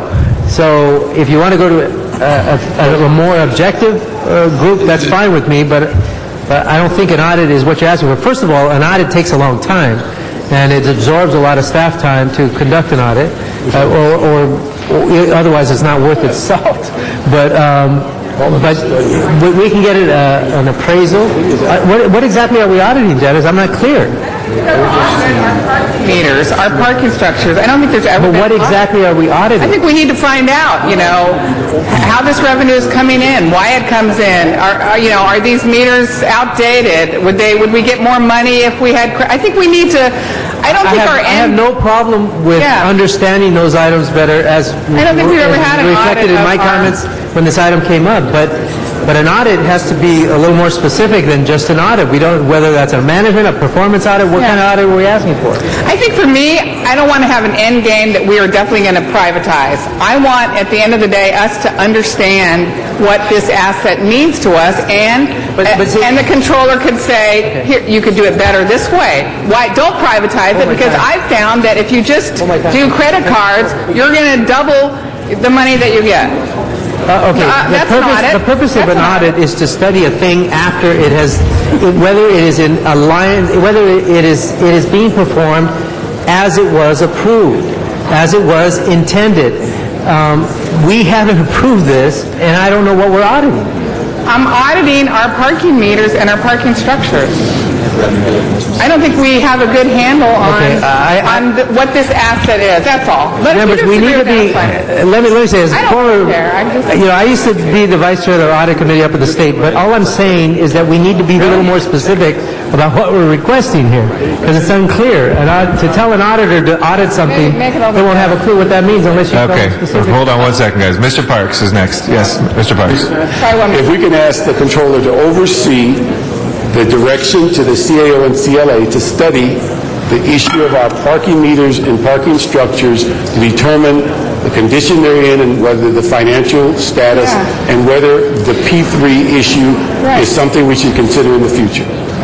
And I would respectfully ask if we be allowed to move forward and manage the consultant contracts to look at our structures, our meters, look at the system as a whole, work with these consultants, and come back with an answer to you before we say yay or nay one way or the other. We want to be able to gather the information, be able to come back to you before you make a decision on a particular direction. But I think what we'd like to know, too, is before you come back, we'd like you to put something together and show us what those consultants are going to do and how much it's going to cost, because we just went through a cycle of 500,000 meant 3.5 million. So we need to find out, tell us some kind of transition plan of what we're going to get to for this money and how much it's going to cost, how we're going to hire the consultants, who the consultant going to be, and the oversight from the controller working with the CLA-CAO. I agree, and we provided an update to council on sort of the use of the funds. What I'm requesting is basically the 500 that you had already approved for the current year, plus an additional 500, so we can basically complete those and then come back with the information. I think what we want is you to come back before you spend those. That's the game plan. I think that's, if we can do that, I think we'd all agree. The other thing I'd like, Mr. Chair, is make a motion that while we're going through this process, we need to redirect LADOT to continue on the RFP process that we directed them over a year ago to proceed in moving forward on upgrading our meters and a variety of other things. But that's been put on hold while this has been discussed and studied. We believe you need to move forward while this study is going on. Okay. Is there a second? I'll second that. Okay. Mr. Labange is our next speaker from Ms. Gruel's chair, just for the sound guy. All right, go ahead. On the one additional thing, as far as expansion of meter zones, because sometimes it's very complicated how long it takes to do a meter zone. We went to North Hollywood, we looked at some areas, and there was an easy way to expand, but it's a multi-month process that we should take the focus of that. And also, people do want to see a benefit. As a council member, just to let you know, I could share with the whole pot of the city. I have no problem with that. But I think there's some need to have a benefit in a parking district, in Vermont Western, in Wilshire Western, in North Hollywood, on Lancashire, that there's something that stays in the community as well as benefit. But I think Ms. Hahn is very right on the fact that although it's a technology issue, for some people really do not like the card swipes, etc., but that should be looked at.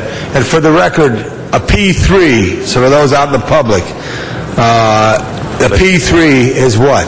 Is public-private partnership. Public-private partnerships. Yes. For parking lots. in this particular discussion, yes. And to sort of, you mentioned all these districts and so forth, that's part of the information that we'd like to be able to bring back to you.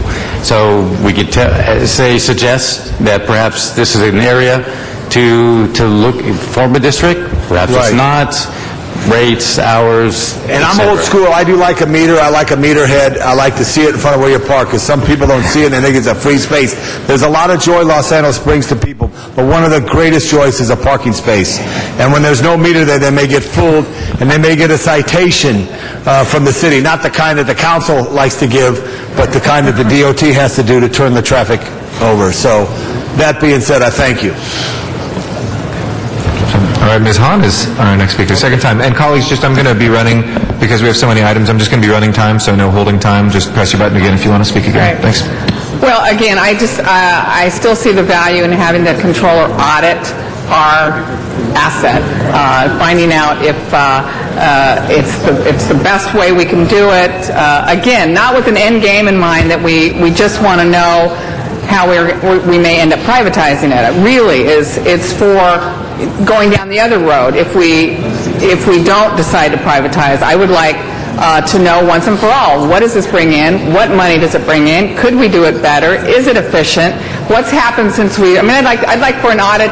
What's happened since we've raised, the rates? Have we really had more revenue just because we've raised the rate? Have we had less parking? I've been told people aren't parking in certain places because they're so mad at the end. That's just a part of what I would think an audit would tell us about our asset. What really is our asset? What does that mean to us? And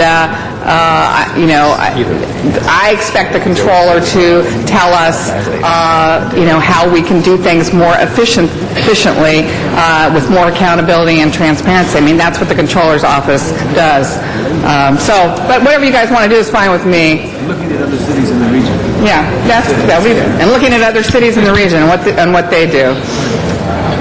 Ms. Gruhl. Ms. Gruhl. So here may be a alternative, and I hear you. I do think it's not a bad idea to have the controller's office as part of it, but it's a study at this point. An audit would be on the implementation of it. After it's implemented, how the department actually implements it. But to be part of the team, either to lead the team or have CAO, CLA, and the controller's office be the team that is responsible. I just want to ask, but it's not, there's... I'm asking out of the implementation of auditing the asset. But not the implementation of... I understand that. And so what I'm saying is, though, what I'm saying is that you're studying what your assets are. You're studying what your assets are. The audit is a separate thing, which is you audit what has happened, not before it happens. Correct? Okay. So, Ms. Hahn, making the difference that an audit, whether it's implementation, whatever it is an after the fact. A study is the before the fact. So I think there's a role the controller's office can play in that. Jerry, do you have an idea? Well, I was going to say, I think a big piece, probably the biggest piece of your decision moving forward on this is if you do public-private partnership, what does that look like? How much control do you have to give over rate setting? What is the council's role? That's a very key decision that the controller's office can't do. Now, that's what this team is supposed to do, is bring back to you your options. Again, I think it's perfectly reasonable to have either the controller in charge or part of the team. It clearly needs to be objective. From my standpoint, there is no agenda here other than understanding what the asset is and understanding if we go forward in a public-private partnership, you get this, and if we go forward and keep the asset and do it better, you get a different scenario. That's what we're looking for. But you won't be able to make that decision until somebody says to you, if all rate increases have to come to the council, then if you privatize this, you're going to get X dollars. If you link it to CPI, you're going to get Y dollars, et cetera. That's the kind of analysis that you cannot get internally. So I'm not sure I think we're actually on the same page, Ms. Hahn. It may be just a difference of defining the audit and the study, but I think that what I agree with you in reviewing the assets. I want to audit what we currently have, not what after this new P3 is implemented. That's what I want. I want us to implement currently our parking program, so that we have a better sense before we study. And I would agree with that. I would like to make it very clear That's what I that want. nothing is going to be implemented Right. without your input. Yeah, certainly someday you can audit if we decide to do P3. Certainly, but that's like way down the road. I want to audit what we currently have. And won't that be part of, though, what is being proposed? Ms. Hahn, that's Absolutely. what's- And in fact- hold on one second, Mike. What, Ms. Hahn, what's being proposed is looking at what we currently have, and then secondarily looking at if there's a better option, and that's what comes back. So if it looks at both. But Jerry mentioned that we don't have the expertise. That's when you bring in somebody from the outside, that there's some acceptance that they have an expertise to bring to the table. So let me try, and again, this is your motion, but let me try to just suggest that what to amend it as we're going forward, which is that the Controller's Office, in cooperation with the CAO and the CLA, come back with a review study, audit, however you want to describe that, of our current assets, and secondarily looking at options available to us if we want to lease, sale, whatever those options are, so you have both at the same time. That would be my amendment, Ms. Hahn and Mr. Parks. I don't know if anyone wants a second. Second. And Mr. Parks concurs as well. All right. So with that, that's our last speaker. So we'll take up Ms. Gruhl's action first. There's no objection. We have a number of There was another amendment on this one by Mr. Parks. Do you want to regarding- have Ms. Gruhl supplant that? Okay. But our amendment was, what I said earlier, is that we get the controller to oversee what the CLA and CAO does, and that if there's a need for consultant, that's brought to us, that we not spend the $500,000 until we get a plan of what it's going to do and how much we're going to get for it. So those are the things that we'd be interested in. And it's a study of all of our assets, but also an opinion as to, does any of this P3 stuff work with the assets we have and recommendations. Okay. Are there any inconsistencies? I think that's all in the same boat. All right. If not, then, is that clear, Madam Clerk? Please, as amended and motioned, open the roll, close the roll, and tabulate the vote. 15 ayes. All right. That is approved. If we can send items 2 and 4 forthwith. We haven't taken up 2 actually yet, but 4 forthwith. Oh, we did do 2 also? Okay, 2 and 4 forthwith, without objection. If we can take up motion number 1 now, colleagues. Motion 1 is before us. This is the Rosendahl, Smith, Garcetti, Gruhl, Weezer, Hahn, Labange motion.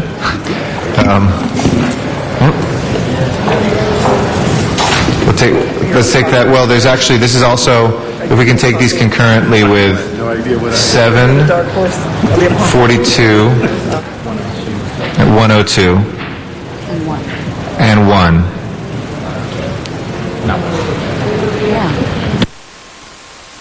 Not 1, excuse me. Not 1. So 742 and 102, yep, with motion 1. Or we can just, can we do that technologically? Are we able to? Yep. Ms. Berry? Working on an amendment to that motion right now. Is there any way we can table it for at least 5 minutes? Sure. Okay. Or we could do, All right, thank you. okay. So sit tight. Let's take up item number... So are we done with the regular agenda meeting besides the Yes. the first item? Okay, so let's go then to... Well, I'm sorry, there is item number 3, but I believe that was Has just that been- being... do we have the that was ordinance just for being that? held. No. Still no, okay. Oh, we won't have it today? Okay.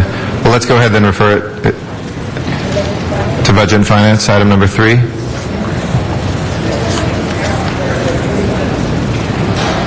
Is item 3, do we have that, what's the CLA's advice on item 3 here? Well, you're not going to have the ordinance before you today. I don't know if Mr. Echeverria can give you the status. I would suggest perhaps referring that back to committee so that they can look at the ordinance and send it forward to you. Okay. Is there any objection to doing that? Mr. Rezar? Question on that, Mr. Chair. Was it supposed to be here today? I mean, did we request the city attorney's office to have it today, or did you put it on the agenda just to discuss? Well, again, I think it was asked that it be here today. Pete can give you some more background on it, but it's part and parcel of the budget because the budget amount in here is consistent with the council policy and the ordinance, or the ordinance that you instructed. Which was, yes, go ahead.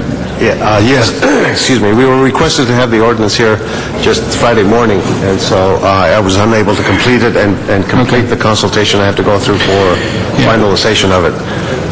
Which is, and I just wanted to alert us to the fact, as Mr. Miller stated from the CLA's office, that we are basing our budget based upon that ordinance. We haven't seen the ordinance. We don't know how we're defining citywide versus non-citywide, but we are moving forward to the budget, so it's imperative that we move on that ordinance before July 1st so that we know how that's going to dovetail with the budget that we are adopting hopefully today. So, yes. And if I might make a suggestion, rather than referring it back to committee, after your action here today, the budget resolution needs to come back to you next week. So perhaps by next week, if that ordinance can be before you, then you can be certain that that ordinance is consistent with the actions that you're taking today. Okay, thank you. We could do that. Okay, let's go ahead. Resolution. Sorry? I pushed my button. Again, I just suggested, rather than sitting it to committee, to continue it until you hear the budget resolution next week. We'll continue it till then, without objection. Ms. Gruhl? Okay, so I just pushed my buttons. So that's sorry. going to come next week? Okay. Next week that we will adopt. When we have the full budget resolution. Okay. Okay. Next item, please. Next, do you want to go through the items that were called special then? Yeah, while we're waiting for the amendment on motion 1. Okay, then first item called special is item number 1, and that was by Councilmember Gruhl. That's linked. Okay. Then the next item is item number 4 by Let's go take up number 4, please. by Councilmember Parks. Thank you, Mr. President. I just want to ask for clarification on this issue that we're asking for these forms and information by June the 1st, whether that's the same information we asked during the budget process where we asked for classifications and names, or is that a different list? It's the same thing. There are some departments that haven't responded through the budget process, so we just wanted to ensure that all of them come in by the first week of June. Okay, so we're still pulling them in. How many do we believe is going to be covered in those documents, number of positions? I don't know offhand. Okay. We can get All right, back to you. But it's one and the same of the direction we gave? Yes. Okay, thank you. Okay. Let's go ahead and prepare the roll then on item 4 and tabulate the vote. 15 ayes. Okay, that is approved. If we can go to item 17 next, please. And that was called special by Councilmember Weezer. Mr. Rezar, item 17. Thank you, Mr. President. On this item here, I know we are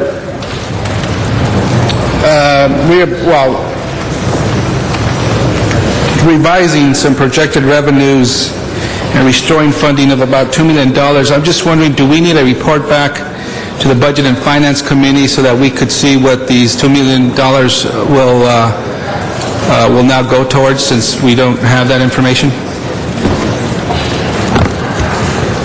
There's another recommendation in the report where the additional money, or a portion of it, is being given to the planning department, That's and 41. there is a report Yeah, back. item number 41. So there's a report back. So whatever on 41, I just noticed we do have a report back on a work plan for that.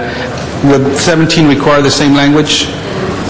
If you'd like it to. We could just add that language just to make sure that we cover that. Okay, thank you. Thank you, Ms. Colbert. If we can open the roll on that, then?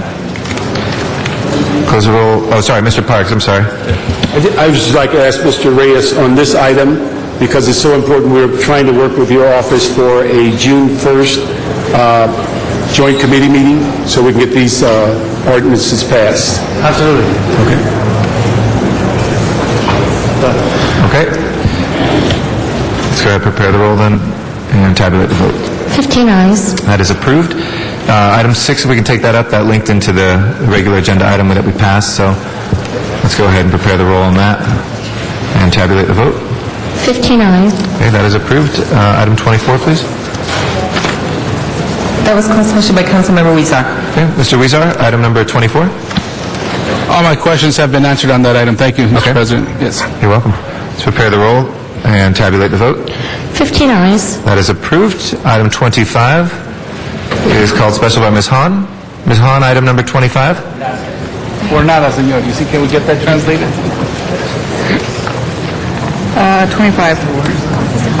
Okay, this is Office of Finance, and this is about providing additional funding. I was going to use this as an opportunity to talk about or ask about the status of collections and the possible new RFP for collection services.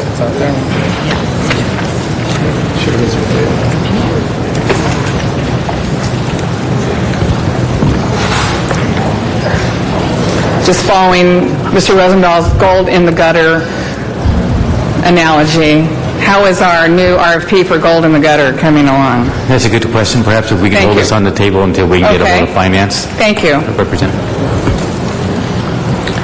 Basically, I was going to ask what's the status of our collections efforts and how soon are we going to be issuing the RFP for new collection services? Okay, so we're going to hold on the table. Let's go ahead to 34, which Ms. Hahn called special. 34 and I think 35, I don't know if those two are linked. No, they're different. So 30, I'm sorry, 28. I think Mr. Weezer you said that got resolved? Yeah, no, not that. No. Oh, that's 24. My That's apologies. 24, So yes. 28, Mr. Weezer. Well, as you know, 28 refers to item number 3 on the general agenda today, and that concerns special events.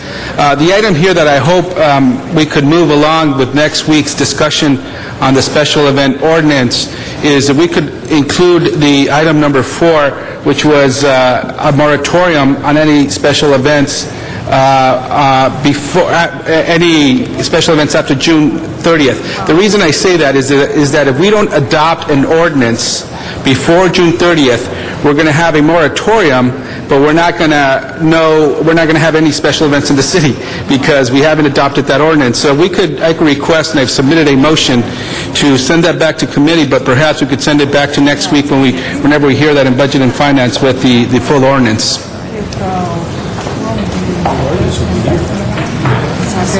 Let's take them together so that we don't split them up. If we split them up, we're going to have, we may or may not have the ordinance in time.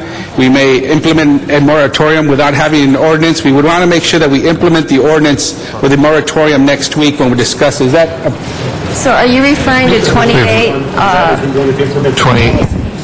28 is 28-4. Item here, we want to implement the policy with the approval of the budget, and the ordinance would be forthcoming. I think that was the game plan. We're going to continue. So you want to we continue this one as we wait for item number 3? Is the question whether or not you want to hold basically 4, number 28 until you get the ordinance? That's your issue on number 4 here. Yes. And the reason I say that, as written right now, it says, said moratorium to be in effect until the above specified ordinance reforming the special events process is adopted. We haven't gotten the ordinance. If June 30th comes here now, we're going to have a moratorium in place with a new budget, and it's going to be chaos. And so what we need to do is next week, as the city attorney's office committed to us that they'll have that ordinance there next week, let's take them up both at the same time so that we know what direction we're going at. If we act upon that now and not implement an ordinance, it's going to be chaos comes June 30th. And I understand the frustration that we need to get a handle on this, but we also need to get the ordinance in place because we have a budget that's starting July 1st based upon that ordinance, and we don't have it. Okay, Ms. Gruhl, Mr. LeBons, Mr. Parks, Mr. Smith. Colleagues, and maybe it wasn't explained in committee, but what this does is, and you're right, it should go in concert, but the challenge is, colleagues, we have 6 weeks between now and July 1st. A lot of motions are being introduced for November, December, money that we are waiving out of this year's budget. for next year's event. We've already adopted the policy that says, all we're waiting for is the implementing ordinance. We've adopted the policy that says 50%, next year, 50% will be covered by the special event, people who are putting it on. For those that are local, and citywide will be taken in the process. So this just says, we will not pass in this city council between now and July 1st waivers for things that are after June 30th for the entire waiver amount, because we're spending a lot of money between December and July on programs and projects that are in next year that, under normal circumstances, would be part of next year's policy, or a policy we've already actually adopted for next year. We've adopted the policy in December. We're just waiting for the implementing ordinance. So we can hold this moratorium till next Tuesday, but I think no items would be passed by the City Council until that moratorium is put into place. Thank you. All right, Mr. Labange. You know, this is the first time I think I've had a chance on this issue. On the issue here, I think there should be an office, Mr. CAO, an office of community events that helps people. They have to file with your office of risk management, so if they're closed the street, they pay for the insurance. But we should find a way to help people to make them have a joy to celebrate, because I strongly believe in special events. If Longwood Avenue has a block party and they close it, and it's a collector street, it's not a major street, there's no direct impact to the flow of traffic, I think it should be looked as one way if it's a collector street. But if it's a major street, it should be looked at another way. And I don't know if that thinking has taken place. Has that thinking take place here? Is it? So could someone explain the thinking for me? Mr. Smith. Yes, thank you, Mr. Lavange, on your time. Yes, it has been brought up as part of the policy. We're doing two things. One, the Board of Public Works and Public Works Office is going to be giving kits to people, on DOT, kits to people so they can take care of their own problems. They can come in and post their own signs. All they got to do is give the city the waiver on the insurance like they had to do before, and let them do the work. Pick up the barricades, those kind of things. Let them do those issues, then we don't have to charge them anything. So those little projects are waived. The bigger projects still have to go through the waiver process, and I've already pushed my time, so I'll go back on my time and explain why. Well, on my time, I'll explain why we need to do this. Right. So I hope I've answered your question. I just want to make sure there's someone, a representative of the city, whether it's regionally, because I believe in the city by region, that would be friendly to people to help them when they want a simple neighborhood block party. The Daily News did a story several years ago. In other cities, it was like $54 to have a block party. Ours was $444 or something. We should try to, and I'm just talking about simple block party. I'm not talking about a commercial event. I'm not talking about an opening of a new business or something of this nature here. I'm talking about a simple neighborhood. And that will be done by the Board of Public Works and DOT, who are already instructed to go forward and help people do those things for themselves. And then the bigger issues we'll still have to deal with. Is there staff there to help them? Good, okay. And also some of those staff. All right, I thank you. Thank you, everybody. Thank you. Mr. Parks is next, and then Mr. Smith, and then you, Mr. Weezer. Mr. Parks. Thank you, Mr. President. Tom, your concerns, I think, are taken up with the resources that were put in street services to allow this to occur, where they can come in and bring forth. The only thing I'd ask is for the CLA, as we keep down this path, there's still one piece of the puzzle that's not there, and that's dealing with farmers markets. And that's something that we have to come back and address, because we're sending motions that are significantly higher than some block parties on waivers. So that was the one piece we cut out. But we need the CLA to come forward with that last chapter of the financial policies. Mr. Smith.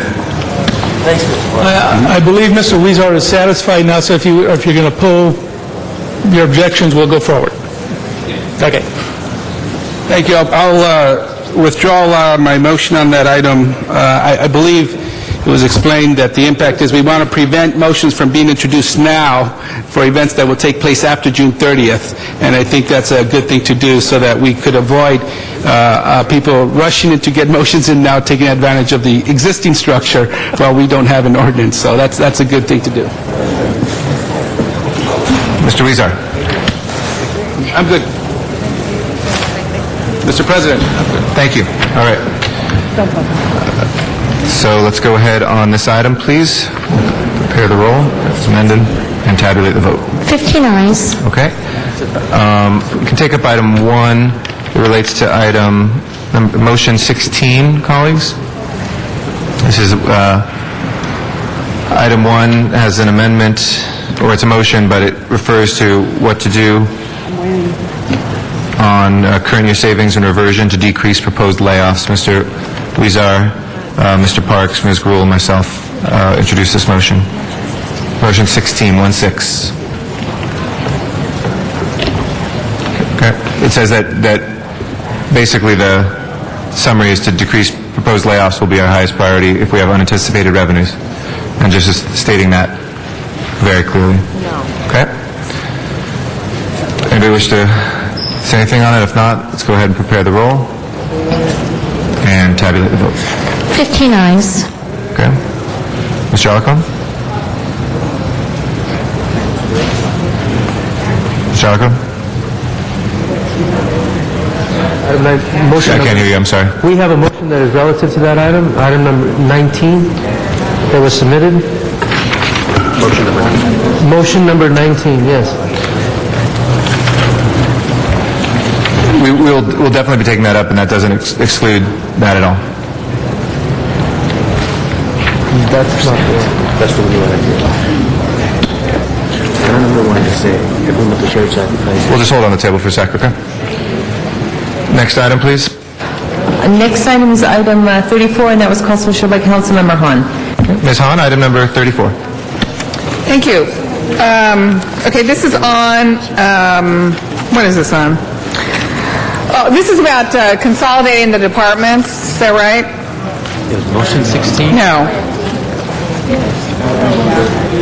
What item are we on? 34. Item number 34 is the Human Services as-needed authority for 2 positions for seasonal needs and LAFD support. I'm sorry, I'm terribly confused. This is not the item I wanted to talk about. Okay, so we can vote on 34? That's okay? Yeah. All right, let's prepare the roll on 34 and tabulate the vote. 15 ayes. That is approved. And we have item number 35. And who is that called special by? Councilmember Hahn. Okay. I believe Ms. Hahn, did you call 35 special? Let's have him get Let's see which one this is. ITA. Yes. Is that right? That's correct. Okay, ITA. It's not exactly in this item, but it was the only opportunity I had to talk about 311. And I understand that a part of ITA's budget, we're discontinuing nighttime calls of 311 and would just like some assurances that we have some mechanism, an answering machine. I'm sorry, Ms. Hahn, I need to clarify something. Folks, we are acting on one, not motion 1, the police hiring one. We're acting on the regular one, so we shouldn't take that off that can be taken off, but, okay. I'm sorry, Ms. Hahn, go ahead. So is it appropriate for someone to give our residents of Los Angeles a little bit of comfort that if they do call 311 in the middle of the night, there will be some mechanism to take that call and have the first staff in the morning listen to it and respond? Was that thought of? Yes, I believe certainly there's going to be a mechanism to deal with those when the phone calls come in. I think it was anticipated that we may, Jacob, correct me if I'm You wrong. want to answer that? Whether we have a live body versus... I can't hear. Yes, there we go. There is a mechanism that's being contemplated. They may not get a live body. There may be, a goat rolls into a voicemail or what have you through the IVR process, but there will be a mechanism and people just... Is it being contemplated or will there be a mechanism? Yes. Yes, there is a mechanism and it will be put in place. Good. So they may not get a live body in the middle of the night, but there will be a way for them to leave their message about some issue in the city of Los Angeles in the middle of the night. Yep. Yes. Thank you very much. Okay. Okay. Thank you for that clarification. Let's prepare the roll on that item and tabulate the vote. 15 ayes. Okay. Okay, if I may, I believe Finance is here. If we'd like to go back to item 25. Item 25, yes, please. Ms. Hahn? Item 25 is now back before us. Collections. It's for the Office of Finance?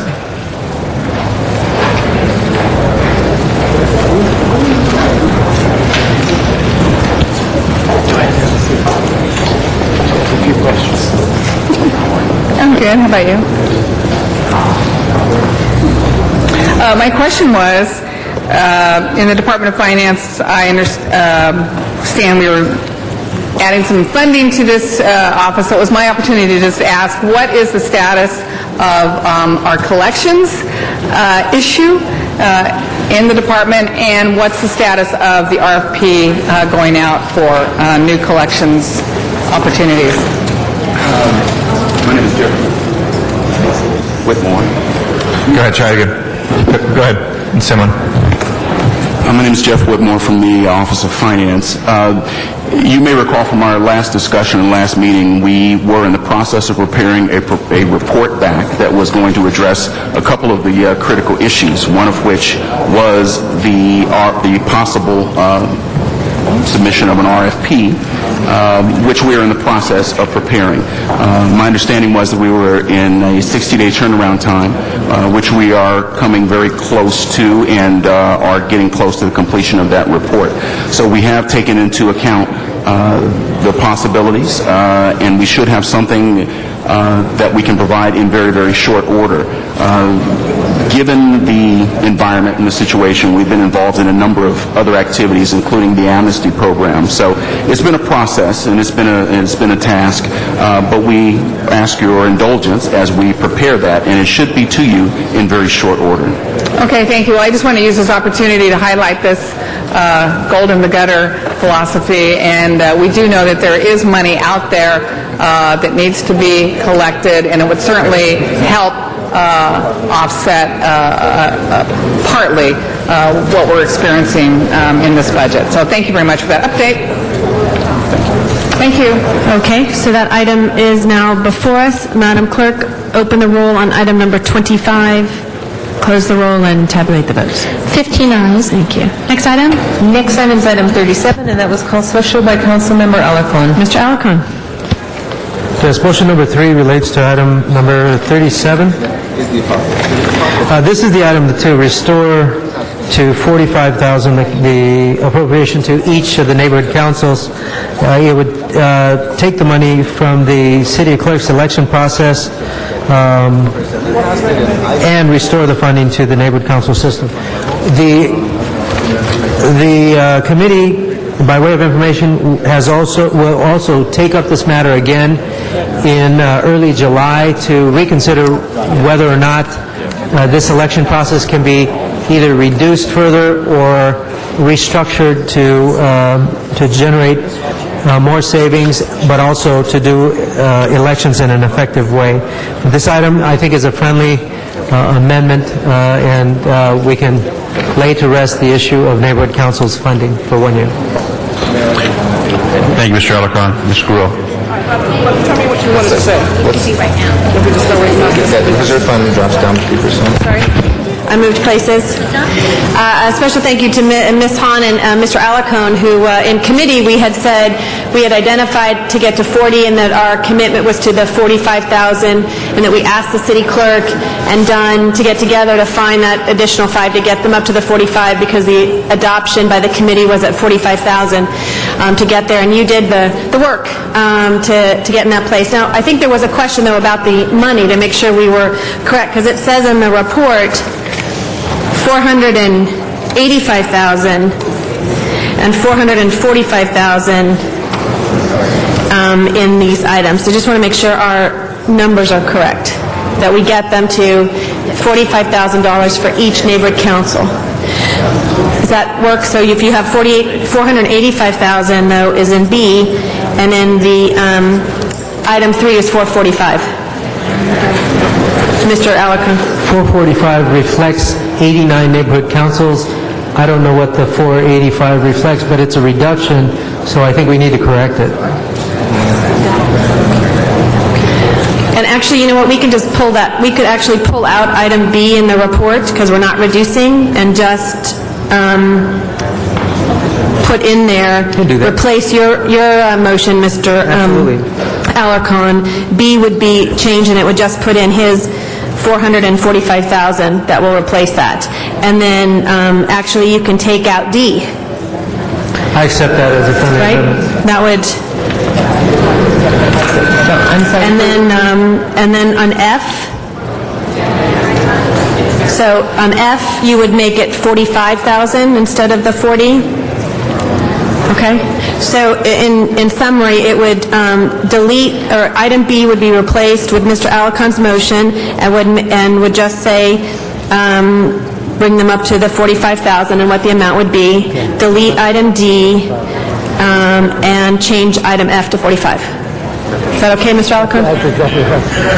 Okay. Is that all right? Everybody on board for Does that that? work for you? That's why you're going to be the next controller. Thank you. Ms. Hahn, followed by Mr. Cardenas.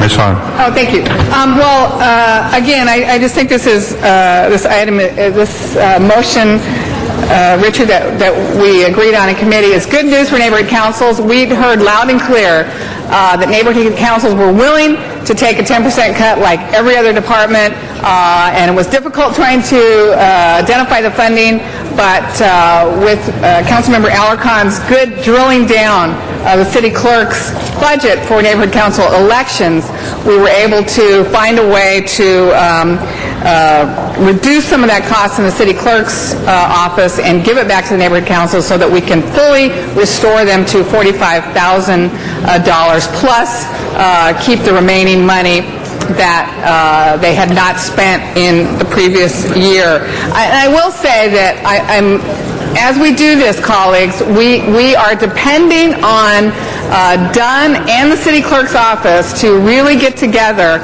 and sort of have a hybrid model of elections. The city clerk only knows how to do municipal elections, and they do them very well. And they were trying to transfer that expertise to neighborhood councils, and what we determined was they need to maybe do a hybrid model where they utilize this vast army of volunteers in the neighborhood council network system to partner with the city clerk's office as we go forward to perform those elections. So we are counting on those two departments still getting together, still working out this idea of volunteers assisting in the elections. But one of the things also, I think I'm introducing a motion to talk about how neighborhood councils spend their money. Because I heard a lot of complaints from neighborhood councils that they would like to spend their money quicker, but found it backlogged in the bureaucratic red tape sometimes here at the city that literally prevented them from spending money. So they didn't want to be criticized for having money that they hadn't spent when many of them had told me they had tried to spend it, but were really bogged down with red tape on spending that. So hopefully we can streamline that process in the future so that this precious money that we are utilizing in the neighborhood council system, they're able to do what they want to do, which is use it to improve their neighborhoods in a more accountable and efficient measure. Thank you. Thank you, Ms. Cardenas. Just asking the staff, what's the net effect of this motion, the changes? Is the overall dollar amount the same, or as the motion was written earlier today? I believe the overall dollar amount's the same, but there's less money in the UB for the neighborhood council elections to be carried on by the city clerk. However, I believe the city clerk has said they will try to make it work with the amount of money that's left. Okay. I was tempted to give each neighborhood council $46,000 just to one-up Councilmember Alarcon and Councilmember Hahn, but I won't do that. But what I probably start a trend in with 47, 48, before you know it, they're each getting $100,000. What's the average neighborhood council size as far as what size of community they represent?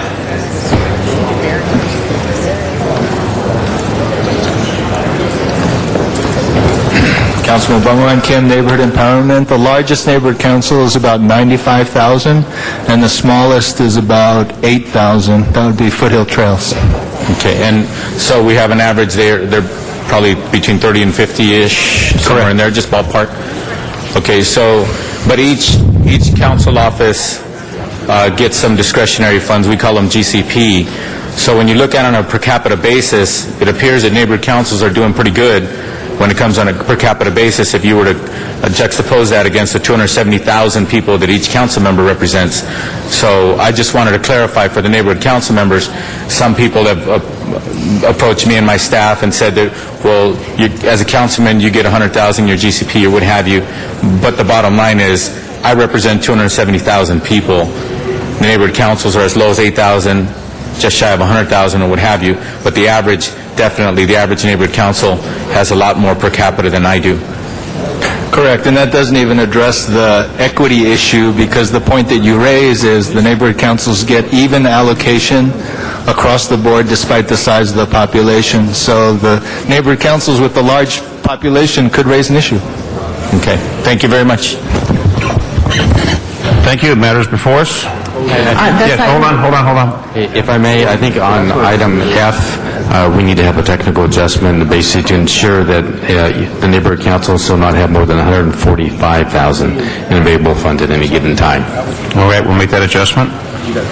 And, Mr. President, that also, this item number 37 also includes motion number 3. That amends number 37. Very well. Right. No, I mean, we're I open the roll, close the roll, tabulate the roll. 15 ayes. Thank you. Next item, please.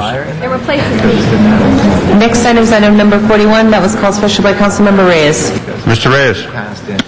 Thank you, Council President. I know it's a long day, but I call this special, one, because when we talk about other planning activities, it's important that we realize the potential of the city. If the rezoning has demonstrated in a pocket within a specific plan and the river corridor, we were able to look at approximately 80 acres of land. Actually, it's 84 acres of land that the city owns. Of those 84 acres, about 20 acres are used for parking. With these new zoning designations, we have urban village and 2 or 3 other categories. When you look at the privatization of the air rights and initiating an economic development strategy, we can actually realize a greater return for our use of land. In this case, when you look at the new change in land use designation, we can realize approximately $150 million of a new revenue source by understanding the value of that land. We don't have to sell the land, you activate the air rights, and you generate a whole new layer of revenue stream that can be projected over the future of this city. So the planning department, understanding its planning police powers, can capture this new value, this added value, if we choose to take that step. It requires that every department head eliminate, or to a degree possible, decrease their fiefdom mentalities and how much land they want to control. It means that department heads have to actually cooperate with each other, share parking, share maintenance yards, look at air rights, coexist under mixed-use scenarios. I've been trying to do this for the past 6 years, and there's always a reason why we can't do this from the point of view of the department heads. And that, to me, is a posture we can no longer afford. So I'm hoping we realize the opportunities that this can arise by starting with these fundamental steps and looking at our air rights and our land use designations from a different point of view. And so when we get this report back, if we can have our director of planning who's at the table to come back, perhaps using this as an example of what could be duplicated throughout the city. And I'm not sure, Director Goldberg, would like to share any thoughts on that point of view. Well, I would be happy to report back to you on that. I certainly agree with you that this is a very important issue and that we need to be working on this to create the kind of economic prosperity in this city that we all are looking forward to. And I think that this particular program can really help us with our economic recovery. So the Planning Department is committed to this work program. Thank you. And we do have a motion coming down the pipeline by the end of tonight, if not tomorrow, to address this specific directive. Thank you. Thank you.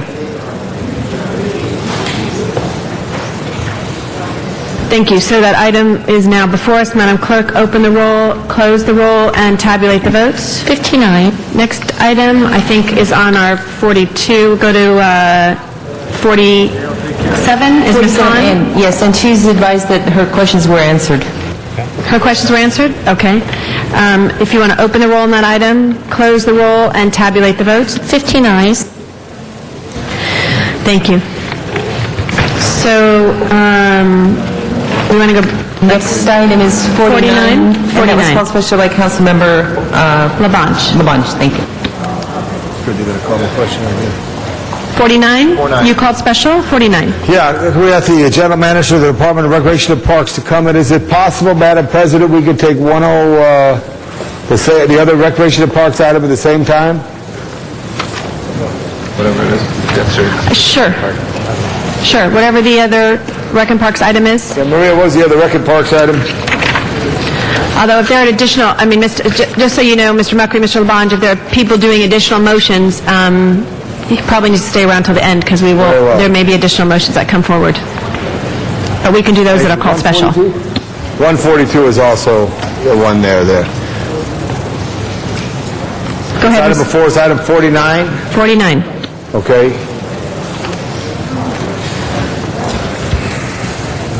49 is $1.5 million allocation at the discretion of the general manager. Is instructed to report back within 30 days to the Budget and Finance Committee with a work plan on the expenditure of these supplemental funds, including the amount allocated to mitigate critical service reductions to the public. Mr. Muckery, on this issue here, how does it affect Recreation and Parks? Well, this certainly is going to help us make up the difference between the 10% shared sacrifice and the 18 million utilities. It won't totally do away with some of the cuts that we're going to have to look at in services, but we are looking at putting this money in more in equity-type programs to offset the real cost of programs in those low-income or disadvantaged areas. We do have some other concerns. As we go forward in implementing this budget, we've asked for a number of positions to be held vacant but accessible because we want to use those positions to generate revenue through doing in-house projects, and that gets us into possibly 92, line 92, and also the general directions to this committee. We would like to keep positions open. As I said, we have monies in Prop K, Prop 40, Prop 20, and Quimby that we want to fill positions as needed to do projects quicker, free up these positions, and take this additional revenue and put it into the recreation side. The staff, and I don't know if it's been as detailed, but staff did prepare a list of charges on what it costs to operate at your facilities. Do you have a general menu? I'll provide that in writing. The positions we're talking about in here are positions for joint use, new and expanded facilities, and the project development, my advanced planning group. And those were approved by our Board of Recreation and Parks, and they're funded from monies currently in our budget. I got that. I just want to make sure, that we know that or are aware of it. The one question I have, Mr. Muckery, with the budget crisis that's here, is the fact that what times would you have to make adjustments? Because I don't want to see us close centers on weekends, but if they have to be limited hours, have them. What are your weakest days of the week? The weakest days of the week probably are Tuesdays and Wednesdays. The commitment I made to the ad hoc committee was that now that the budget has taken its form, we will be developing a systematic approach to how we will do the programming while existing with the budget. We should, in fact, start taking the cuts now. However, because we have got to open up swimming pools in less than a month, we've already started the hiring process for the summer. We've advertised our camps. We put in the mechanism, so our constituents are counting on us to be open every day of the week in the summer right now. It's a little late now to tell families that they will not have a camp or daycare this time. The issue you're talking about is very germane and very important as we go forward, is to develop basically a cost analysis of what a community could adopt. If they did not want a center closed on a Tuesday or Wednesday, I could tell them what it would cost them, and they could come up with the money, perhaps the neighborhood councils or some other mechanisms, and we have been working on that. Yeah. Thank you, Mr. Muckery. Just be aware, it's very important. Thank you, Mr. Labange. Ms. Hahn, followed by Mr. Cardenas. Thank you, Madam President. John, I was looking through the budget, and I will tell you, I was a little surprised that you would be adding yet another AGM. You already have 3. So this will be the 4th AGM, and I'm kind of going on my same line that I went last week on another position being created in the Harbor Department. It's really the best time to be adding an assistant GM. Can you make the case, and how are you going to pay for it? I can make the case. Actually, I've already cut out a superintendent position, senior executive management. We're not holding my time? Okay. Senior executive management position, knowing full well that we were going to be facing this crisis. The position and the organization I'm asking for is advanced planning. Many of you are benefiting from right now.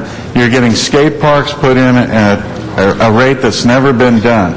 We're actually bringing in money from LA84 and Nike, from Carl's Jr. to do this.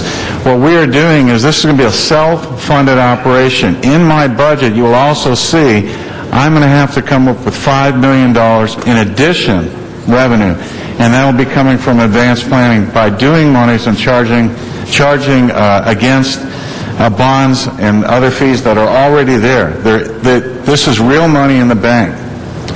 So you're paying for it? Doing the work in-house. For example, I'll give you, and I hate stepping on this, but Quimby. Once a Quimby program, it has been accepted and authorized by my commission, Commission of Recreation and Parks, I can start charging direct costs against that. We have not done that in the past. What we have done is either contract... But you don't need an assistant general manager to do that. You can just do it. We're adding an organization to do project management in there. Yeah, I got to tell you, it's like you said, you're doing things right now with what you have at a rate that we've never seen before, and I agree. And I'm also working on getting private-public partnerships on skate parks and everything else. In all good conscience, I don't know about the rest of you, but in all good conscience, it doesn't feel right to me to add an assistant general manager when we're talking about layoffs and furloughs. I understand. We're asking everybody to do more with less. This doesn't feel right to me. And I cut out a management position for this very position. Yes. The Griffith Park superintendent was eliminated. Right. We gave up on that for the good of the whole park system to have an assistant AGM who could push projects. How frustrating has it been when projects haven't been able to move? They will be able to move better with this position. And we gave up a position that was very effective in that. Yeah, most of the Rec and Parks projects, I feel like my staff has to push to make it happen. So I'm not convinced that this... and I was also told that you were going to pay for this through Quimby and Prop K funds. That's correct. Okay, that also bothers me, colleagues. Quimby funds and Prop K funds, those are funds that we use right now to improve existing parks and, existing projects. So I don't know how I explain to my constituents that I'm taking those Prop K and Quimby funds and creating an assistant general manager. You're actually paying that already. You're actually paying management fees to civilian companies to oversee these projects at a rate probably 50% more than what we're doing or could do in-house. So we have a choice. We can do it the way we've always done and pay 50% or 6% more, bring it in-house, deliver it quicker, do it with our employees, saving that money. The money we save, we actually move over to the recreation side. These employees are already there working. Yeah, I'm not convinced, but... Well, let me just say this. No matter what we do going forward, every department in the city is going to have to do a major reorganization. What you see today is not what we're going to look like in 6 months. So this is one of the things we look forward. I look forward. How can we better serve you? How can we get these projects quicker? How can we save money and actually expend funds that are sitting there? This is one mechanism. Mr. Cardenas, followed by Mr. Wesson, and then followed by Mr. Labange. Yeah, first of all, I'd like to thank you, Mr. Mucker, for hanging in there. This is outrageous times when we look at how much money we're having to do without, and yet we're asking people like you to do more and more and more with less. But as I just heard you, I'd like you to clarify, please. Did you say that you got rid of a high-level position?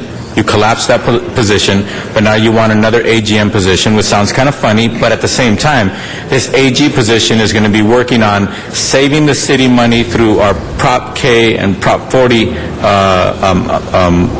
Prop K and which other one? The Quimby, Prop 40. Quimby and Prop 40, Prop K funds. So it'll save us money overall. So basically, we're going to be better at maximizing the money that should be going to projects, and you're going to be using less management dollars in the long run to get more done? That's correct, and plus we want to position this city for Prop 84, which is a $400 million bond coming down from the state, in which we're going to have to do a better job partnering with other 501c3s and communities. I will also say the position I'm asking for is actually an accretion of duties. So it's not, I got rid of one superintendent, I have a position I want to upgrade, so you take those two and actually will be less cost to the department in the city. And getting more done. Getting a heck of a lot more done, and we've already proved it. If you look at what we did at Bielenson Park when we put in a universal access playground in-house, we did it for 40% less and we did it quicker. Okay, thank you. Thank you very much. And then also, the report's going to be back within 30 days of, like, tomorrow, or? That's on the 1.5 million, yes. I will show you where I think my greatest needs are right now, but I'll tell you right now it's going to be in equity to offset the true costs of these programs in areas that need it the most. My budget used to include $26 million additional that was coming from the general fund, and it went for the maintenance of public buildings, it went for class parks, and went for equity programs. The only funds we get now are from property tax revenue, and the revenues that we can generate, $5 million of which are going to be new revenues from this advanced planning group. So you said it was $26 million. What is it now? Zero. We don't. So you're taking, in effect, a $26 million hit to your department? We've taken that already over the years. This year, the new costs are going to be the 10%, which is $11 million. That's a shared sacrifice, and the $18 million in utilities, which really comes to about $30 million out of a budget, $177 million, that we're going to have to manage. How many different locations are you in charge of? We have 415 Rec and Parks locations. And you handle the maintenance, the personnel, and those are basically your properties that you manage tip to tip, and not only with personnel being there, like Park and Recreations directors for the kids and the families, but also the gardening and all that stuff is handled in your budget? That's correct. 415 Rec and Parks facilities, another 30-plus city facilities, police stations, fire stations, animal services, libraries that we also maintain. Okay. Thank you for your good work. Appreciate it. Mr. Wesson. Thank you, Madam President and members, and Ms. Hahn. Your concern, of course, is justified. I share that concern, but I do believe by the elimination of this superintendent position, it shows that Mr. Muckery is sensitive to that as well. And just just to give you this example, if we could get a general manager that would do the things that, an assistant general manager that would do the things that Muckery suggested, I'll give you a perfect example. I got a skate park built in the district that I'm fortunate to represent, probably at about $135,000 or $140,000 less than what we normally do. The thing that was so amazing, they discussed this late December. It was completed in February. If we can have somebody that could spearhead these types of things, I think individuals that represent districts like you and mine and Mr. Parks, I think that this is a huge a huge advantage for us. So John, I appreciate that you're sensitive to the need for us to cut back, and that commend Tom for putting the whole city before Griffith Park, even though Griffith Park is big enough to be a city itself. But I do appreciate that. But John, I support this, and I would hope that others would do the same. Mr. Reyes, followed by Mr. Alarcon, then Mr. Labange. Thank you, Madam President. I just want to stand and support Mr. Munkin's effort. I do hear, Councilmember Hahn, your message. But from the bottom line, I've seen this department perform in such a way where a whole rail yard, 40 acres of land, 20 acres becoming a city active recreational facility that essentially had been done in many, many years, done in record time, with many efficiencies. And I believe if it's the same team that we're talking about that will fulfill this particular role, those are efficiencies and cost savings that this city will realize, because it's already been demonstrated. My only question to you, is when we look at the CAO working with you and how you collect fees and how we maintain the revenue base, looking at our soccer fields and our other facilities, are you getting the kind of support through the CAO, or have they even had a chance to address this issue, knowing it came up, I believe, about 8 or 9 months ago? Again, this is where we tend to bleed. Our inefficiencies in how we operate and hold people accountable for cash transactions when they use our facilities. There's a cottage industry out there with our soccer fields. Certain people rent, lease them. Next thing you know, they're leasing. It's a bigger issue. It's another meeting. But I want to know, has there been any traction in that direction? You're correct, Councilmember. We, in our zeal to get youth and sports facilities, our permitting process is flawed. What has happened in the past is permits are pulled, and they're cheap. A lot of times it may be $8 or $9 an hour to use one of our facilities. These same people pulling a permit will then lease it out for $200, $300, $400, $500 for that same hour. We have to do a better job. That won't be under advanced planning. That comes under my municipal sports. We are working with the Los Angeles Police Department, City Attorney, to tighten that up so that if you pull a permit, you use it for your intended purposes, we're going to check on you. If you're not there, we're going to fine you and bar you from using our facilities. We don't have enough facilities. We have to do a heck of a lot better job. So my ending point is, there's got to be a time, I believe the CAO has to sit down with you and your generals and really look at a system using technology to make sure that we're not losing cash because of these cottage industries that are making money off of our taxpayers' backs, denying our kids access to the field, and letting others come in from other parts of Southern California to use the state-of-the-art facilities that we have invested in. So we need to cut that problem out, and we need to install that system. We've got ways to have transactions without cash and still allow for us to realize our true gain. So I'm hoping that happens very, very soon. Yeah, let me just comment on what the council member just said. We are very vulnerable in that we do handle a lot of cash transactions. And I'm very sensitive to it. I understand it. This is a resource we need to look at, and we need to put some teeth to our own policies. You have my commitment. I will get on it. We have been looking at it. And it's going to just take some effort, because in this economic time, we are even more vulnerable to that sort of scams happening in our parks. Again, I commend you for your work, your team. There are many unsung heroes there. Thank you for your hard work. Thank you. Mr. Alarcon, followed by Mr. Zine. You know, when Janice Hahn stood up to speak, I leaned over to Tony and I said, Tom, you shouldn't have called this a special. But now that we've engaged, I think it's important to point out that I have often said that city forces are competitive with other workforces, but we haven't captured that workforce in a sense where we can generate revenue for the city that we wouldn't otherwise have considered. Given the horrible crisis that we're in, this is an opportunity for us to re-examine some of those notions. Do we always have to go to an outside contract, or are there mechanisms internally that we have already at our disposal that could reduce the product that we are trying to, or service that we are trying to achieve?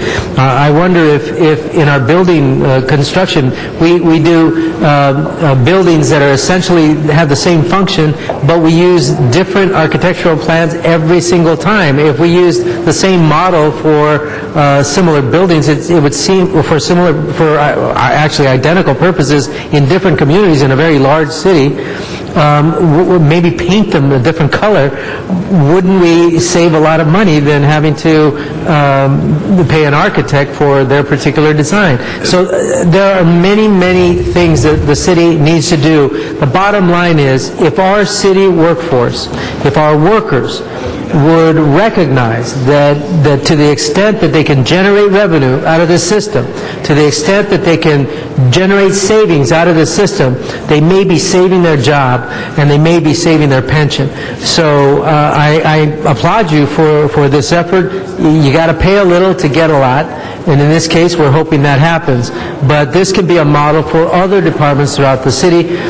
We can also brand our name, the City of Los Angeles. Why aren't we using branding more? Why aren't we getting advertising dollars in at a time that's quite... Maybe we don't do it under good years, but in bad years, maybe we provide exemptions to allow us to do some things that we wouldn't otherwise do. But we've got to explore these revenue streams. This is the worst budget that I have ever had the misfortune of working on, and I don't think it's going to get much better next year. So we've got to find these unique methods, and I want to say thank you, Mr. Muckrey, for this opportunity. Mr. Stein, do you really want to say anything, Mr. Muckrey? Okay. I want to tell the councilman was dead right. We have to do things better. What we did in swimming pools, we designed our pools with one equipment room, one set of equipment. Before it was whoever was the lowest bidder. Our own charter and our own bidding thing, lowest overall value to the city, lowest overall cost to the city. Southwest Airlines is probably the only viable airlines in the industry, and you've heard me say this because they fly one airframe. We should not go out and continue to build GEMs instead of a GYM. And architecturally, you can do things differently. You can build a gym and use the British term of folly. So exterior looks a little different. Interior is the same gym, same equipment, same lighting. And we are doing this with children's programs, as you know, with our smart irrigation, where we're hiring children through CDD and redoing all the irrigation in our parks. So we are very sensitive to keeping revenue within the city and doing youth development projects. Mr. Zine. Thank you, Madam President. The number of facilities, how many facilities do you have throughout the city of Los Angeles? There's 450 recreation parks facilities. That includes golf courses? Correct. Swimming pools? Correct. So you have 450 different sites that you're responsible for. How about staff? How much staff do you have, including your lifeguards during the summer season? Well, we've gone down a little bit over the last few years. We're down to 1,961 full-time employees, but that's kind of, I have to keep 300 of those vacant. So we started out with about 2,200 3 years ago. We're down to a little over 1,600 today, full-time. Part-timers, we've gone from about 8,000 to about 7,000 part-timers. So that's 7, 8, that's almost 9,000, and you're asking for one assistant general manager. I'll give you 2 or 3. 2 or 3 assistant general managers. We have 3 assistant general managers, chief of staff, and myself. You're asking for one more. That's correct. But I'm cutting out a superintendent and upgrading a current superintendent position, so it's actually 2 for 1. I'm actually cutting a position to upgrade one position. And is that going to be a competitive testing process? It'll be, and this is the other benefit, it'll be an exempt position that will go through an interview process based on resume and based on qualifications. So at any point in time, if the revenue's not there, we choose to do something else, it's an exempt position. That person can go back to their class. Are you looking for a current Rec and Park employee? I'm looking for the best person to do that job, just like I have in every promotion I've done in this city. So they could come from another department or from outside the city family? It will be restricted probably to professional series engineer, project manager class, but yes, it could come from any department in the city that meets that specification. Okay. As has been stated by many of my colleagues, they have great confidence in your ability. You've done well in general services, done well in Recs and Parks. Your personnel are very happy with your leadership, and you get things done. So, congratulations. Thank you. For another fine job. Thank you. Mr. Labange. Thank you, and members, I ask for an aye vote.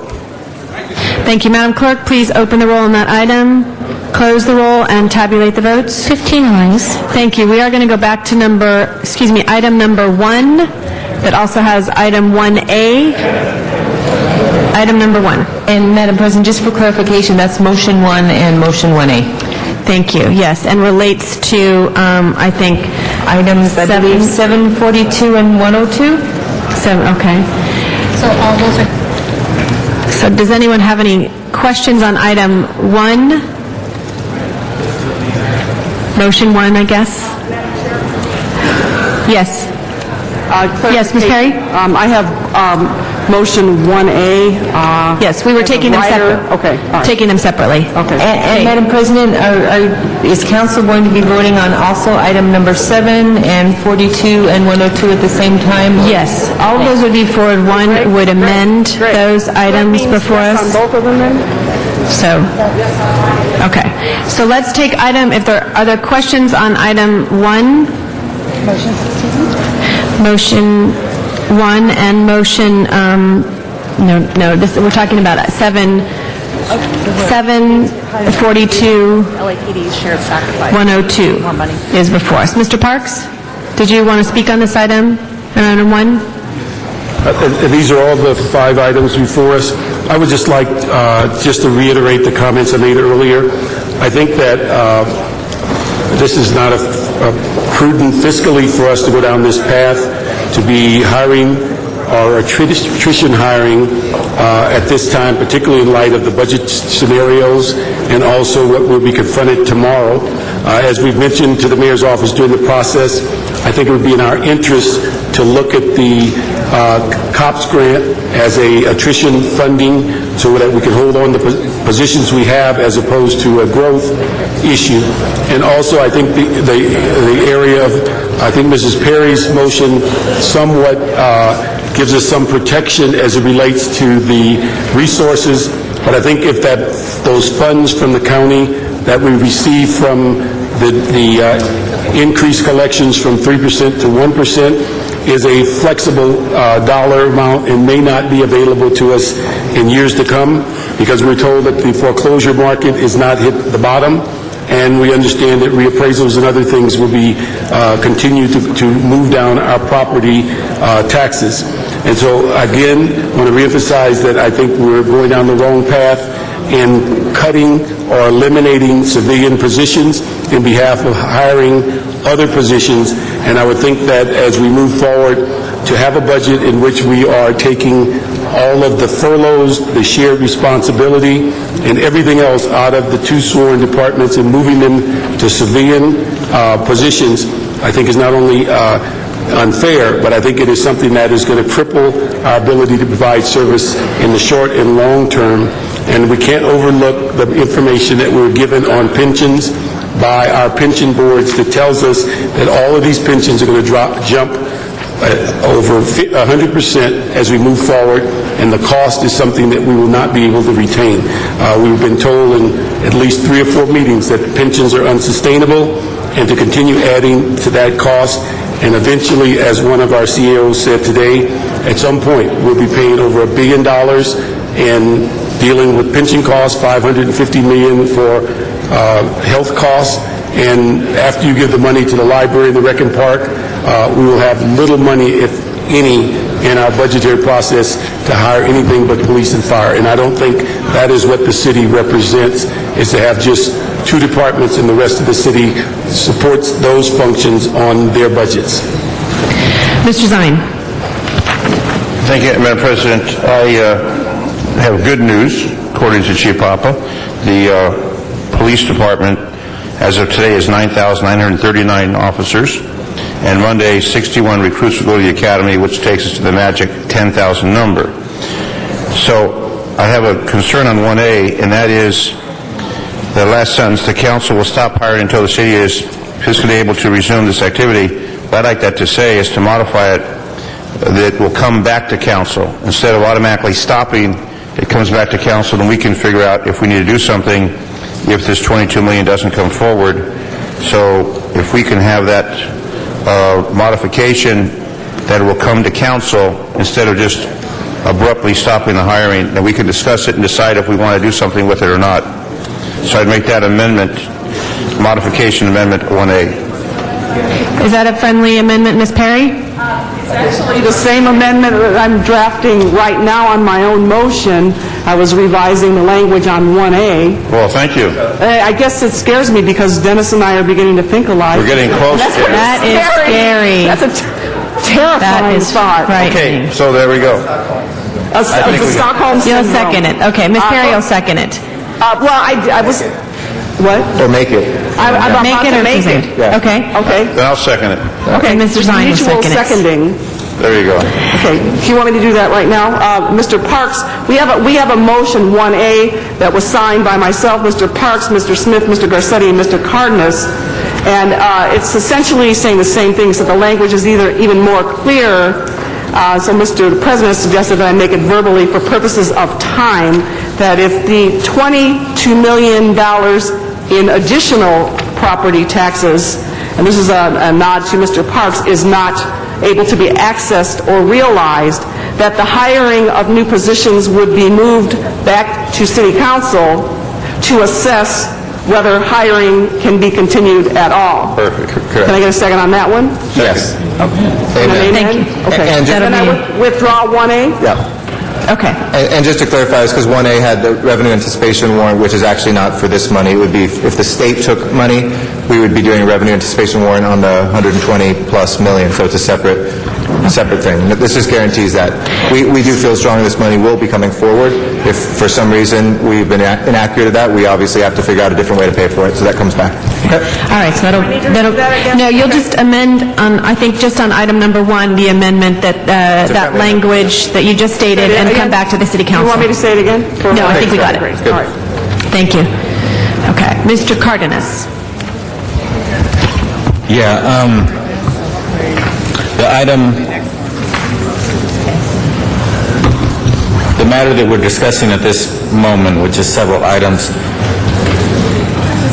it still doesn't address the issue of question of the CLA. Does this speak to the issue of the growing amount of general fund money that we're going to need to dedicate and send over to the retirement accounts? Or is this mainly speaking to the salary requirements based on the number of positions should we continue to hire?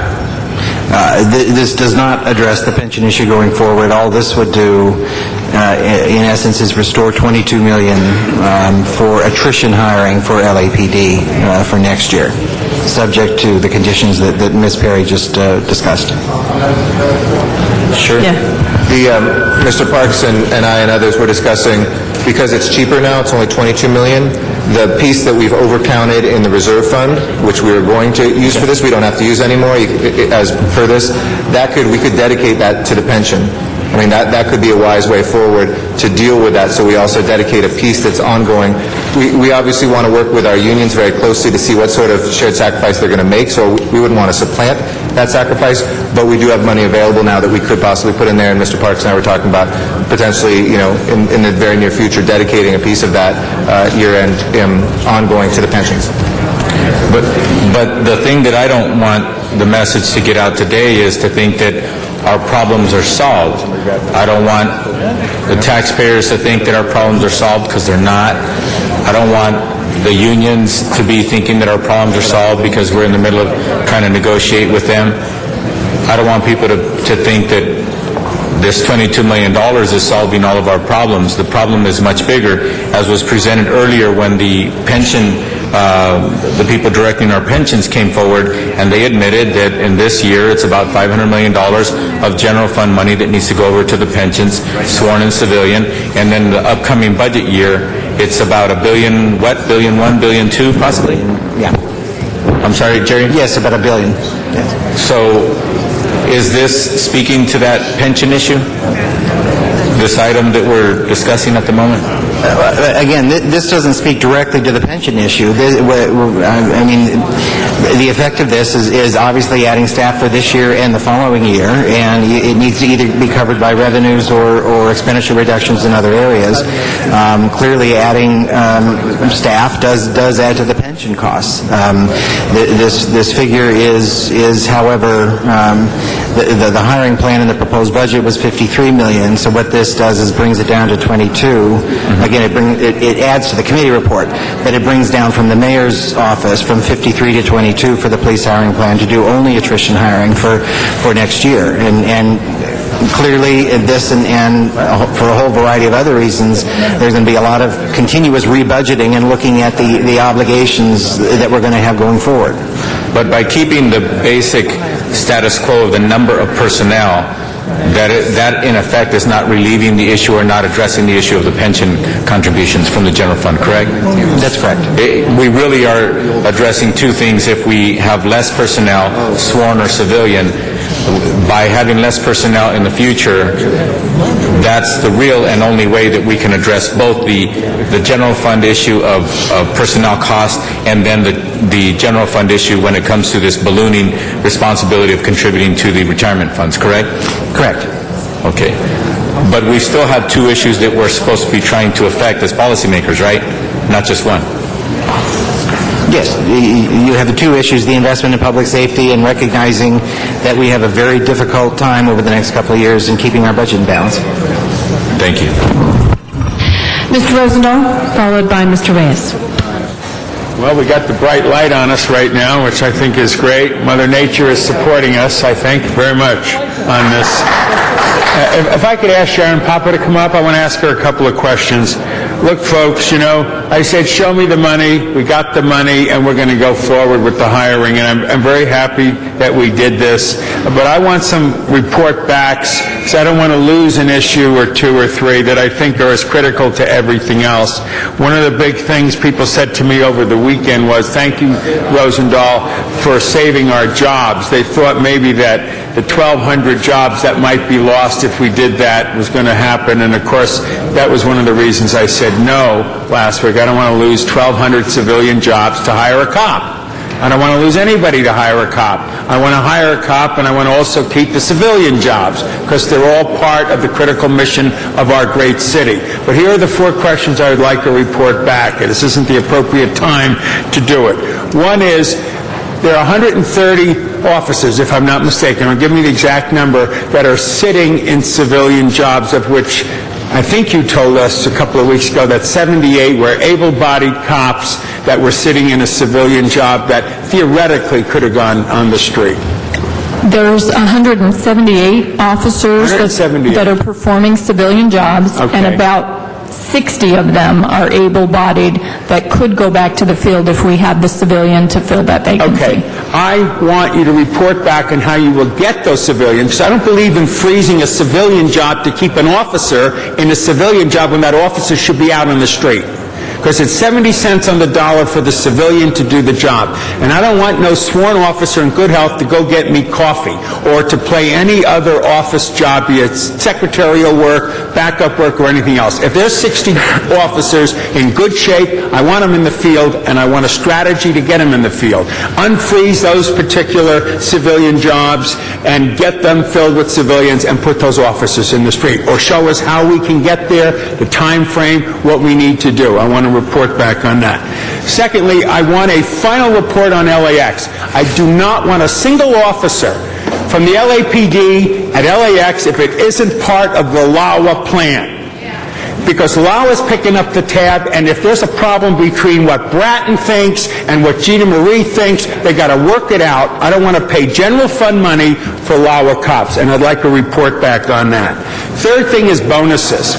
Look, when you're in harm's way, I'll ride across the road to help you out on that. And I want to know all the bonus structure, how much it is, and what it is for. And if there are any particular bonuses in there that aren't directly related to putting yourself in harm's way, I want to know about that, because I don't want to lay off somebody else at another part of the critical family to give an officer a bonus, unless it's something that makes a lot of sense. The bonus structure, the amount of money, and how we reward them. And the fourth one is, I want a better analysis. As much as we've scrubbed the numbers, I've never seen it, is the whole question of overtime. I know one aspect of overtime, if you do an arrest or something, the end of your 3-day week and you have to go to court the next day, I understand that. But I want to understand the entire overtime picture, how much it is, what the different issues are, and if there are any parts of that overtime that we can look at from a different angle to lessen the overtime. Those are the 4 report backs. We got time to work on this, because this budget, no matter what we approve today, will not be the final budget, because we'll have tomorrow to deal with the election, and we'll have follow-throughs and all of this economic recovery that will constantly make this an ongoing budget, a work in progress. So if I could get those 4 report backs, I'd be most grateful. No problem, sir. We will get to you. Thank you. Mr. Reyes, followed by Mr. Alacone, followed by Mr. Zine. Thank you, Madam President. I've got CLA with the CAO. How does this action impact the budget given tomorrow's election? What's the relationship here? Can you just shed some light on that? And because I just want to make sure we understand the meaning of our action today. Please hold my time. This action before you would recognize the $22 million that we were told on, I believe, Friday, that the county is saying that we're going to get in property tax for next year. So that is ongoing revenue. It also involves a couple of grant funding as well for a total of $26 million. So in terms of the election tomorrow, the state, in the governor's proposal, if the items fail tomorrow, then the state will look at taking up to $120 million from the city. $120 million from the city, yes. Now, how we deal with that, quite frankly, I think, regardless of this motion, I don't think we can withstand a $120 million hit. So my assumption would be that if that does in fact come to pass, then we're going to be looking at doing some sort of a borrowing based on the state's requirement to pay us back, so that we can get the $120 million next year in some fashion. But that's years down. That's years in the future. Well, it has to be paid back over 3 years. In 3 years? It must be paid back over 3 years, yes. Okay. And with interest, the number of civilians that we would have to, is there a number yet that can be identified in terms of cuts that we'd have to make on the civilian side, given our action today? Should we take it? Well, again, your action today is adding revenue to the budget, so in and of itself, it wouldn't result in additional. I'm sorry? In and of itself, it wouldn't result in additional reductions. What you're doing is recognizing additional revenue, not in the committee report. So we don't have to lay or increase the number of people losing their jobs on the civilian side. It has no relationship there.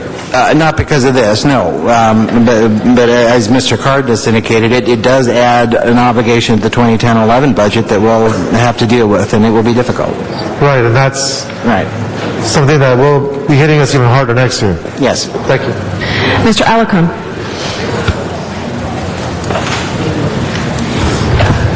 Anyways, I just don't want the public to get the wrong impression.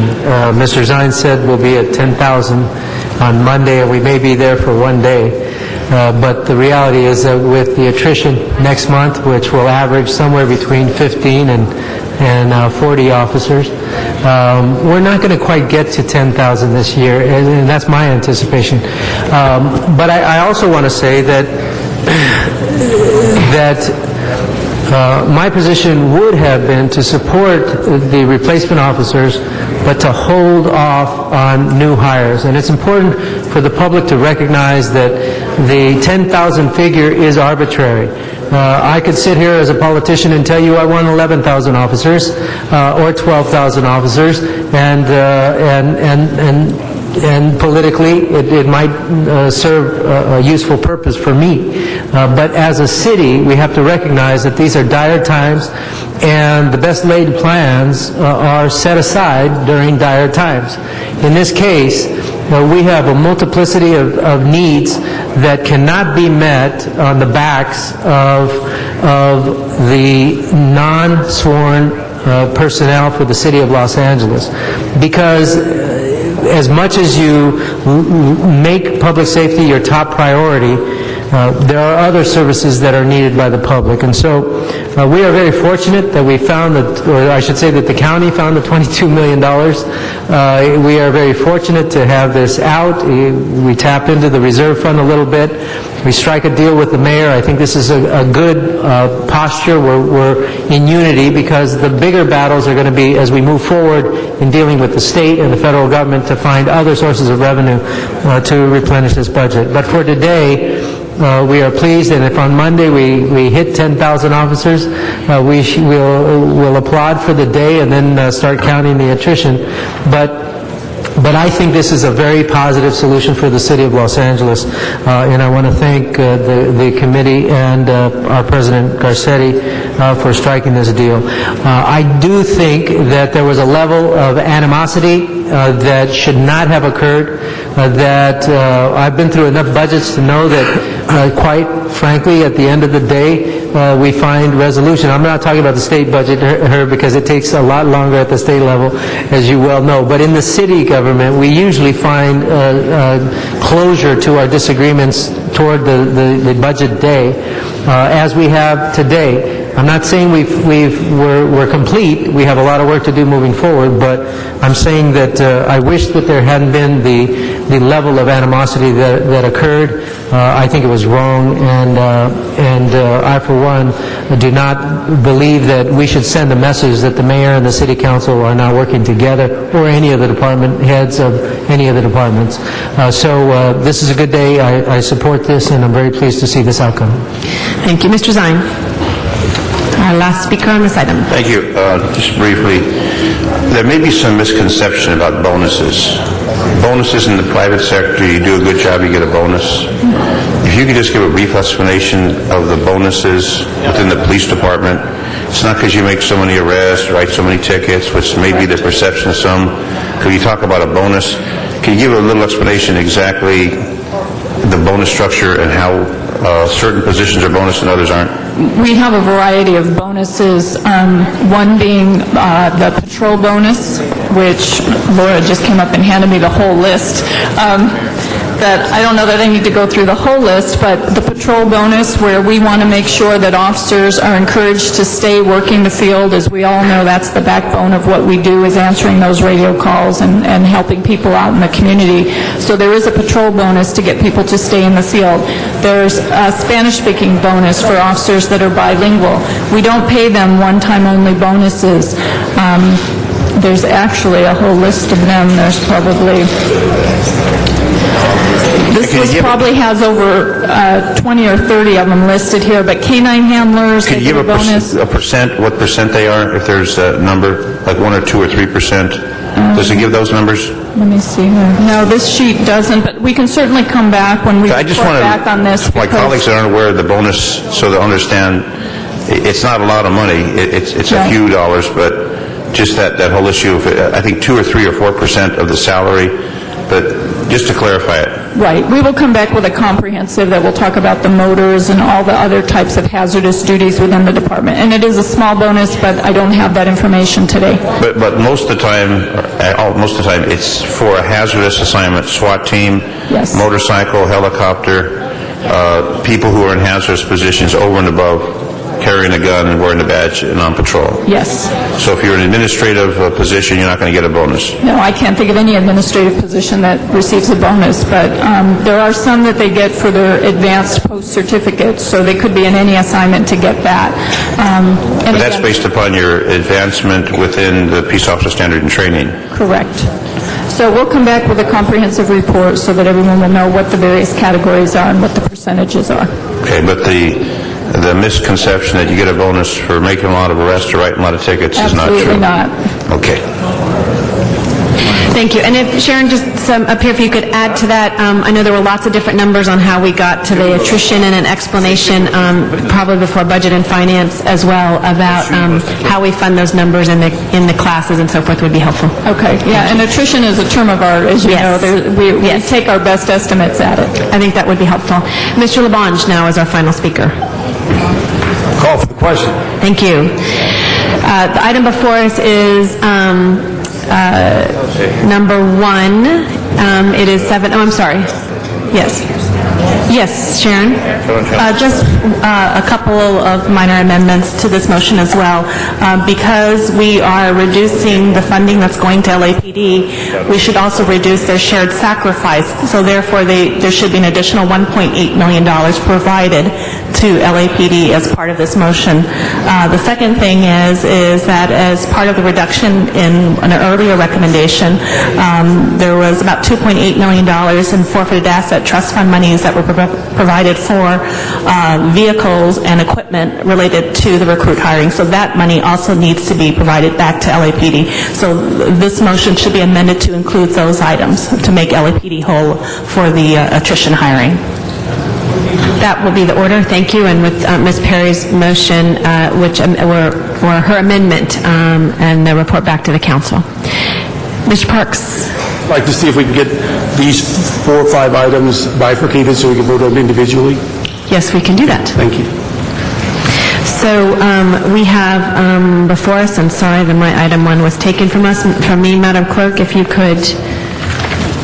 Do you want to vote on then motion 1 and 1A? Let's go, well, 1 has been amended with Ms. Perry's. 1A was withdrawn. 1A was withdrawn. Ms. Perry just added that if the money does not become available through the property tax, that it come back to council to review the hiring plan. Okay, so that's item 1. As amended. 1 is amended. Yes. 1A was withdrawn. 1A was withdrawn, Mr. Parks. Your motion was withdrawn. What I have is I want to vote against 1, okay, but I want to support Ms. Perry's amendment. It's an amendment to 1. It's an amendment to 1. It was always an amendment to 1. Pardon? We could do it that way, Mr. Parks, if you would like. I think we probably can handle that. Okay. So, which, We can make it, we can separate it. My objective was is to bring clarification to the situation. That was my objective, which is why Mr. Parks signed the motion that I drafted in the first place. Correct. And so, we can however we can enable him to do that is fine with me. Yes. So we will have 1, and then we will have 1A as amended, which was, I think, a little bit of you and Mr. Zine making that amendment. So we will vote first on, Madam Clerk, should we vote on 1A first? Okay. We will vote on 1A first. So open the roll, close the roll, and tabulate the votes. 15. Okay. Then we will vote on item number 1 that is before us. Madam Clerk, open the roll on item 1, close the roll, and tabulate the votes. 49, 1 no. Okay. And, yeah, did you want to vote no? Okay. Mr. Cardenas voted no on item number 1. Do we need to vote as well on the recommendations that that Sharon put forward? Or we'll just include that as item number 1? In item number 1, okay. And then do you wish also now to vote on items then 7 yes, we'll vote on items 7, 42, and 102 as amended. Okay. So item 7, colleagues, item 7, and Mr. Cardenas, just so you know, I'm voting separately on the items now? Okay. On item 7 is before us. Madam Clerk, open the roll on item number 7. Yes. So this is, 7 without being amended. No, 7 as amended. So that takes All of away the these. freeze. Yeah. Got it. So 7 as amended. Okay. So we'll open the roll one more time on 7 as amended. Open the roll, close the roll, and tabulate. Yes. 15 ayes. It was amended by item 1. Okay, then I have to go back and vote against it. Okay. So all the items that will be before us, the next 3 will be those items as amended by item number 1 that we did just now. Motion 1, thank you, sorry, motion 1. So Madam Clerk, open the roll on item number 7. Close the roll and tabulate the votes. 14 ayes, 1 no. Thank you. The next item, I believe, is item number 42. Open the roll on item number 42. Close the roll and tabulate the votes. 14 ayes, 1 no. Item number 102. Open the roll on item 102. Close the roll and tabulate the votes.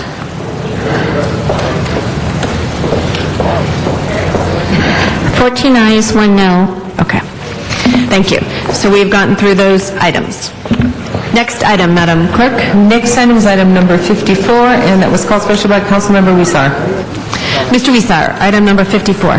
Thanks, Madam President. And I'll keep my comments brief, but I did want to bring to everyone's attention that this coming fiscal budget year, we will implement a zero-based budgeting process for rec and parks, and I know the CAO and the CLA is working to identify other departments. The importance of this exercise is to go into each of these departments, as zero-based budgeting calls for, and to start building blocks about what is the essential service that that department calls for, and then look at each additional block as required to fulfill its mission. I think this would help us save millions of dollars in our departments. It will look at years and years of added programs without going back to ask ourselves if we really need it. ITA did this on their own last year and found $2 million additional dollars without us asking them to do it. But I just want to bring it to everyone's attention that when we're looking at $1 billion shortfall for the following fiscal year, we need to do this more, but we are only able to build capacity to get a consultant to help us with these departments, and we will see some huge payoffs, I think, and hopefully we could start instituting zero-based budgeting for more departments. Just want to bring that to everyone's attention. Keep an eye on it. I think it's good budgeting practice that's going to help us quite a bit, because right now all we see is through incremental budgeting, we just see the proposed cuts, but we don't see what's in the department to get a full picture of what's there. Thank you. Thank you, Mr. Wisar. With that, let's go ahead and prepare the roll on 54 and tabulate the vote. 14 ayes. That is approved. Item 55, the questions have been answered as well, so we can go ahead and prepare the roll on that. Mr. Cardenas?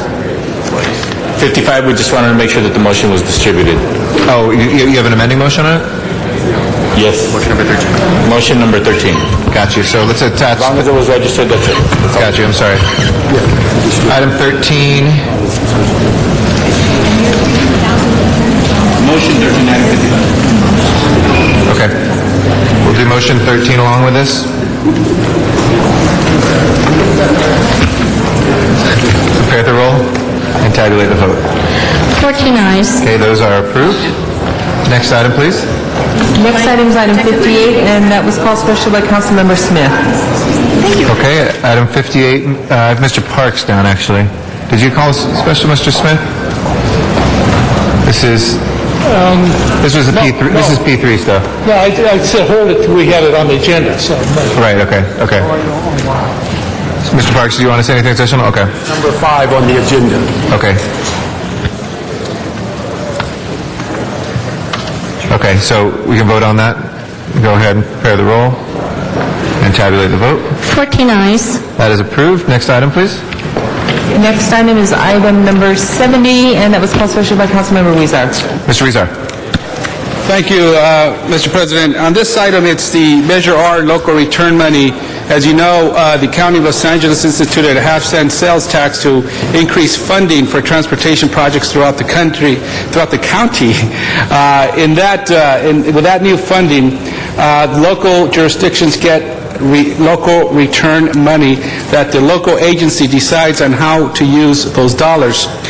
Through the budget process, there was one item that was submitted to access these dollars, and I'm submitting a motion here today to submit for a streetcar in downtown Los Angeles. So I hope you could support me on that item. Thank you. Okay, Mr. Alarcon? Oh, no, sorry, Mr. Parks is next. My apologies. Go ahead, Mr. Alarcon. Actually, both these items have not had the due consideration, and I recommend we refer the whole matter over to Budget Committee. Okay. I recommend we refer the entire matter to the Budget Committee. Okay, Mr. Parks? Yeah, I think, I agree you should go to committee, but I think T-Committee, because they were going to set up a criteria of how to use local return money. And before we spend any of it, we need a criteria that everybody understands. Mr. Rosendahl, did you want to speak on referring it to committee or not? I'm just trying to understand this. Measure R was approved by the voters that clearly put the green line in there, and that was the point of it. The green line has been on the drawing board since 1994 with a full EIR done. I get elected to this office, and the first thing I say, it's absurd to have it 1.5 miles from LAX. Obviously, we became part of the lead of the Measure R campaign. Thanks to Jenny Arpeza, we got it from the Appropriations Committee eventually onto the ballot. So this $6 million that we're talking about is money to be used in the planning process as that $200 million comes available and as LAWA does its modernization of the airport. It doesn't need to go back to the Transportation Committee. It's already been discussed and dealt with since 1994, and I don't want to deal with it other than to put it in the Green Line extension to Los Angeles International Airport planning studies. We're talking about a stop at the corner of Aviation and Century Boulevard that's part of the overall plan of getting it into the airport, getting it up Lincoln Boulevard into Santa Monica and down into the South Bay into the Galleria. This $6 million starts that process with MTA and LAWA. So with great respect for my colleague Jose Huizar, I urge you to move forward with Measure R as it is in our budget plan here and let that $6 million go into this new line item called the Green Line Extension to the Los Angeles International Airport Planning Studies. Thank you. Thank you. Do any of the other members on the queue want to speak? Mr. Smith, Ms. Grewal, on this? Yep, okay. So, okay. Mr. Smith and Ms. Grewal. Just briefly, I agree with Mr. Rosendahl. We've discussed this in this council. The committee's discussed it. It was on the ballot as part of R. The people understand it. They want it. I have never met anybody other than MTA that says we don't need to move forward with planning a transportation element into the airport from the Green Line. It is stupid that we didn't complete it decades ago, and I don't see any reason to delay that. This council already voted on this once or twice maybe, and I concur totally with Mr. Rosendahl. We should go ahead forward with this. Mr. Parks? Sorry. I'd like to give I thought he had skipped. It was Parks on top and then Ms. Grewal, sorry. Let me just say this. I think the project for the Green Line was in the proper vote to fund it. But the matching money on return money is totally different pot of money, and the city's never created a priority or how it's going to be used. So the project is funded. How the matching money comes about is something the council should evaluate, and the local return has never been discussed as a means of where it's going to be used and how. And that's my question is, Mr. Rosendahl, is I think the total amount, and maybe Rita, could you come up? I could be totally confused on what's happening here. That's okay. I think there is a commitment to no. The challenge is we have the Green Line is funded in Measure R.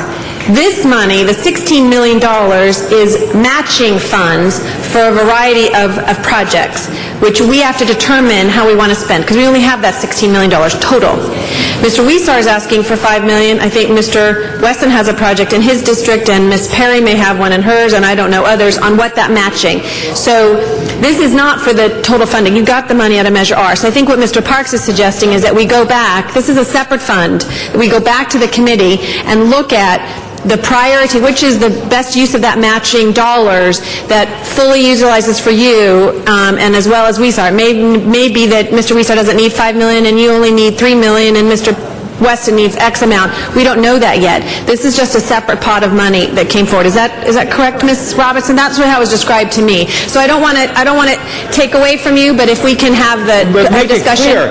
We need $6 million to kick the gear into gear to get the Measure R going, and I need that $6 now, and I don't need any games played with that. Yeah. The rest of the money we can all deal with. And I'll ask Ms. Robinson, who knows both on MTA and clearly our DOT. Could you explain to Mr. Rosendahl where we are in that? And Mr. Brooks? Okay, Ms. do you want to just comment? No, the MTA is just working on the mechanics of the plan, but the council, in terms of the rules on how we use that money, the council has not made a determination on how that $16 million would be divided among all the projects that may have an interest in those funds as matching funds. So what you said is correct. Okay. All right. Thank you, Mr. Garcetti. Next. Mr. Weezer. Look, folks, when we are discussing what the city should advocate with Metro as to what projects we would like to see as a city to go on their list to then go to the voters and ask for that half-cent sales tax, I advocated for the streetcar. And I stood here and everyone told me, Jose, don't do that. We want to optimize our chances. Let's not put the streetcar on there. Come back because we're going to get local return money. Maybe that's the best pot of money. I said, great, let's do that. I'm looking forward to seeing a process and criteria by which we do that. But when I see that we're already tapping into these, I say, well, let me submit my streetcar because I was told we should do that now. I support the extension on the Green Line. I think it's ridiculous that we stop before the airport. What I'm saying is, if we're going to move forward on this process, let's move forward and allow everyone, Mr. Wesson, Ms. Perry, everyone to submit the projects, but to not have a criteria, to not have a process, I say we have to have a process. I'm fine if we send this back, but to be told that we have to duke it out here and have a food fight for this funding, which I don't agree with, but it's what we were set up to have today. Mr. Alarcon. These are all important projects, there's no doubt. But as much as Measure R supported the extension of the Green Line, and let me read it. It said this money was to be used to expand the county metro rail system, including providing a direct airport connection. It's there, but it also says make local street improvements such as signal synchronization, filling potholes, repairing streets, making neighborhood streets and intersections safer for drivers, bicyclists, and pedestrians in each community, enhance safety and improve the flow of traffic on freeways and highways, blah, blah, blah, blah, blah, etc. In other words, the voters voted for all of these things. The proper way for us to handle this provision of Measure R is to look at all the needs, and we normally go through committee to do that. We don't insert a $6 million project at the tail end of the budget process without the full committee's opportunity to decide how to set the budget. So we're all on board with the extension of the Green Line. We've all been to the airport bill, and we think that's dumb. But I don't think this is the proper process. So I support sending it to the Transportation Committee. Let the Transportation Committee, which you serve on, come back with a full report that would include all of these considerations. Mr. Rosendahl. Okay, Mr. Smith? Mr. Smith. Okay, I've already done first time, but just I think a solution for this might be that although the committees have resolved this issue before, is if we were to put the money in the UB, which holds it in reserve, it's there for Mr. Rosendahl if he can make his argument, let T Committee and Budget and Finance Committee come back, make recommendations, but it is reserved for Mr. Rosendahl as it was originally planned, and then if you can make a better deal and a better idea comes forward, then you resolve that way. But that reserves the money for the debate. $5 million on the streetcar and the UB as well. And what $5 million? And the $6 million for this. Well, there is no $5 million in the budget for the streetcar. I submitted a motion just now. Yeah, right, there's a motion. Right. But the money that is in the budget today is reserved for the Green Line. So we'll keep it in the UB. Yes. It was submitted at the last minute, the last budget committee, which is the same as going through our budget process right now. We're defining right now how to spend that money without a process. That's really what we're doing here. No, we've already had the process. The committees have heard this a long time ago. Mr. Green Line. Chair, I'll leave it up to you. The issue of Prop R, and the project was in it, but the return money was never been a discussion to say how we're using it. In fact, we talked about it briefly at T Committee and said, we need a process, and I think that's what we were waiting for. The project that was voted on is different than the return money. And everybody should get their projects in on return money so it can be considered. 5 million for the Green Line and $1 million for the summer. Mr. Labange? No, I just think, anybody raise their hand if you ever took the Green Line to the airport. Just raise your hand. Anybody ever? 1, 2? Mr. Keeley did?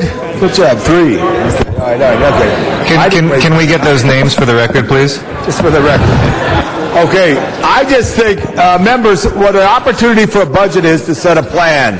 And I have no problem, because it's the procrastination of thought that has never got this city to do anything for the Green Line. And if it makes sense right now, as we're 15 are all here, that we say that $5 million go to the Green Line and $1 million go to Broadway for study, let's go forward with it. I just say we're here. This is the budget. What process do you need? People are not using that system. So $5 million for the Green Line and $1 million for Broadway. That's the study. Thank you very much, Mr. Labange. And Mr. Rosendahl? I want to make a big deal out of it because it's already 7 o'clock. But if it goes back to transportation and to the UB, whatever, we'll continue to play it out. But for God's sake, I need that $6 million to start the planning process for the Green Line, which has been approved by the voters, that releases $200 million to absolutely get it going, and the $6 million is part of that planning. And if we don't get that money, the Green Line will never happen, and we've got to move forward with the Green Line. So if we need to go back to the Transportation Committee, so Ms. Gruhl will hear it in the next 30 days, great. Or maybe the new chair of the Transportation Committee would hear it afterwards, though I like Mr. Smith's idea of the UB. But whatever, we've had enough talk on it. Thank you. Mr. Weezer. Mr. Weezer, please. Well, let's send it out to committee then, and we'll set up let's discuss it there. And I think, right, if there's some other rationale why the Green Line should move ahead before, I'm hearing from our general manager, I'm hearing from our budget chair that the case is that we haven't set up criteria. I would suggest that we set up criteria in the process and move forward. Right. We have Mr. Reyes for the first time, and then we'll come to you. Mr. Reyes? I'm going to call the question. Is there an objection to calling the question? There's an objection. Hold on. Guys, let's keep to Robert's rules here. When they call the question, we ask if there's an objection. There's an objection. It requires a vote. So the vote is, not everybody wants to speak for 2 times as spoken, so it's a 10-person vote. 10-person vote. Let's go ahead and open the roll on calling the previous question. You have a technical question. You can ask. Close the roll. Wait, open the roll. It just changed. Close the roll and tabulate the vote. 12 ayes, 1 no. Tried to help you. Sorry. That's okay. It passes. That's it. No more debate. Okay. So, Madam Clerk, what do we have before us? There was a motion to refer this back to to Transportation Committee. Yes, There was one option, which was to also money to the UB, but that would also still have the discussion in Transportation and Budget and Finance. So that was also a motion? Which one was done? It was an amending. I don't know. How do you feel about that, Jose? That amending? Yeah. Put them both together? Both going to be discussed in committee, right? So put the $5 million and the $6 million in the UB. No, all 16. Was that motion made? Was that a formal motion made before we? All 16 in the UB. Is that a new motion? One of those is not considered. You made the motion? Well, he's either all 16 Okay. or 6 and the 5, because he... All right, everybody, let's clarify what the motions are that are out here. Mr. Alarcon, did you make a motion as well? To move it to the UB? To move it to committee, right. We have that one. And was there another, Madam Clerk, was there another motion made, formal motion made? He made a motion. that Mr. Smith made a motion to 6 million to the UB. And that was the second motion, so it would come first? Okay. First, we're going to vote on that. That would be to the UB, okay? The first motion was to move it, how much was it? 6 million. 6 million to the UB. Identify the motion, okay? You got a point of clarification, though, because we've closed debate. From the CAO on where actually this money is or isn't, 16 million. Okay, as a point of information? Yes. Yes, as a point of information, the 16 million is already programmed in the schedule, so if you don't want to move it out for projects, just leave it there in the schedule and have it sent to the whole discussions at the T committee, and then whatever comes out of T committee will come back. Unfortunately, that motion wasn't made, so we would have to suspend rules to start making new motions. We're just clarifying the motions that were made. What are the motions? So there's two motions. One, Mr. Smith recommended sending 6 million to the UB. The second one is to send the whole matter to committee. The whole thing to committee. Yep. That's the second one. Okay? So please open the roll on the first one. This is to send the 6 million to the UB.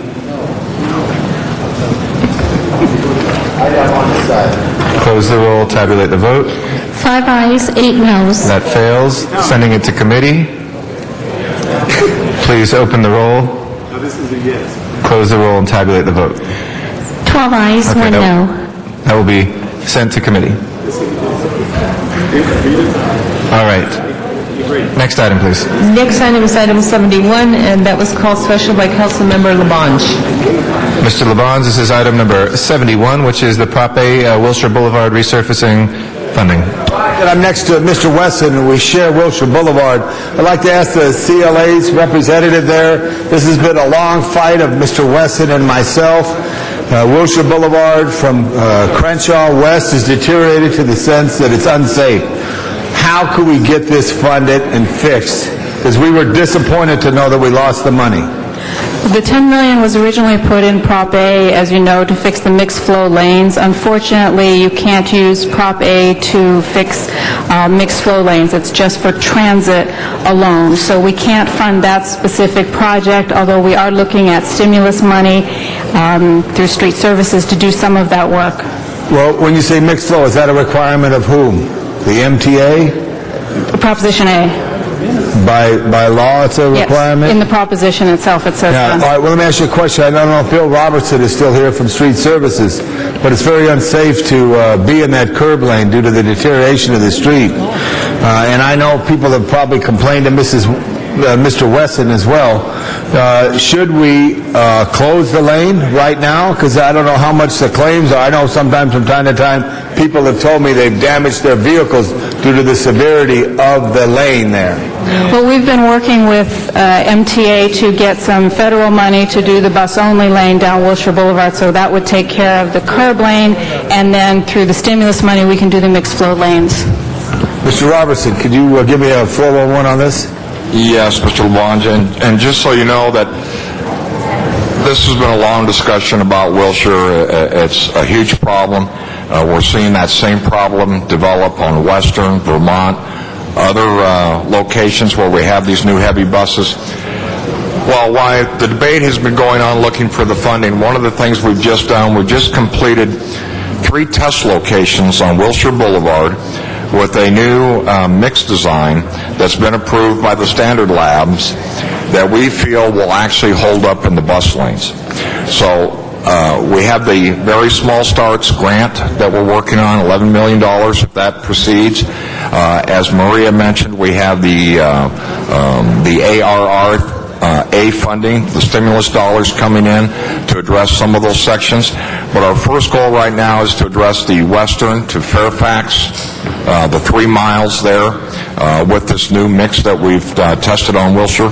So we're moving forward. We need to address that, and whether the issue is getting the funding for concrete or whatever, we need to use whatever money we can identify now and move forward with this new mix design. Now, there's 7,000 miles of streets there about the city, and you know the city like the back of your hand, would you say Wilshire Boulevard in this section is one of the worst major streets? Worst major street in that gutter lane, absolutely. In the gutter lane, due to the 4,000 buses that transverse, the 2,000 buses a day on that, and the water table that's underneath.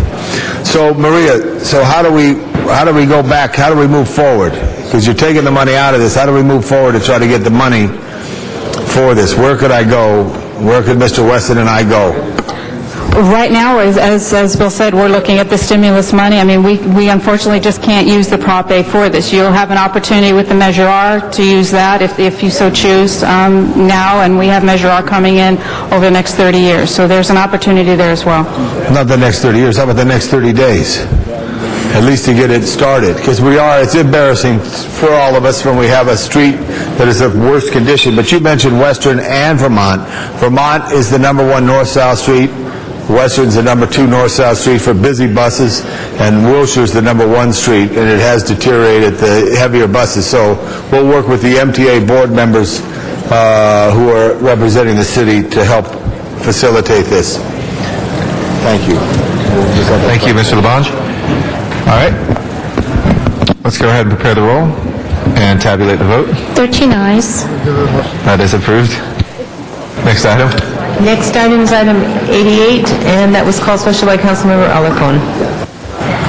Okay. Colleagues, we have number 88 before us. Mr. Alarcon, you good? Okay. And let's prepare the roll then on 88 and tabulate the vote. 13 ayes. That is approved. Next item. Item number 89, called special by Councilmember Alarcon. 89, Mr. Alarcon?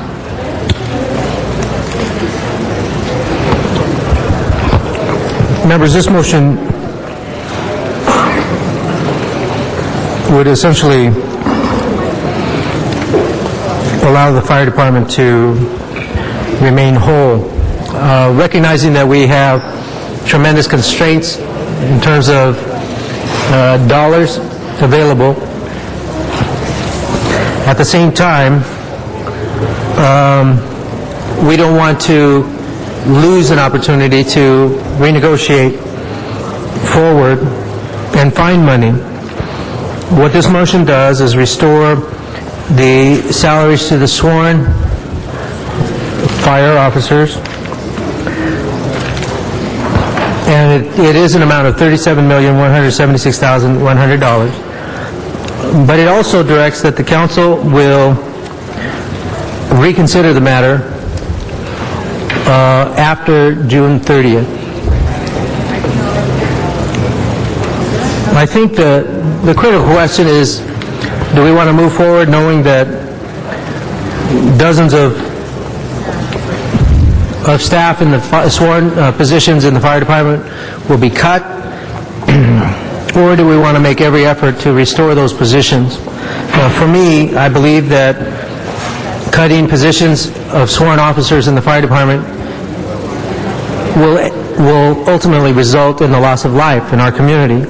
So it is the most important decision, side by side with the decisions we make with regard to police officers.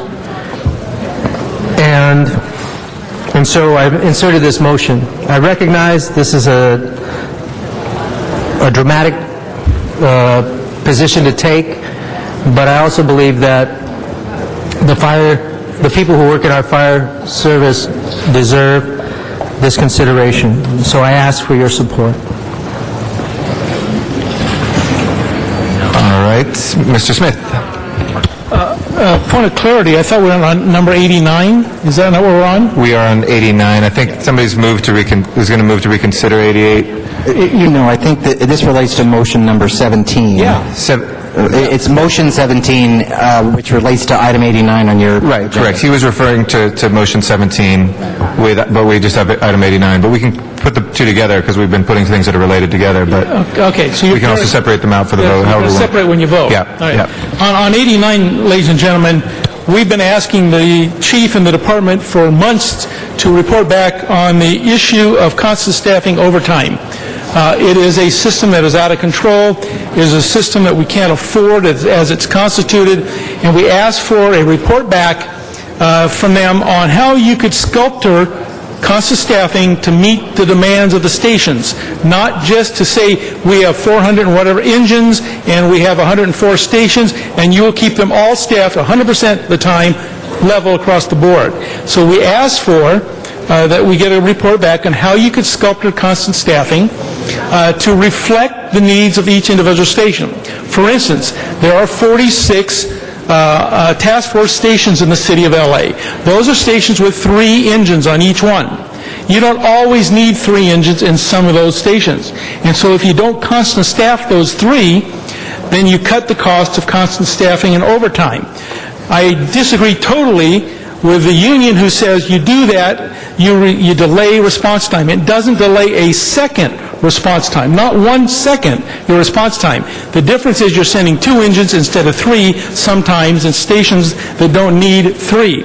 And that's what we've asked them to take a look at to reduce the cost.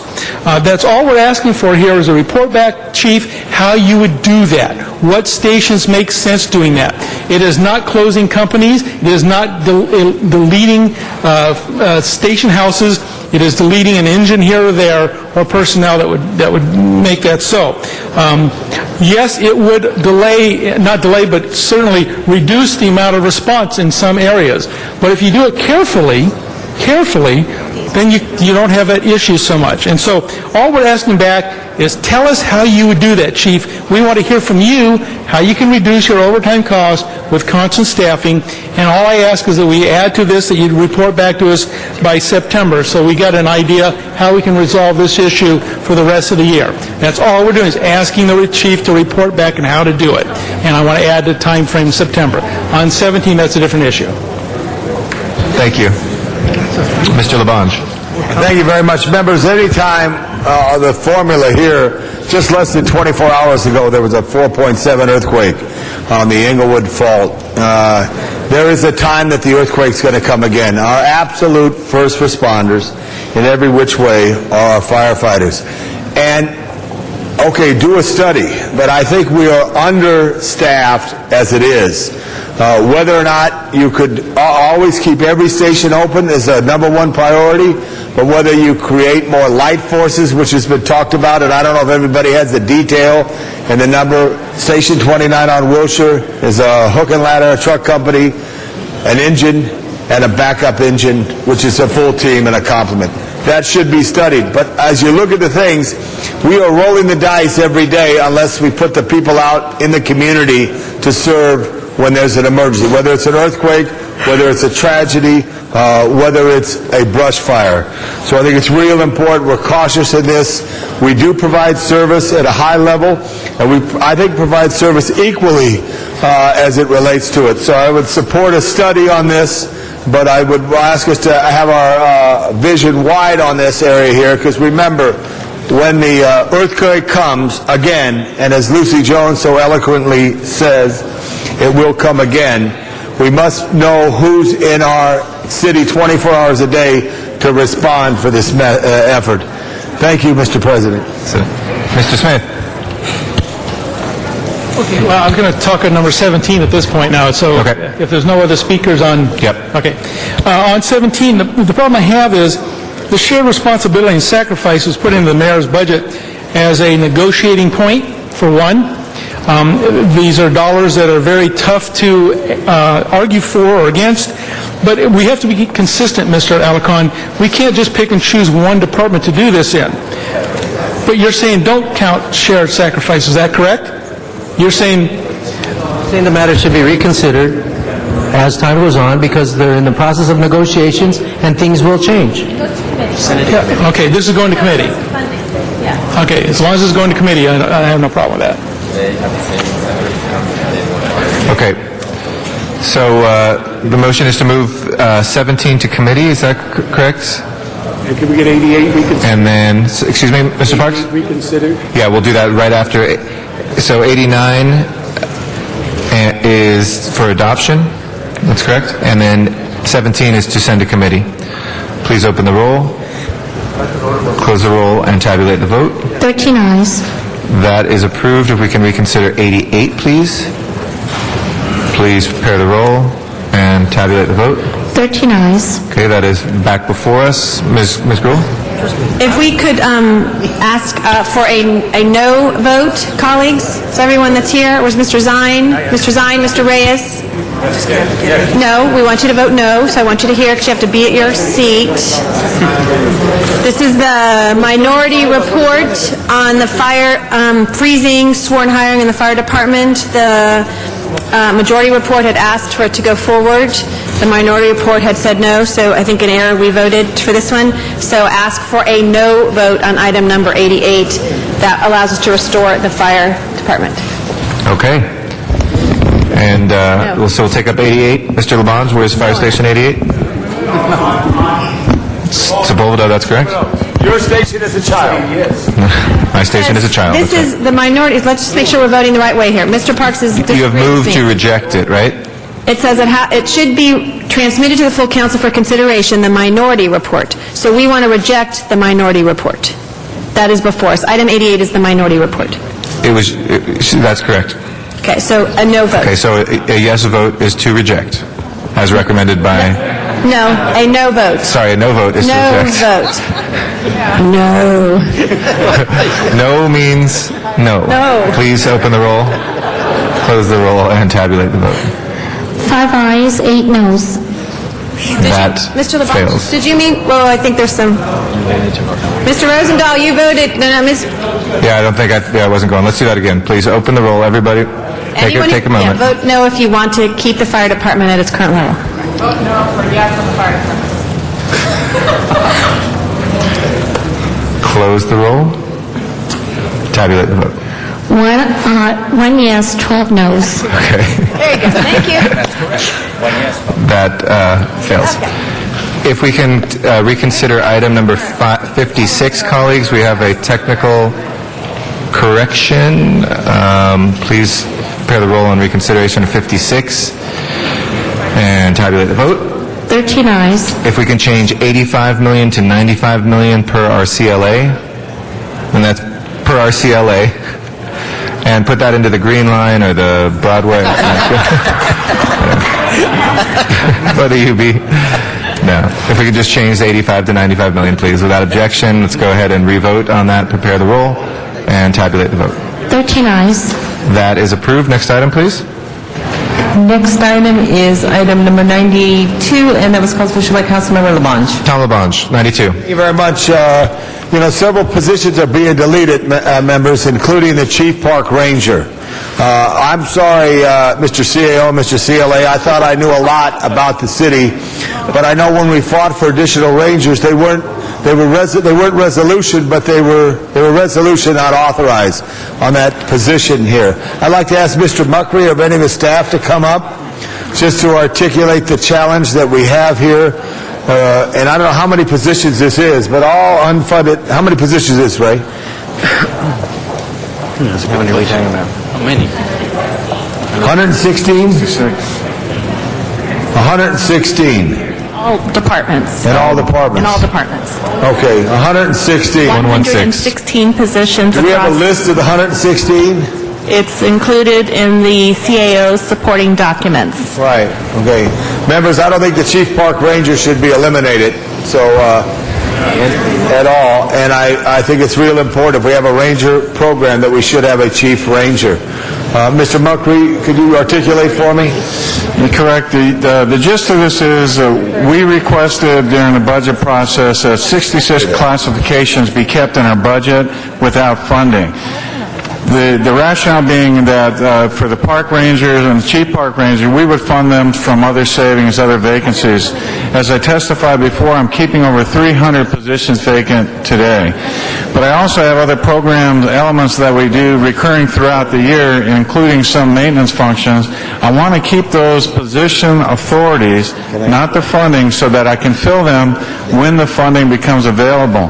Otherwise, departments get caught in this hiring freeze mechanism, and it becomes very difficult to manage a department of our size without having some flexibility.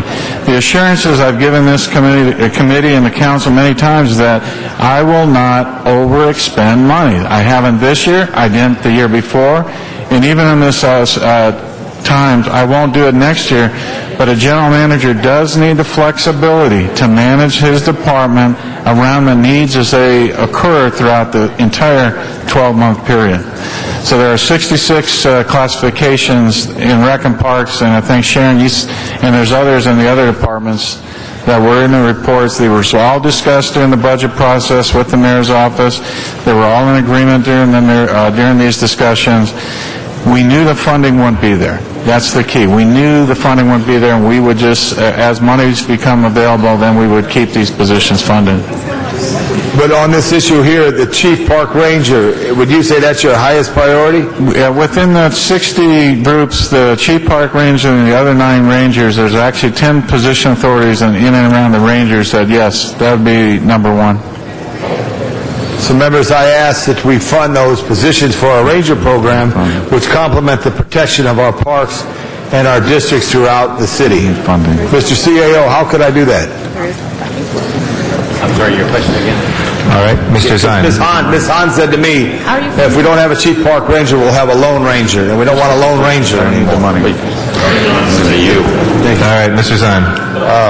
Tonto. I thought that the Office of Public Safety was responsible for public safety in the parks, which fall under another administration of Mr. Newton. How do the Rangers connect with Office of Public Safety, or are they connected with Recs and Parks and not Office of Public Safety? When we created the Office of Public Safety, I was at General Services, then became General Manager, Rec and Parks.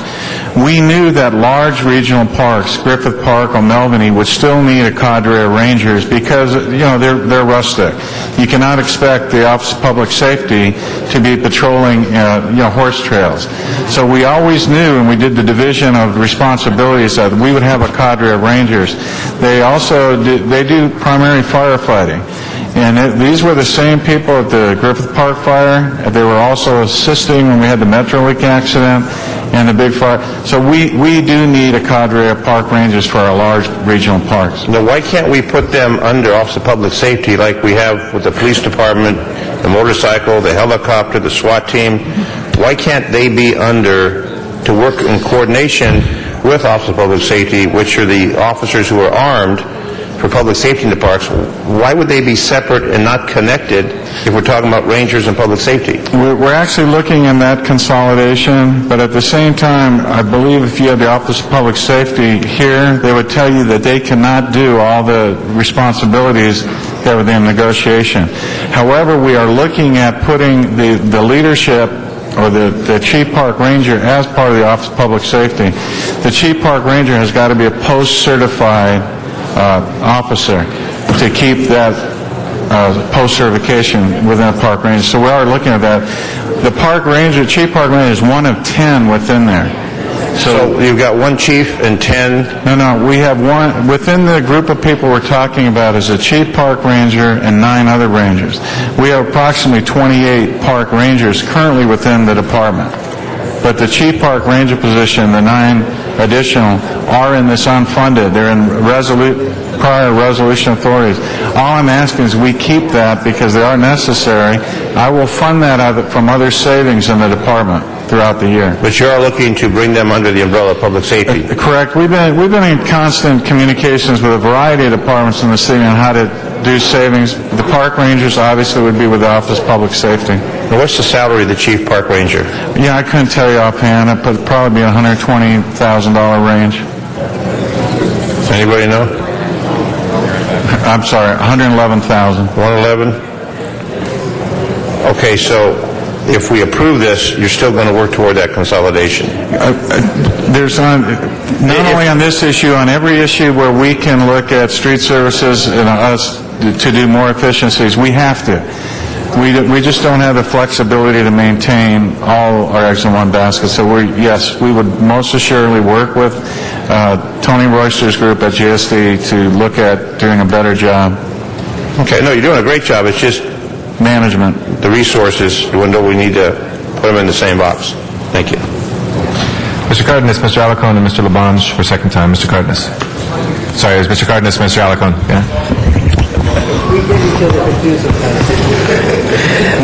Mr. Macri, so one of the reasons why you need this flexibility, do you have a lot of seasonal hiring and moving around because of the nature of your department? Correct. We have, well, yes, very simply yes. Okay, thank you. That was a beautiful speech. It shows short speeches can be just as powerful, Mr. Cardenas. Mr. Alarcon. Get twice as much time? Yes. Mr. Buckley, can you tell us what are the larger parks that are covered by these rangers? Griffith Park would be the largest, O'Melveny in the valley. We have San Pedro. We put park rangers down there at the lighthouses. Balboa. Hanson Dam, yes. Hanson Dam. And what kinds of problems are we finding at these larger parks? The same problems you'd find anywhere in the city. You have drunken disorderly, you have domestic issues, we've actually caught the arsonists. Anything that can happen on the street can happen in the parks. And then some. And then some. I support, and I would like to second Mr. Labange's motion to restore the chief park ranger and the 9 ranger positions, extrapolate them out of this item and move that item into committee for further review, because there may be an appropriate shared responsibility here, but that represents almost a 30% cut in ranger services. And I can tell you from the perspective of Hanson Dam, where you have large homeless populations with horse riders challenging soccer players and vice versa. LAPD cannot cover it all. They do a good job, but they can't cover it all. Not to mention the high volume of kids that go to Hanson Dam with the largest pool in America, public pool in America. We need these rangers, and so I would like to back. I second Mr. Labange's motion to back out the ranger positions, including the chief ranger, referring that piece back to the budget committee and approving the other matters. Mr. Labange? Yeah, now, let me just ask the CAO. If I got 7 other votes here, could we put it in right now? No, I'm asking the CAO, not Bernard Parks. No, he's not the CAO. Like you said, if you have 8 votes, yes. Members, I don't know what everybody's sense is, but you know that rangers do a tremendous job throughout the city. And the gap, we talk about gaps, but all of a sudden, John, will this decimate you? Will this decimate the ranger program? If I don't have a chief park ranger, I don't have a ranger program. But yes, it would be difficult to continue, but I'm really making a plea I'm not asking for the money. I just want the flexibility to have these positions available, all of them, as we go through the 12-month period, as we get into a very aggressive maintenance program using Quimby monies and others. We need all these positions. Let me ask a question then, Mr. CAO. If the general manager is not asking for money but just authorization that allows him then to manage his department and try to find the money. So I'm not asking for money, Mr. Parks. I'm just asking for the authorization. Is that a process we could go through right now? Because I wouldn't want to see us go through the summer without a chief ranger, without 9 other rangers to complement Hanson Dam, Sepulveda Basin, O'Melveny Park, and San Pedro, and the beautiful parks in San Pedro. I still want for you to hire it. Right. I will still come. What do you say, Ray? It was proposed in the mayor's budget to basically give John the authority, and so like he said, we hold him to us, let him manage, and he don't come back. Right, okay, so he doesn't come back, but we give him the positions to authorize. So members, my motion, thank you, Mr. Alarcon, Ms. Hahn, is to authorize these positions without funding and allow the manager of the department to find the funding within an existing budget. Is that correct, Mr. Muckery? Correct. Okay, so is that correct, Mr. Parks? Good, okay, it's not correct with Mr. Parks, so we have a choice. We have a choice to hear the general manager say he's going to manage it, which is in his existing budget, the chief ranger, and 9 other positions. So that's my motion. Mr. Alarcon, Ms. Hahn, thank you. Thank you. From the chairman of Parks talking about the budget, the chairman of the budget, Mr. Parks. We followed the direction of the mayor's budget, but I think also we said overall, that we would not create any unfunded substitute authorities that allows departments to grow beyond the money they have. And so the issue is, if you do that, then all those positions that we've cut out of everybody else's department, you need to go back and reconsider them, because this is a unique situation that you're adding sub-authorities with no funding, adding to the TO. And as we know, most sub-authorities are generally funds that will come from other resources that you've already dedicated money to that you think is a priority. So if you take that money from a priority to put into these positions, then you are moving priorities out of the budget that you've already agreed on. And so the issue is, it should go to committee, should be looked at and see how you can address this, and hopefully the CAO and CLA getting together can figure out how to add them if there's other funds available, but you just don't in the middle. And I think our goal was not to create financial hardship on the budget that you don't find the funds for. So the key is, if you give him the authorities, he's going to find the money. He's going to take them from priorities that you may think are relevant. Obviously, the Chief Park Ranger is unique, and we would have to find salary savings. The majority of the other positions would be funded through reimbursements from monies that's available, but not an approved project. Once the project's approved, then we would bring on the employees. I just asked you one thing.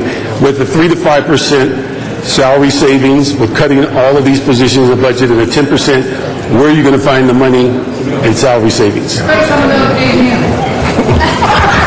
Again, part of my revenue, I'm going to have to generate $5 million in additional revenue from reimbursements from a variety of sources by using this workforce and my existing workforce. From that $5 million, I will be using that money to offset the cuts. Just send it to committee. Sir? Just send it to committee, that's all. I understand, Mr. President. I think Ms. Perry, and then Mr. Labange for the third time. Ms. Perry? I just have to say a few things. I had to step out for a second, but, I've got some parks where I need lots of things, and I need more rangers. Okay? And we can't govern like this, where we're doing this rule of 8 thing on the floor. That was the whole point of going to these budget hearings for how many, what was it? Because otherwise, and we might as well just break it loose. And, John, I wrote you 2 memos last week about everything that I needed over at South Park and over at Fred Roberts Park. And, I wish I had added a park ranger on there, as I need that too. I need for the step that I fell on 3 years ago and almost broke my ankle fixed. It has nothing to do with the budget.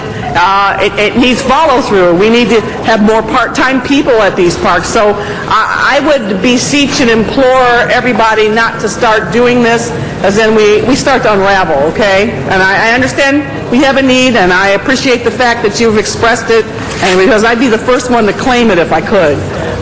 But this is not the way to do things. I'm sorry, Mr. Labange. I told you I was going to help you today. Okay? I'm going to help you on NBC Universal, too. All right. Next is Ms. Gruhl. So, if I can understand this, because I stepped out just for a moment. Mr. Muckrey, behind you. So you're asking for the authority for the chief ranger position? I would like the authorities across the board for all of them, but within this 60 classifications, there is a ranger and 7 other rangers. The Chief Park Ranger is one of these unfunded positions that are going to be swept up.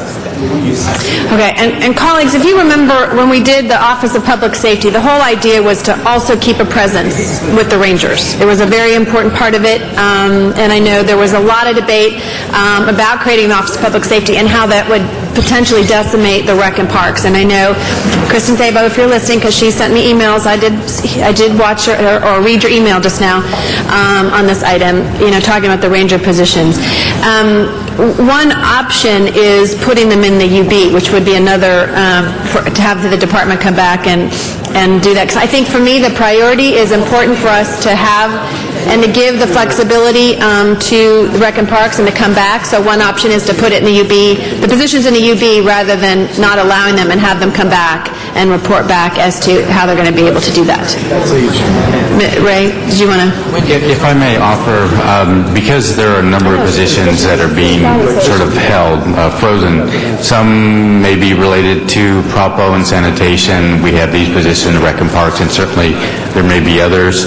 For consistency purposes, I would suggest let's just have all of these positions go to finance, or basically budget and finance, prior to July 1st, and have the discussion on which ones we go forward. Okay, so that is another option for you, that so before they are, Before we begin the fiscal year, so we we can... will refer this item back to committee, is that what you're suggesting? Yes. So item number, what are we? 92. 92 would be sent back to committee, Mr. Labange, which would mean we're not adopting it, but it means we would, that would be an option. I don't know your feeling on that, but... Okay, who's turn to speak, Mr. President? It would be Mr. Smith and then Mr. Labange. Thank you, Mr. President. It's been brought to my attention that included in this list now are going to be some Prop O funded positions as well, which is counterintuitive to everything we did with Prop O. So I would suggest that we include a recommendation in here that we include a recommendation that we have a report back to the Budget and Finance Committee of all the positions in question here, so we fully understand the impact of every one of them, because I think there's a lot of unintended consequences if we don't. So I move that includes the list of all to be reported back to Budget and Finance. Mr. Labange. Okay. I reluctantly accept that as a great idea, knowing that Mr. Parks is sitting next to me, and I need his help every day. But Mr. Parks, with that great name that you have, our parks need a chief park ranger. Okay? And I think it's real important to have that. And I just ask you of all the things, because it is the summertime coming, that we need it. We don't want to lose continuity. And the Office of Public Safety is fine, but there's nothing like a Los Angeles City Park Ranger on a trail, on a horse, engaged with community, teaching about the wilds of life in our parks. So I will ask that it go to committee. I ask that it go as a separate item first for rangers, because other things may not be as critical on some things, so we can try to figure the ranger thing out. And it's a lesson that I learned that I made a mistake on when we fought for more rangers, that I should have got it printed in a high, bold, authorized position in the budget. So I never want to let that happen to me again, Mr. Miller. I never want to let that happen to me again, because we fought for more rangers, we got more rangers, and we lost them because of this challenge that we're in. So I'll accept Mr. Parks and Ms. Gruhl and Mr. Smith and Mr. Alicone's. I know Ms. Hahn doesn't support this because she wants to see rangers now. I got to take the high road, and instead of be the Lone Ranger, I want to get all the rangers. Thank you. Ms. Gruhl. Thank you, and I just want to add, it's so late, sorry, Mr. Labange. Call me Tom. Tom. I know that name, yeah. Tom, you're right, and I want to give you kudos, because when we created the Office of Public Safety, we wanted to have rangers, and you even included that more to make sure there was that full aspect of it, and you're right, how it fell to the wayside. So if we can expedite that, Mr. Parks, as quickly as possible on those rangers, and I think as indicated prior to July 1st, so there's no change in service during that period of time, or lapse in service, sorry. Okay. Thank you. I'm a little tired. That's all right. Let's go ahead. As that has been reluctantly accepted, we're going to send those all to committee. Let's prepare the roll. And tabulate the vote. 14 ayes. So referred. Thank you. Next item. Next item is item number 94, and that was called special by Councilmember Parks. Mr. Parks, 94. 94? Latest grants. We asked on that item that deals with instruction to CAO and CLA, that we also add an instruction that to work with the President of the Council, and as we move forward to next year's assignments, that we might add some of the duties from the old Grants Committee into the Budget and Finance, so that they can be reviewed from the financial standpoint, as opposed to only the review at the policy level. Okay, we'll work together with you on that. Okay. And Ms. Gruhl? I just want to add, and just add on there, working with the Controller's Office on the cap rates. Just amendment to do that. And aeronautic, please. Okay. We'll amend that controller instruction. Please prepare the roll and tabulate the vote. 14 ayes. That is approved. Next item, 95, Mr. Weezer. Item number 95, this item here is asking us to move forward to look at more critically those departments which spend about 90% of our funding. We are currently under review of our comprehensive risk management system, which our CAO and CLA has done a lot of work on.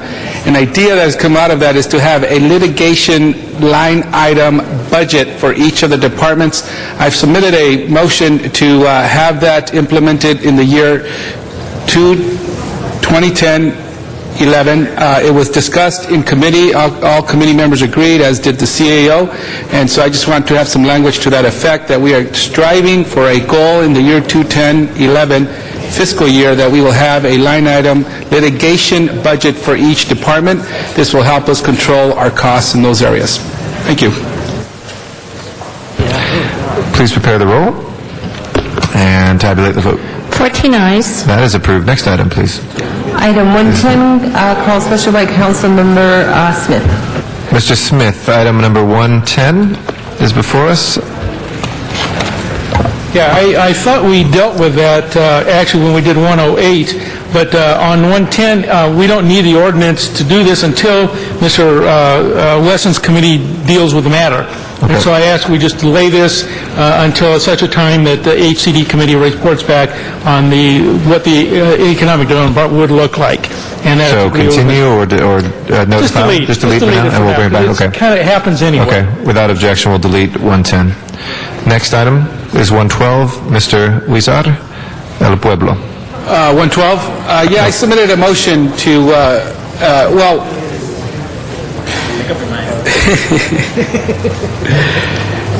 we have advised the general manager of the El Pueblo that the committee and now the full council is very interested in looking at a new lease revenue generating structure at El Pueblo.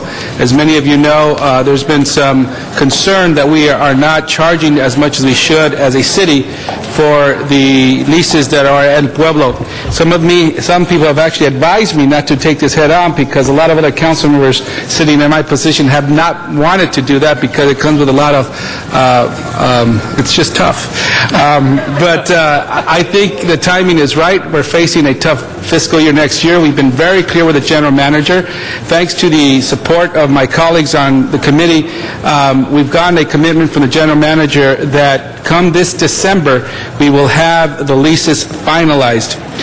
What I've proposed in a motion is to look at the possibility of saving 2 positions that have been cut, realizing that after December, we're going to have additional revenue coming in from the new structure on leases. But I would like to send this to committee to further discuss it since we haven't realized that revenue. It's a possibility, and I want to see how that could be worked out. But then again, I want to emphasize again that we have been subsidizing El Pueblo for many years. We hope to make it self-sufficient after we come up with new leases at El Pueblo that could help it realize its potential. On the other side, the city has to fulfill its commitment to maintain common areas, to make sure we are promoting that facility as much as possible. So, bottom line, we're going towards self-sufficiency at El Pueblo. I've submitted a motion that I'd like to send to committee. What would be the proper committee? Who oversees El Pueblo? Let's send it to Budget and Finance. Okay. Mr. Cardenas. Yep.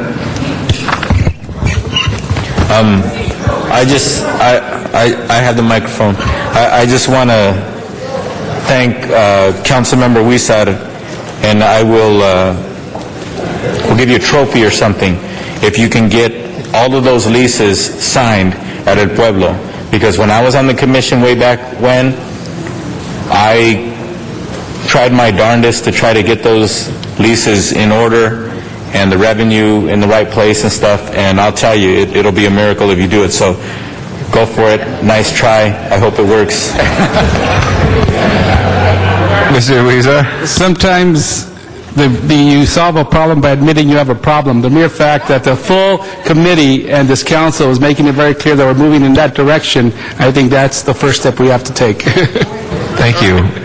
The now be-jacketed Mr. Labange. Thank you very much. Mr. Weezer, just a question. I think we should move it up to December 1st, only because it puts, it's 6 months from June 1st, and it puts pressure in the right place here. And Mr. Cartas, I remember when he was on the commission under Mr. Ryrd's administration, and it's been difficult. I think some of them pay $4.20 a square foot right now, and I think we've got to be fair. But I think we need to support the councilman of the district to bring up the right revenues to help make our birthplace the wonderful place that it is, if we could do it. So I would just ask, and then you have a fallback for December 31st.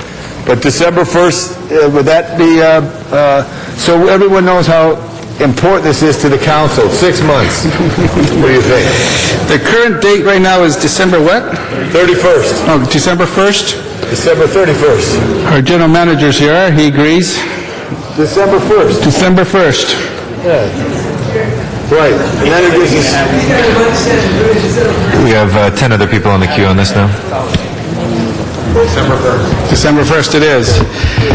And Mr. Robert Andrade, don't let these naysayers get to you. We're going to do it by December 1st, right?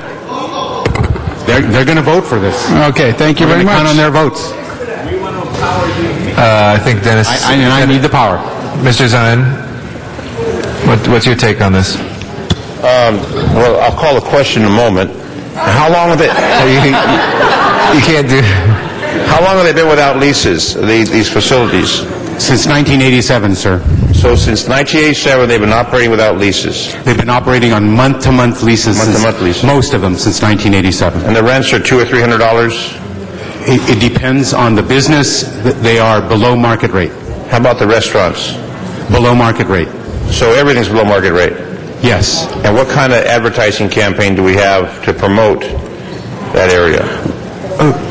There's no formal campaign. However, our events people do a substantial job in promoting through 100 events through our websites. We are on the AT&T Yellow Pages. We do interviews with local TVs, local stations. It's primarily informal. There is no marketing budget for El Pueblo. Has there ever been an attempt to have one? Not to my knowledge. Since that's the birthplace of Los Angeles, you think that it's like San Diego, where they have Old Town and Pasadena, they market that and they seem to do well with the tourist trade, and I don't know how many tourists actually know when they come to L.A. if that... We have 2 million visitors a year, sir. 2 million visitors. I know they got some sightseeing buses that stop by there now. I'm sorry? They got some sightseeing buses that stop by there now. Through the efforts of Councilman Labange, we have the Hop On, Hop Off. Yeah. We have approximately 300,000 school children that go through the monument on an annual basis.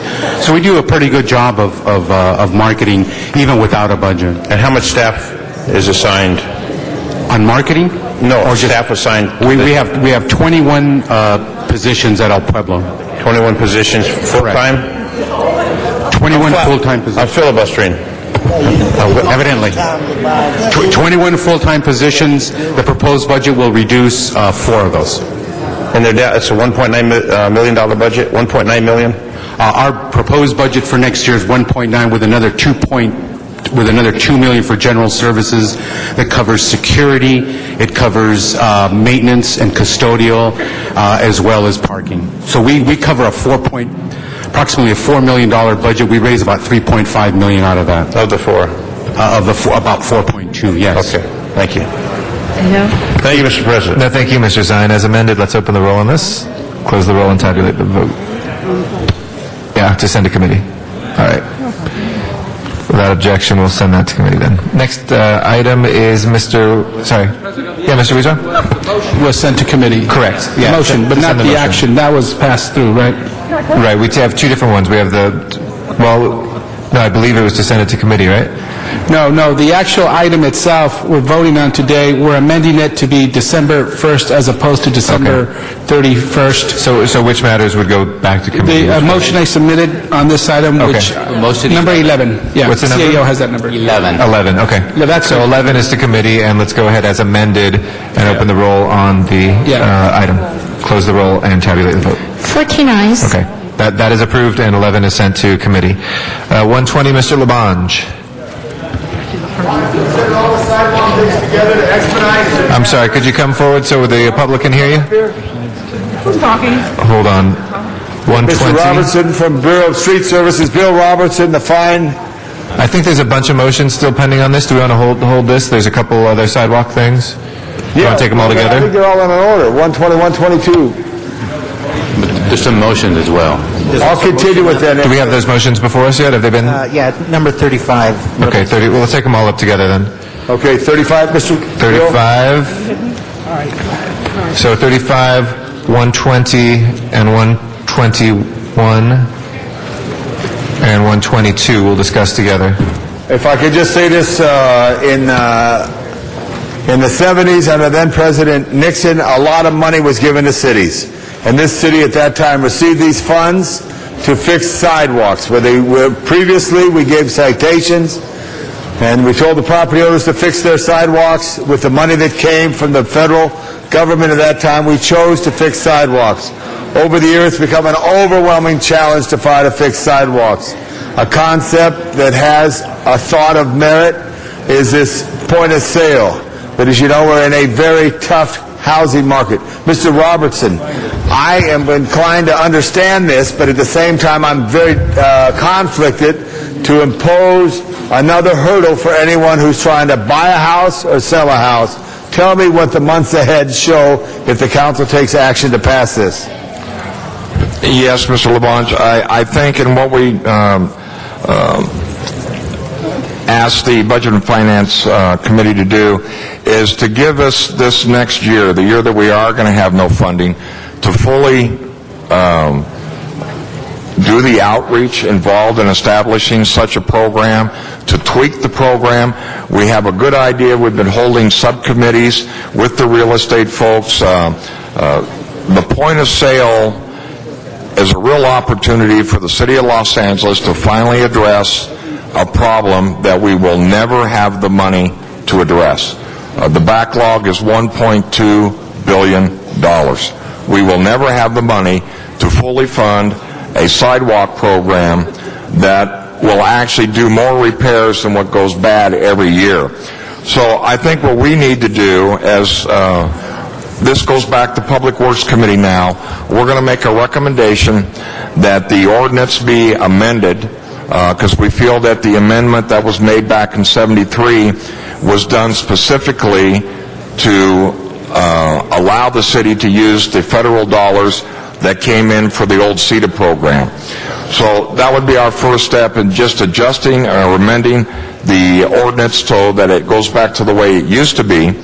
And then we will take this next year to fully vet it with the neighborhood councils, community groups, the real estate folks, and come up with a sidewalk proposal that will finally address this huge problem and get our sidewalks fixed. So, with that being said, that this would not implement, the law wouldn't change the 1st of July 2009, that you would have a program, if you sell a house, you'd have to fix your sidewalk. That's correct. Our goal is actually to have this ready for consideration by the council so that some type of a program could be implemented in the 2010-2011 fiscal year. Members, I think it's very important that we don't implement anything immediately, that we have a community process. I think, there's many talented general managers, but one of the most talented in working with neighborhood council is Bill Robertson. If we vet this through our neighborhood councils, the real estate industry, the brokers, the people who represent people who buy and sell homes, to figure a solution, just like when the struggle was on the gas shut-off valves on a discussion for building safety, just like the discussion on the sliding glass doors when we changed the ordinance to protect new homeowners from old glass. I think it's important to look at this as a potential possibility on all these issues. Knowing that it's going to come back in a year, I would support it. If we were implementing it right now, I couldn't support it because I think much more work has to be done before we do. Thank you, Mr. Robertson. Thank you. We have Ms. Perry and Ms. Hahn next. I'm okay. And remember, you're okay? Okay, Ms. Hahn? And we're discussing all the sidewalk ones together, so that includes the one you called special number 122.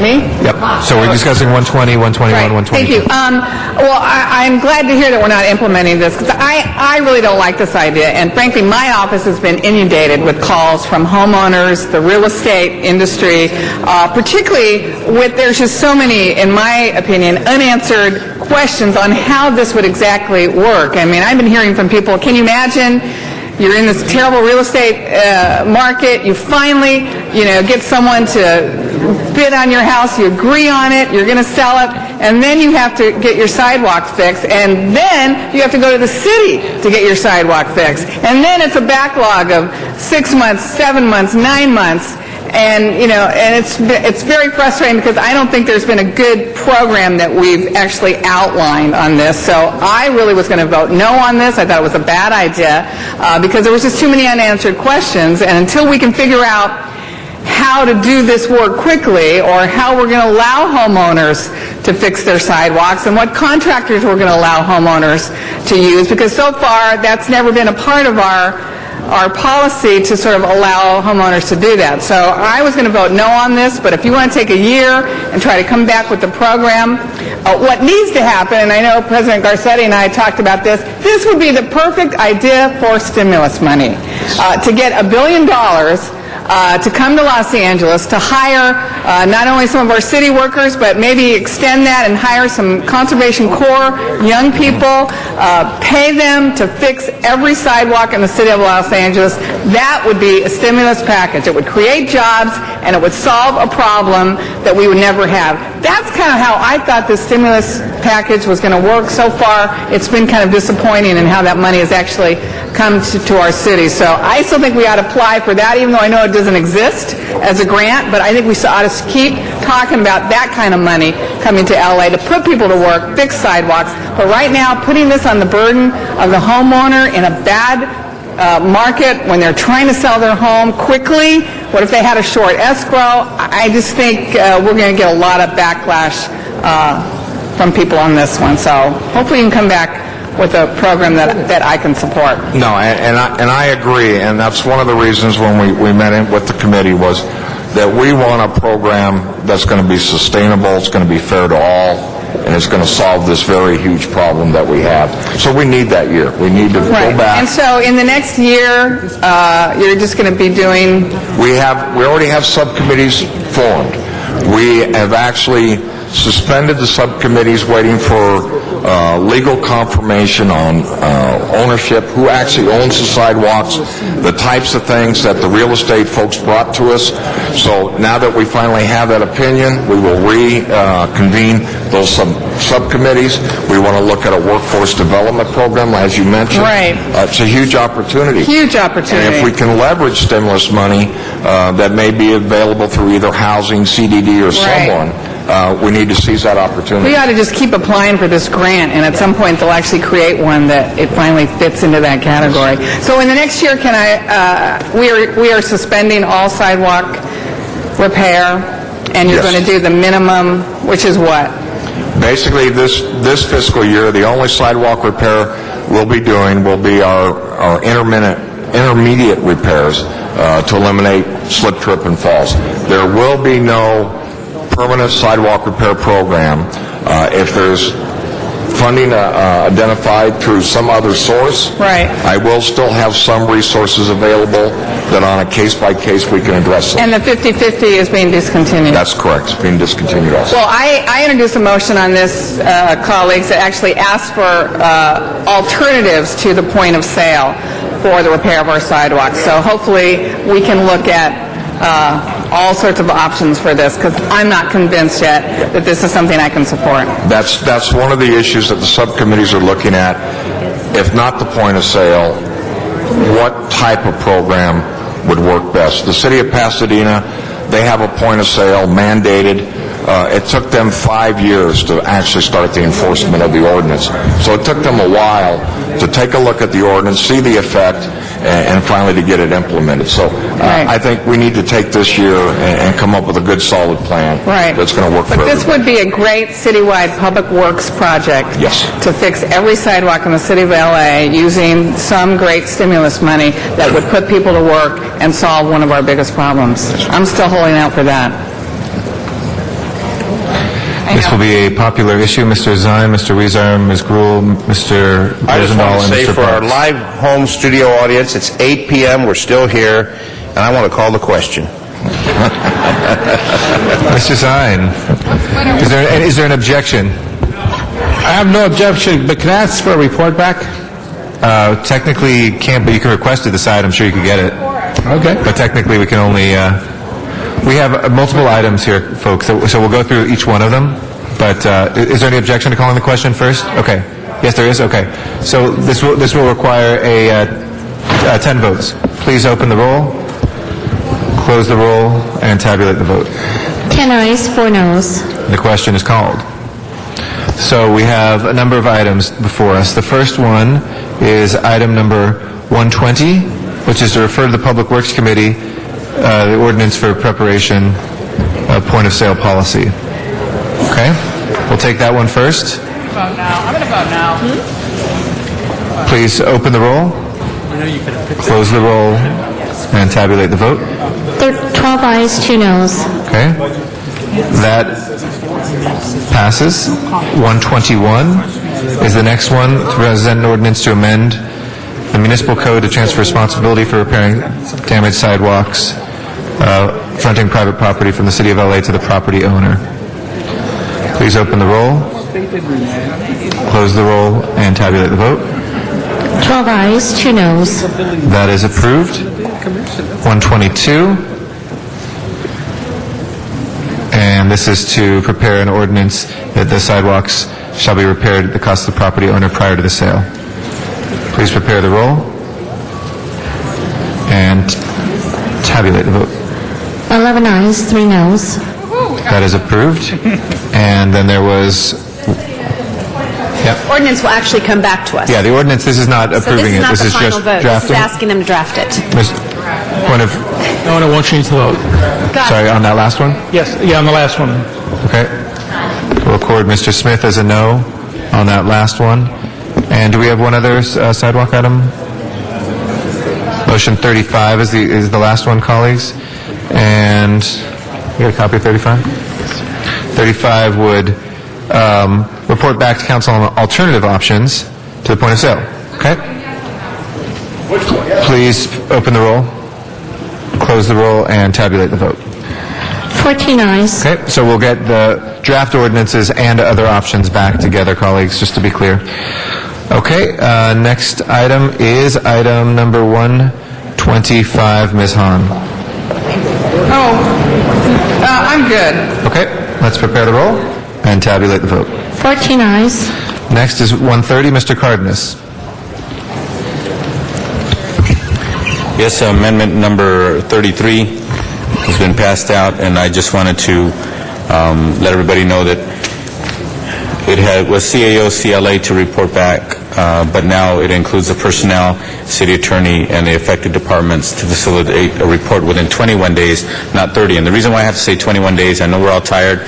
We're just going through this budget process. I know staff still has a lot of work to do over the next few days, but we're talking about consolidating these smaller commissions and departments, and that means come July 1st, which is less than 45 days from now, it's going to be a new world order with all of these responsibilities within these various commissions and departments. So I just wanted to make sure that you understood that we're asking to report back in 21 days instead of 30, so we have at least 3 weeks or so-ish in order to make the final determinations as to what this new world order is going to look like for these smaller departments. Okay? Ms. Hahn? On this one? Yeah. Thank you. My question would be, I know this is probably the right time to do this, consolidate these departments. One of the things I'm concerned about, I don't know if the mayor's person wants to relieve my anxiety, but one of the things I'm most concerned about is the impact that this will have on the special task forces that are out there working with LAPD to help reduce crime, the Watts Gang Task Force. I have one in Wilmington, Harbor City, Harbor Gateway,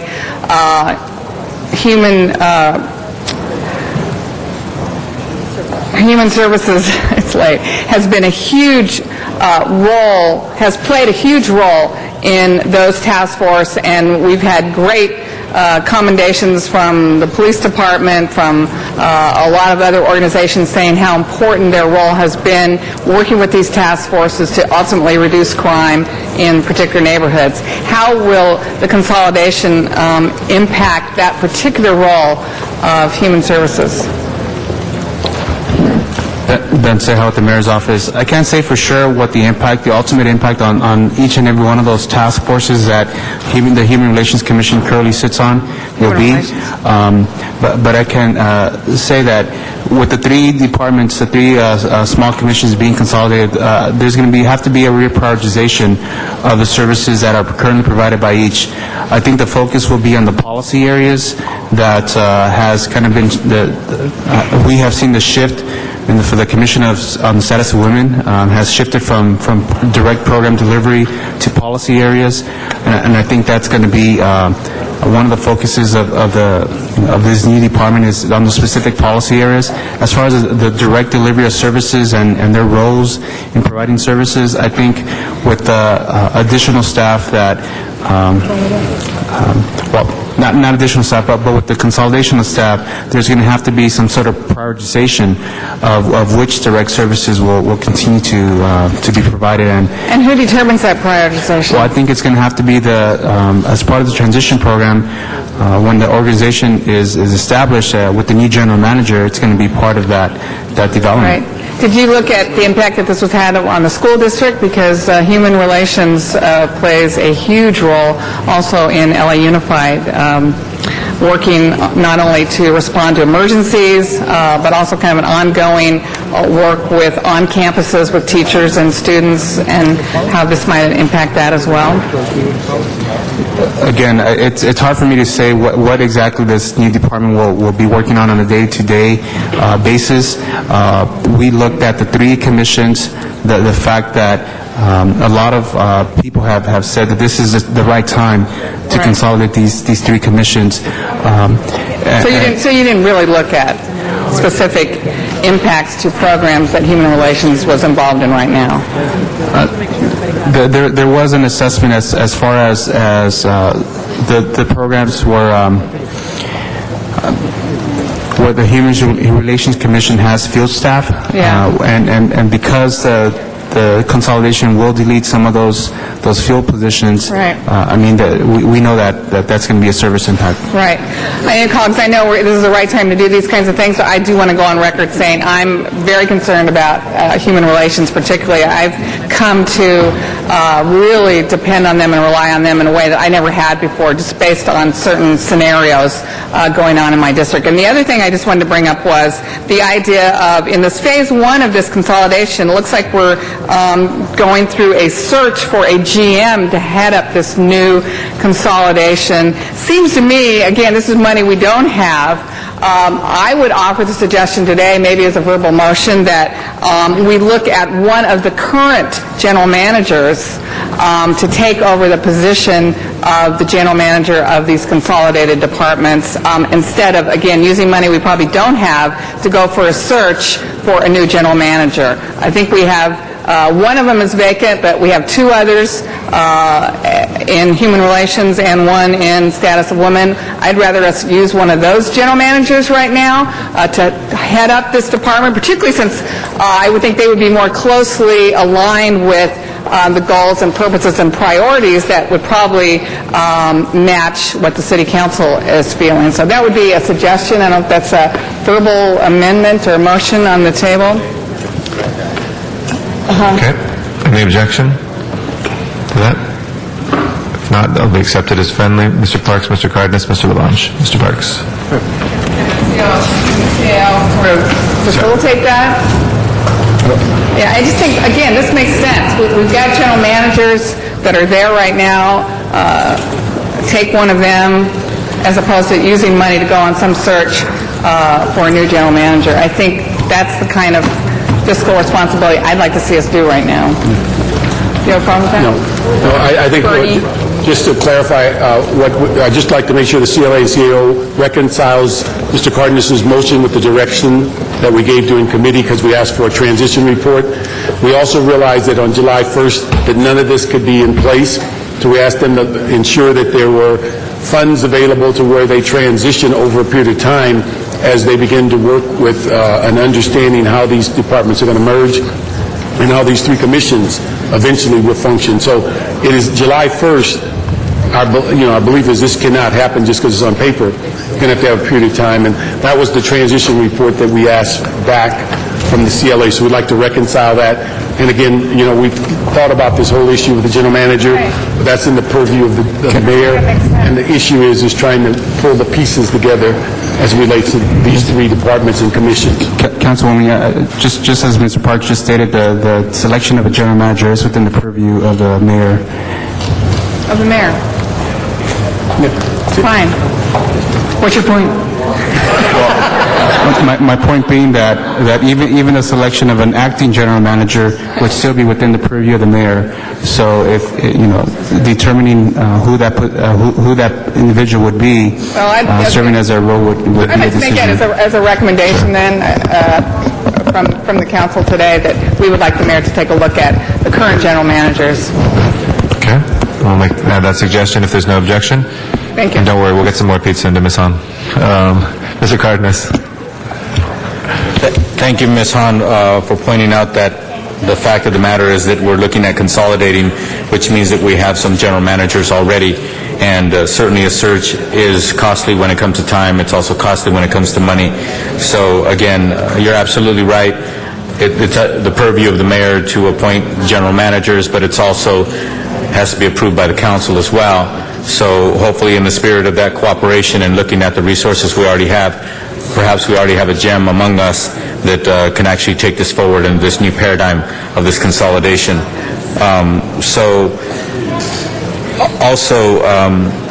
As Mr. Parks reminded me that there were instructions already from the Budget Department, and if you look at my motion, it talks about reporting to the Budget and Finance Committee as well when it comes to the 21 days. And also, if in that report, if you could give, the mayor's office could give a report to us about how the process is coming along, about what you're going to do in the interim, how we're going to handle this in the interim, because there's going to be an interim period no matter what, unless for some reason there's somebody who already knocked on our door and already said they want the job and they're awesome. There's going to be an interim period, so we're going to need that transition. These are very, very vital services. Ms. Hahn pointed out very clearly that her district is very much supported by the Human Relations Commission. I think just this morning there was 250 kids protesting at Santee, Santee School, and the LAUSD wasn't exactly able to handle it very quickly. They always count on the Human Relations Commission to step up and to help out. They do a lot of work behind the scenes. There's a lot of us who don't even see the work that they do, but I think it's important for us to understand that these are critical resources. The Human Relations Commission is critical, especially when it comes to our most challenged communities. So it's really important that we not just look at this as a paper transition, but we look at it as not losing services in the interim and making sure that we handle this as clearly as possible before July 1st. Thank you. Thank you, Mr. Labange, and then Mr. Labange. Amendment, I wouldn't mind if it looks and it makes sense for the mission that these become offices of the mayor's office. These all originated, Mr. Park says, no, these all originated in the mayor's office under Tom Bradley. And Tom Bradley was very effective in using these offices of children, youth, and family, or using the office of the aging, or office of a variety, office of human relations. I think it would be something to study and look at if it would reduce the cost and increase its effectiveness. I have no problem, Richard, you were in the mayor's office. I have no problem having the office of the mayor have some responsibility here. So I'd like a friendly amendment to study if these transferred back to offices within the mayor's office. You don't think so, Mr. Smith? Mr. Smith doesn't think so. Mr. Parks doesn't think so. There's 14 of you left, if I can count right. I did that on purpose. Mr. Cardenas. Mr. Cardenas. Right. I remember. No, was that a statement or amendment by Mr. Labange? Good question. You were just posing it as a question, not I'd an like a action? second to ask if they're going to study this, study if it would be transferred back to offices in the mayor's office. Believe me, if you get a call from the mayor of any city, and I'm the mayor's office of Children, Youth, and Family as opposed to a department, I think your response will be greater. And also, there's a focus that could be there. I'll tell you what, if I may, that we will include some history. History. Yeah, there you go. A matter when we report back on transition plan, but I think our recommendation would Great idea. form that these functions not go back in the mayor's office, and we have a... But Okay. Great attention span, Ray. It's real late and you're sharp as a tack. Thank you. All right, thank you. With that, we have his recommendations before us. We have Mr. Labange's motion. Should we take... It was just a recommendation. Okay, the report back. Got you. Let's prepare the roll and tabulate the vote. 14 ayes. All right, next is 131 and 132. Yes, Ms. Gruhl. For a point of personal privilege. Oh, yes, of course. I'm sorry, Ms. Gruhl, please. It's a very important announcement. Thomas and Dean, this is an annual thing. Thomas and Dean are watching at home. Thomas is about ready to go to bed. So if we could all say, good night, Thomas, okay? 1, 2, 3. Good night, Thomas. Okay, thank you. Don't forget to hug your mother in the morning. That's right. Does he need a razor? Mr. Cardenas. Item 130 and 131. Sorry, we'll take 130 first. Sorry, 131, 132, ITA items. We had them up wrong. It's 131 and 132. 130 and 131, or all three? No, 131 and 132, the two ITA ones. Yeah, I'm sorry, 131, 132. Yes, thank you. On this one, I just wanted to add that to amend the Budget Committee's recommendations to expand the uses for the management, operation, and maintenance of IT system as needed at the direction of the General Manager, and also introducing amending language in 16073 of the TDA to include provisions that allow funds to be used to manage, operate, and maintain IT systems as needed at the discretion of the General Manager, subject to approval of the Council. That's the fund that we collect from what is traditionally the cable companies, the 1% and the 5%, the TDA account, just to make sure that we understand that we haven't adjusted that language in many, many years, and I think it's appropriate for us to adjust it in that fashion so that they can have better discretion of utilizing the money appropriately. Okay. 130, 131, 132. 132. All right, let's go ahead then and please open the roll. Close. Yeah, it's verbal. Verbal amendment. Close the roll. That was verbal, yes. And tabulate the vote. 14 ayes. Okay. Colleagues, that finishes the regular items. We now have the motions before us, which are the packets before us. We have 41 total, of which a number have been, I think, dispensed of, so we probably have about 35 or so. If we can start with item... The clustering, yes, it was. Number 2. Okay. Item number 2 is a Gruhl motion. It's a report back on the results of the Central Library Parking Validation Program. It's compliant with the fiscal policy, no impact. Anybody wishing to... Is this cue for this item? Mr. Zine, Mr. Weezar, Ms. Gruhl, Mr. Rosendahl, Mr. Parks, do you want to speak on this? On number 2? Okay. Anybody want to speak on this item? Just raise your hand if you do. I've got a big queue. Okay.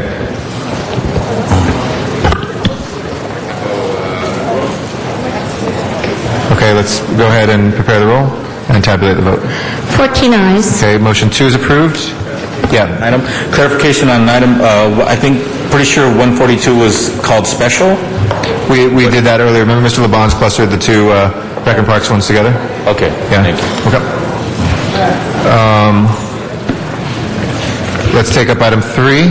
I'm sorry. That was Item already 3. approved. So 4. Yeah. Item number 4 is instruction to the Police Department to report to Budget and Finance and Public Safety on the deployment strategy for MacArthur Park Safer Cities Initiative. There's no fiscal impact. Okay. Anybody want to be heard on this? Not, we'll prepare the roll and tabulate the vote.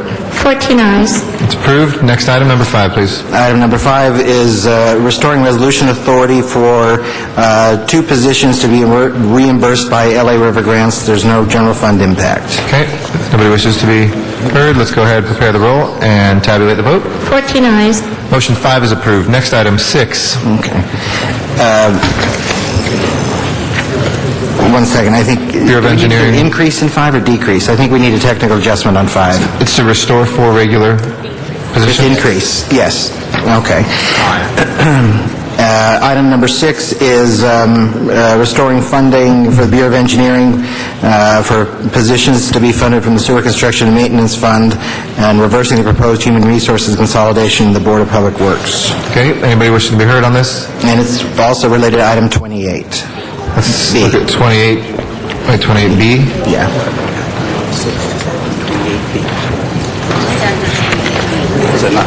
Let's take those up together then. Yeah, I think actually you can just act on 28B and receive and file 6. Okay, let's receive and file 6 then, and we'll come to 28B in a second then. We'll just stay in order so people can follow along. Item 7, please. Item number 7 is restoring resolution authorities for the wastewater program. It will all be reimbursed by the Sewer Construction and Maintenance Fund. Okay. Anybody wishing to be heard? If not, prepare the roll and tabulate the vote. 14 ayes. Thank you. Item number 8. Item number 8 is a Reyes-Labange motion instructing Rec and Parks to report the Plum Committee on assigning existing planning associate exclusively to trail planning responsibilities, no fiscal impact. Okay. Anybody wishing to be heard? If not, prepare the roll and tabulate the vote. 14 ayes. That is approved. Item 9, please. 9 and 21 relate. It's instruction for DOT to report back on the implications of discontinuation of the bikeway function. There's no fiscal impact. Okay, let's take those together, 9 and 21. There's no objection. Let's go ahead and open the roll on both, close the roll, and tabulate the vote. 14 ayes. Those are approved. Item 10, please. Item number 10 is adding resolution authority for a senior MA and deleting a resolution authority for a civil engineering associate 3 at the zoo. There's no fiscal impact. Okay. Anybody wishing to be heard? If not, prepare the roll and tabulate the vote. 14 ayes. That's approved. Item 11, please. Item 11 you've taken care of. Okay, we prefer that back to Budget and Finance? Correct. So item 12? Item number 12, I think it took care of it on 95. It's related to 95 in your report. It's the liability budget and ceiling for all departments. Okay. We'll go to item 14 then. Or we now to take a vote? Let's go ahead then and open the roll on it. Close the roll and tabulate the vote. 14 ayes. That's also approved. Item 14, please. 14 is restoring resolution authority for positions of street services. They'll be offset by fees from violations. This is actually not compliant. The receipts have already been recognized. We would recommend that go to committee. Okay. Committee. Is that right? Okay. Go ahead and move that to committee, please, without objection. So ordered. Item 15. 15 we've taken care of. Okay, that was referred to Budget and Finance also. 16 we've taken care of. 17, please. 17 we've taken care of. It was referred to committee. 18. 18 is funding for Channel 36 for public access programming, and its total change in funding is $300,000. Well, there's no fiscal impact? That was an oversight? It is a technical correction. Yeah, technical correction. Inadvertently admitted. Okay. Yeah. Anybody wishing to be heard on that? If not, please prepare the roll and tabulate the vote. 14 ayes. That's approved. Item 19. Item 19 is a Alacon motion instructing that a one-time cash offer be put forth. We would recommend that be referred to EERC. Okay. Anybody wishing to be heard on this? If not, we'll work with the mayor to place that on the ERC agenda. We have a ERC meeting scheduled tomorrow? No. Okay. So that'd be probably for next week or later this week, depending on whether the mayor calls a meeting. Okay. Without objection, we'll refer that to the ERC. Yeah, Mr. Alacon? That's a question. If these are non-rep employees, why are we referring to ERC? Usually, any personnel matters that deals with compensation goes to ERC, whether they're non-rep or representative. Why? Why not go to personnel?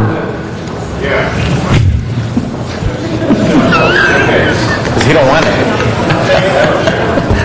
I mean, I think the one thing, that we don't want to separate them from all the others. I think it'd be best if we go forward. I think that's exactly the problem.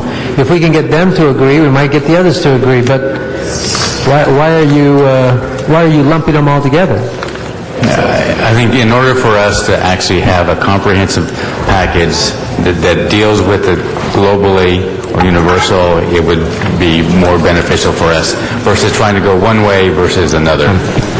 Look, members, this is a little item. It provides an opportunity for us to get people out of the system quickly and avoid layoffs. I cannot understand why the CAO wants to lump them with a negotiated process when we can negotiate directly with the employee here. We can save people's jobs. You have not been able to get a negotiation process in place at the table or get agreement at the table, and yet where we don't have to go to the table, you don't even want to give it a try. Members, this is foolish. This is foolish. I recommend we either pass this today or send it to personnel because this is not an EERC item. Anybody else wishing to be heard on this? Mr. Labange? Mr. Parks first. We just had an item similar to this in the city attorney in personnel directly to go to EERC, so we might just be creating a circle we don't need to go into. Pardon? I know, but I said all I can advise you on what they told us there. They dealt with an issue that we thought was a personnel issue, and they came up and clearly sent all 2 or 3 of them to EERC. So. Mr. Cardenas? Yes. Recommends to go to ESC, we'll send it back. Meanwhile, we'll be happy to take it. So let's take it to personnel, and then if it doesn't work out, that way we'll do it. So, motion, personnel, everybody agree? Thank you. Open the roll, close the roll, tablet. We got it. Thank you, Donna Perriman. You let him sit in your seat for a little while and what happens? Mr. Labange. I just want Peter Echeverria to come forward and explain. Let the record reflect that's not a personal reflection on you, Mr. Echeverria. You better be quick, Pete. At least not for me. You didn't get tomatoes thrown at you. If it's a matter that involves benefits or compensation, or can be said to involve benefits or compensation, it goes to EERC for advice and recommendation. Compensation matters. So, members, I suggest we take the recommendation to the city attorney and go to EERC. All right. We have 2 motions, one to refer it to EERC and one to refer it to personnel. They're not mutually exclusive, but the first one would be to refer it to personnel because that was the second motion. Please open the roll. Close the roll. Tabulate the vote. 13 ayes, 1 no. Not mutually exclusive, so we'll open the roll and sending it to EERC. Please open the roll, close the roll, and tabulate the vote. 9 ayes, 5 noes. It will be referred both places. Mr. Zine will get to see it in both. Next item, please. Item number 20 is a delete and add that results in a reduction, so there's no fiscal impact. Anybody wishing to be heard on this, Mr. Parks? Did you press your button for this one, Mr. Parks? 20? Or previous one, okay. All right, if nobody wishes to be heard, let's go ahead and prepare the roll. Tabulate the vote. 14 ayes. All right, that is approved. We did 21. Let's go to 22. Item number 22 is a deletion of 10 unfunded senior clerk typist positions in PD and adding regular authority for police service representatives. Is correcting an omission in the budget, no impact. All right, anybody wishing to be heard? Item 22. If not, let's go ahead and prepare the roll and tabulate the vote. 14 ayes. That's approved. Item 23. 23 is a Hahn motion instructing a status report on the funding of the waterfront red car. There's no fiscal impact. Okay. Prepare the roll and tabulate the vote. 14 ayes. That's approved. 24, please. 24 is an instruction to report on the status of federal legislation that would allow LAWA to increase passenger facilities fees. There's no fiscal impact. Nobody wishes to be heard. Please prepare the roll and tabulate the vote. 14 ayes. That's approved. Number 25. 25 is an instruction to Office of Finance to report in 90 days on the success of referrals of delinquent ambulance billings and the status of an RFP for contractors that specialize in the collection of the billings. There's no fiscal impact. Okay. Nobody wishes to be heard. Let's prepare the roll and tabulate the vote. 14 ayes. 26, please. 26 is an instruction to DUN to report on their guidelines and procedures in regards to their demand warrant policy, specifically on the turnaround time and the annual funds which trigger the necessity of a warrant. There's no fiscal impact. Okay. Nobody wishes to be heard. Let's prepare the roll and tabulate the vote. 14 ayes. That is approved. 28, please. 28 is... I just want to make sure that got sent to committee, correct? 27 was referred to Transportation Committee, correct? Okay, thank you. Yes. 28? 28 is a restoration of regular position authority. Oh, that's right, 28, yeah, you did 28B already, so you can receive and file 28 and 28A. Okay. We'll move to receive and file those two without objection, so ordered. 29? 29 is an instruction for GSD to explore the feasibility of privatizing air rights over city-owned properties and reporting back to Plum. No fiscal impact. Nobody wishes to be heard. Let's prepare the roll and tabulate the vote. 14 ayes. That's approved. Item 30? Item 30 is a report, instruction to report on the feasibility of establishing a tourism marketing district to be administered by LA Inc., and there is no fiscal impact. It's a report back. Okay, if nobody wishes to be heard, prepare the roll and tabulate the vote.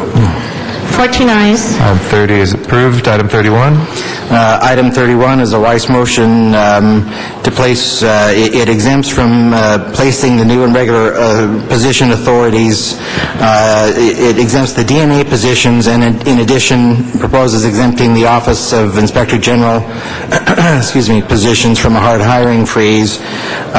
There is no fiscal impact, but the funding at this point, I believe, is in the UB. Okay. Anybody wishing to be heard? Mr. Parks? Consistency throughout the budget. We've certainly left A in the budget, but B should go to the UB so that they can be reviewed by the CLACAO to vet them before we fund them. Anybody else? Okay. Let's go ahead and prepare the roll as recommended, as moved by Mr. Parks, and tabulate the vote. 14 ayes. Okay. And as approved as amended. Item 32?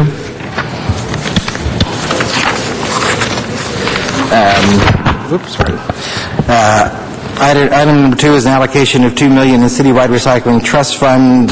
It's essentially a change in accounts. There's no fiscal impact in the Citywide Recycling Trust Fund.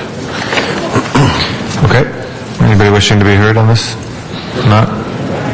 Prepare the roll. Tabulate the vote. 14 ayes. That is approved. Item 32. Item 33, please. 33 you've taken care of. That's correct. Item 34.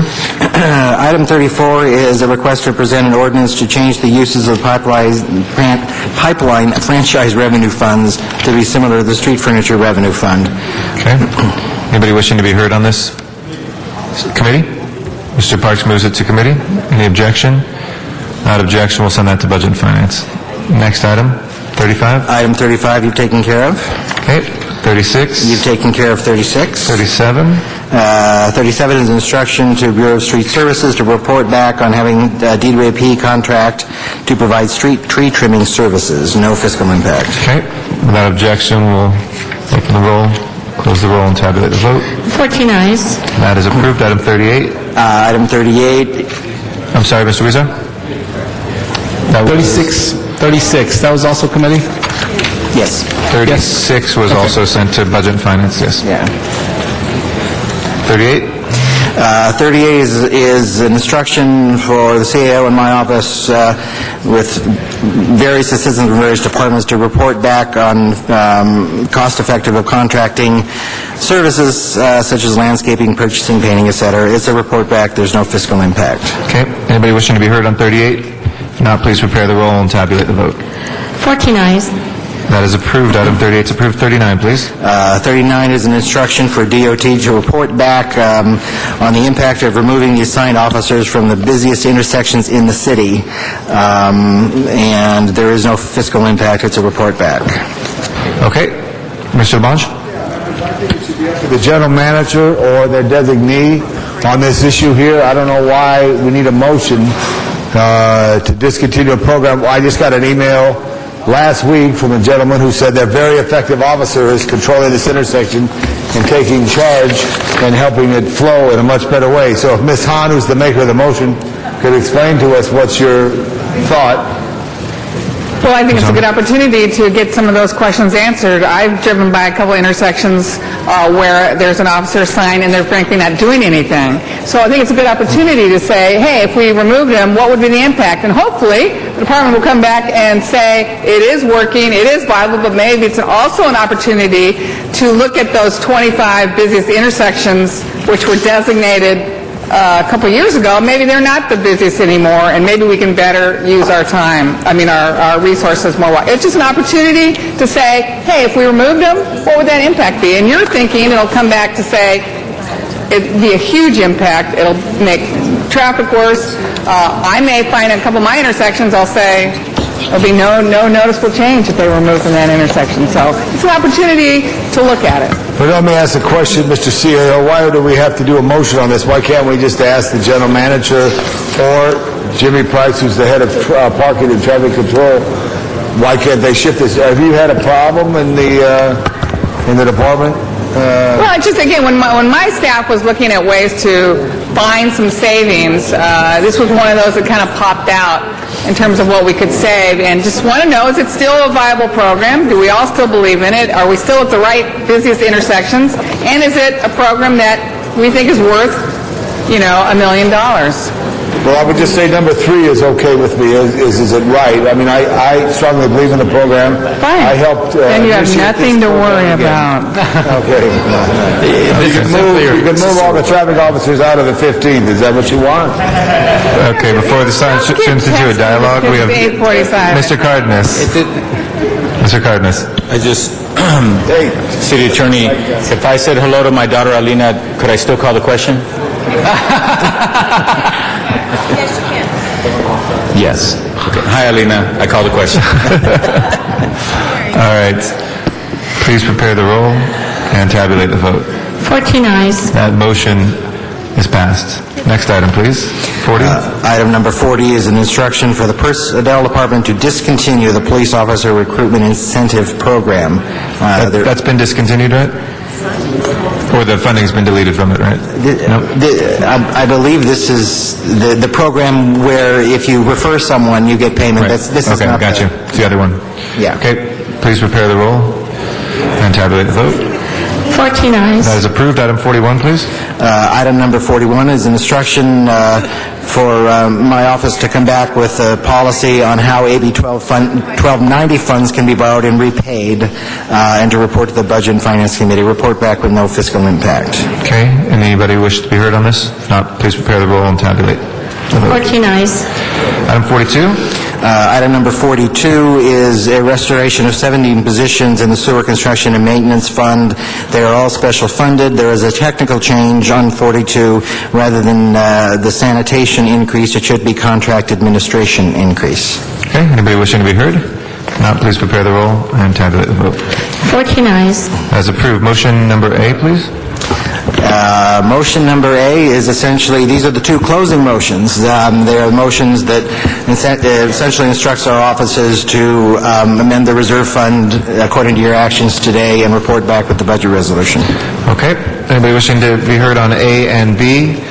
Before we vote, if we can take them up together, I just want to thank the members of our Budget and Finance Committee for their incredibly diligent work, the superior staffing from our Chief Legislative Analyst's Office and our City Administrative Officer. Thank the mayor for their staff and the entire time as well, and all of our city departments.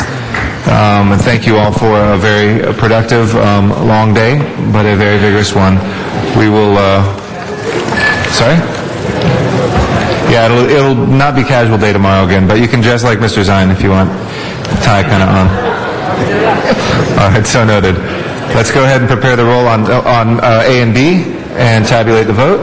14 ayes. Mr. Labange? I just want to thank you very much, and I want to thank you for crossing the country, Mr. Garcetti. My pleasure. Very special to do that. Thank you, Mr. Parks. Fingers away. Thank you. Thank you all very much. This meeting of the Los Angeles City Council is adjourned. We'll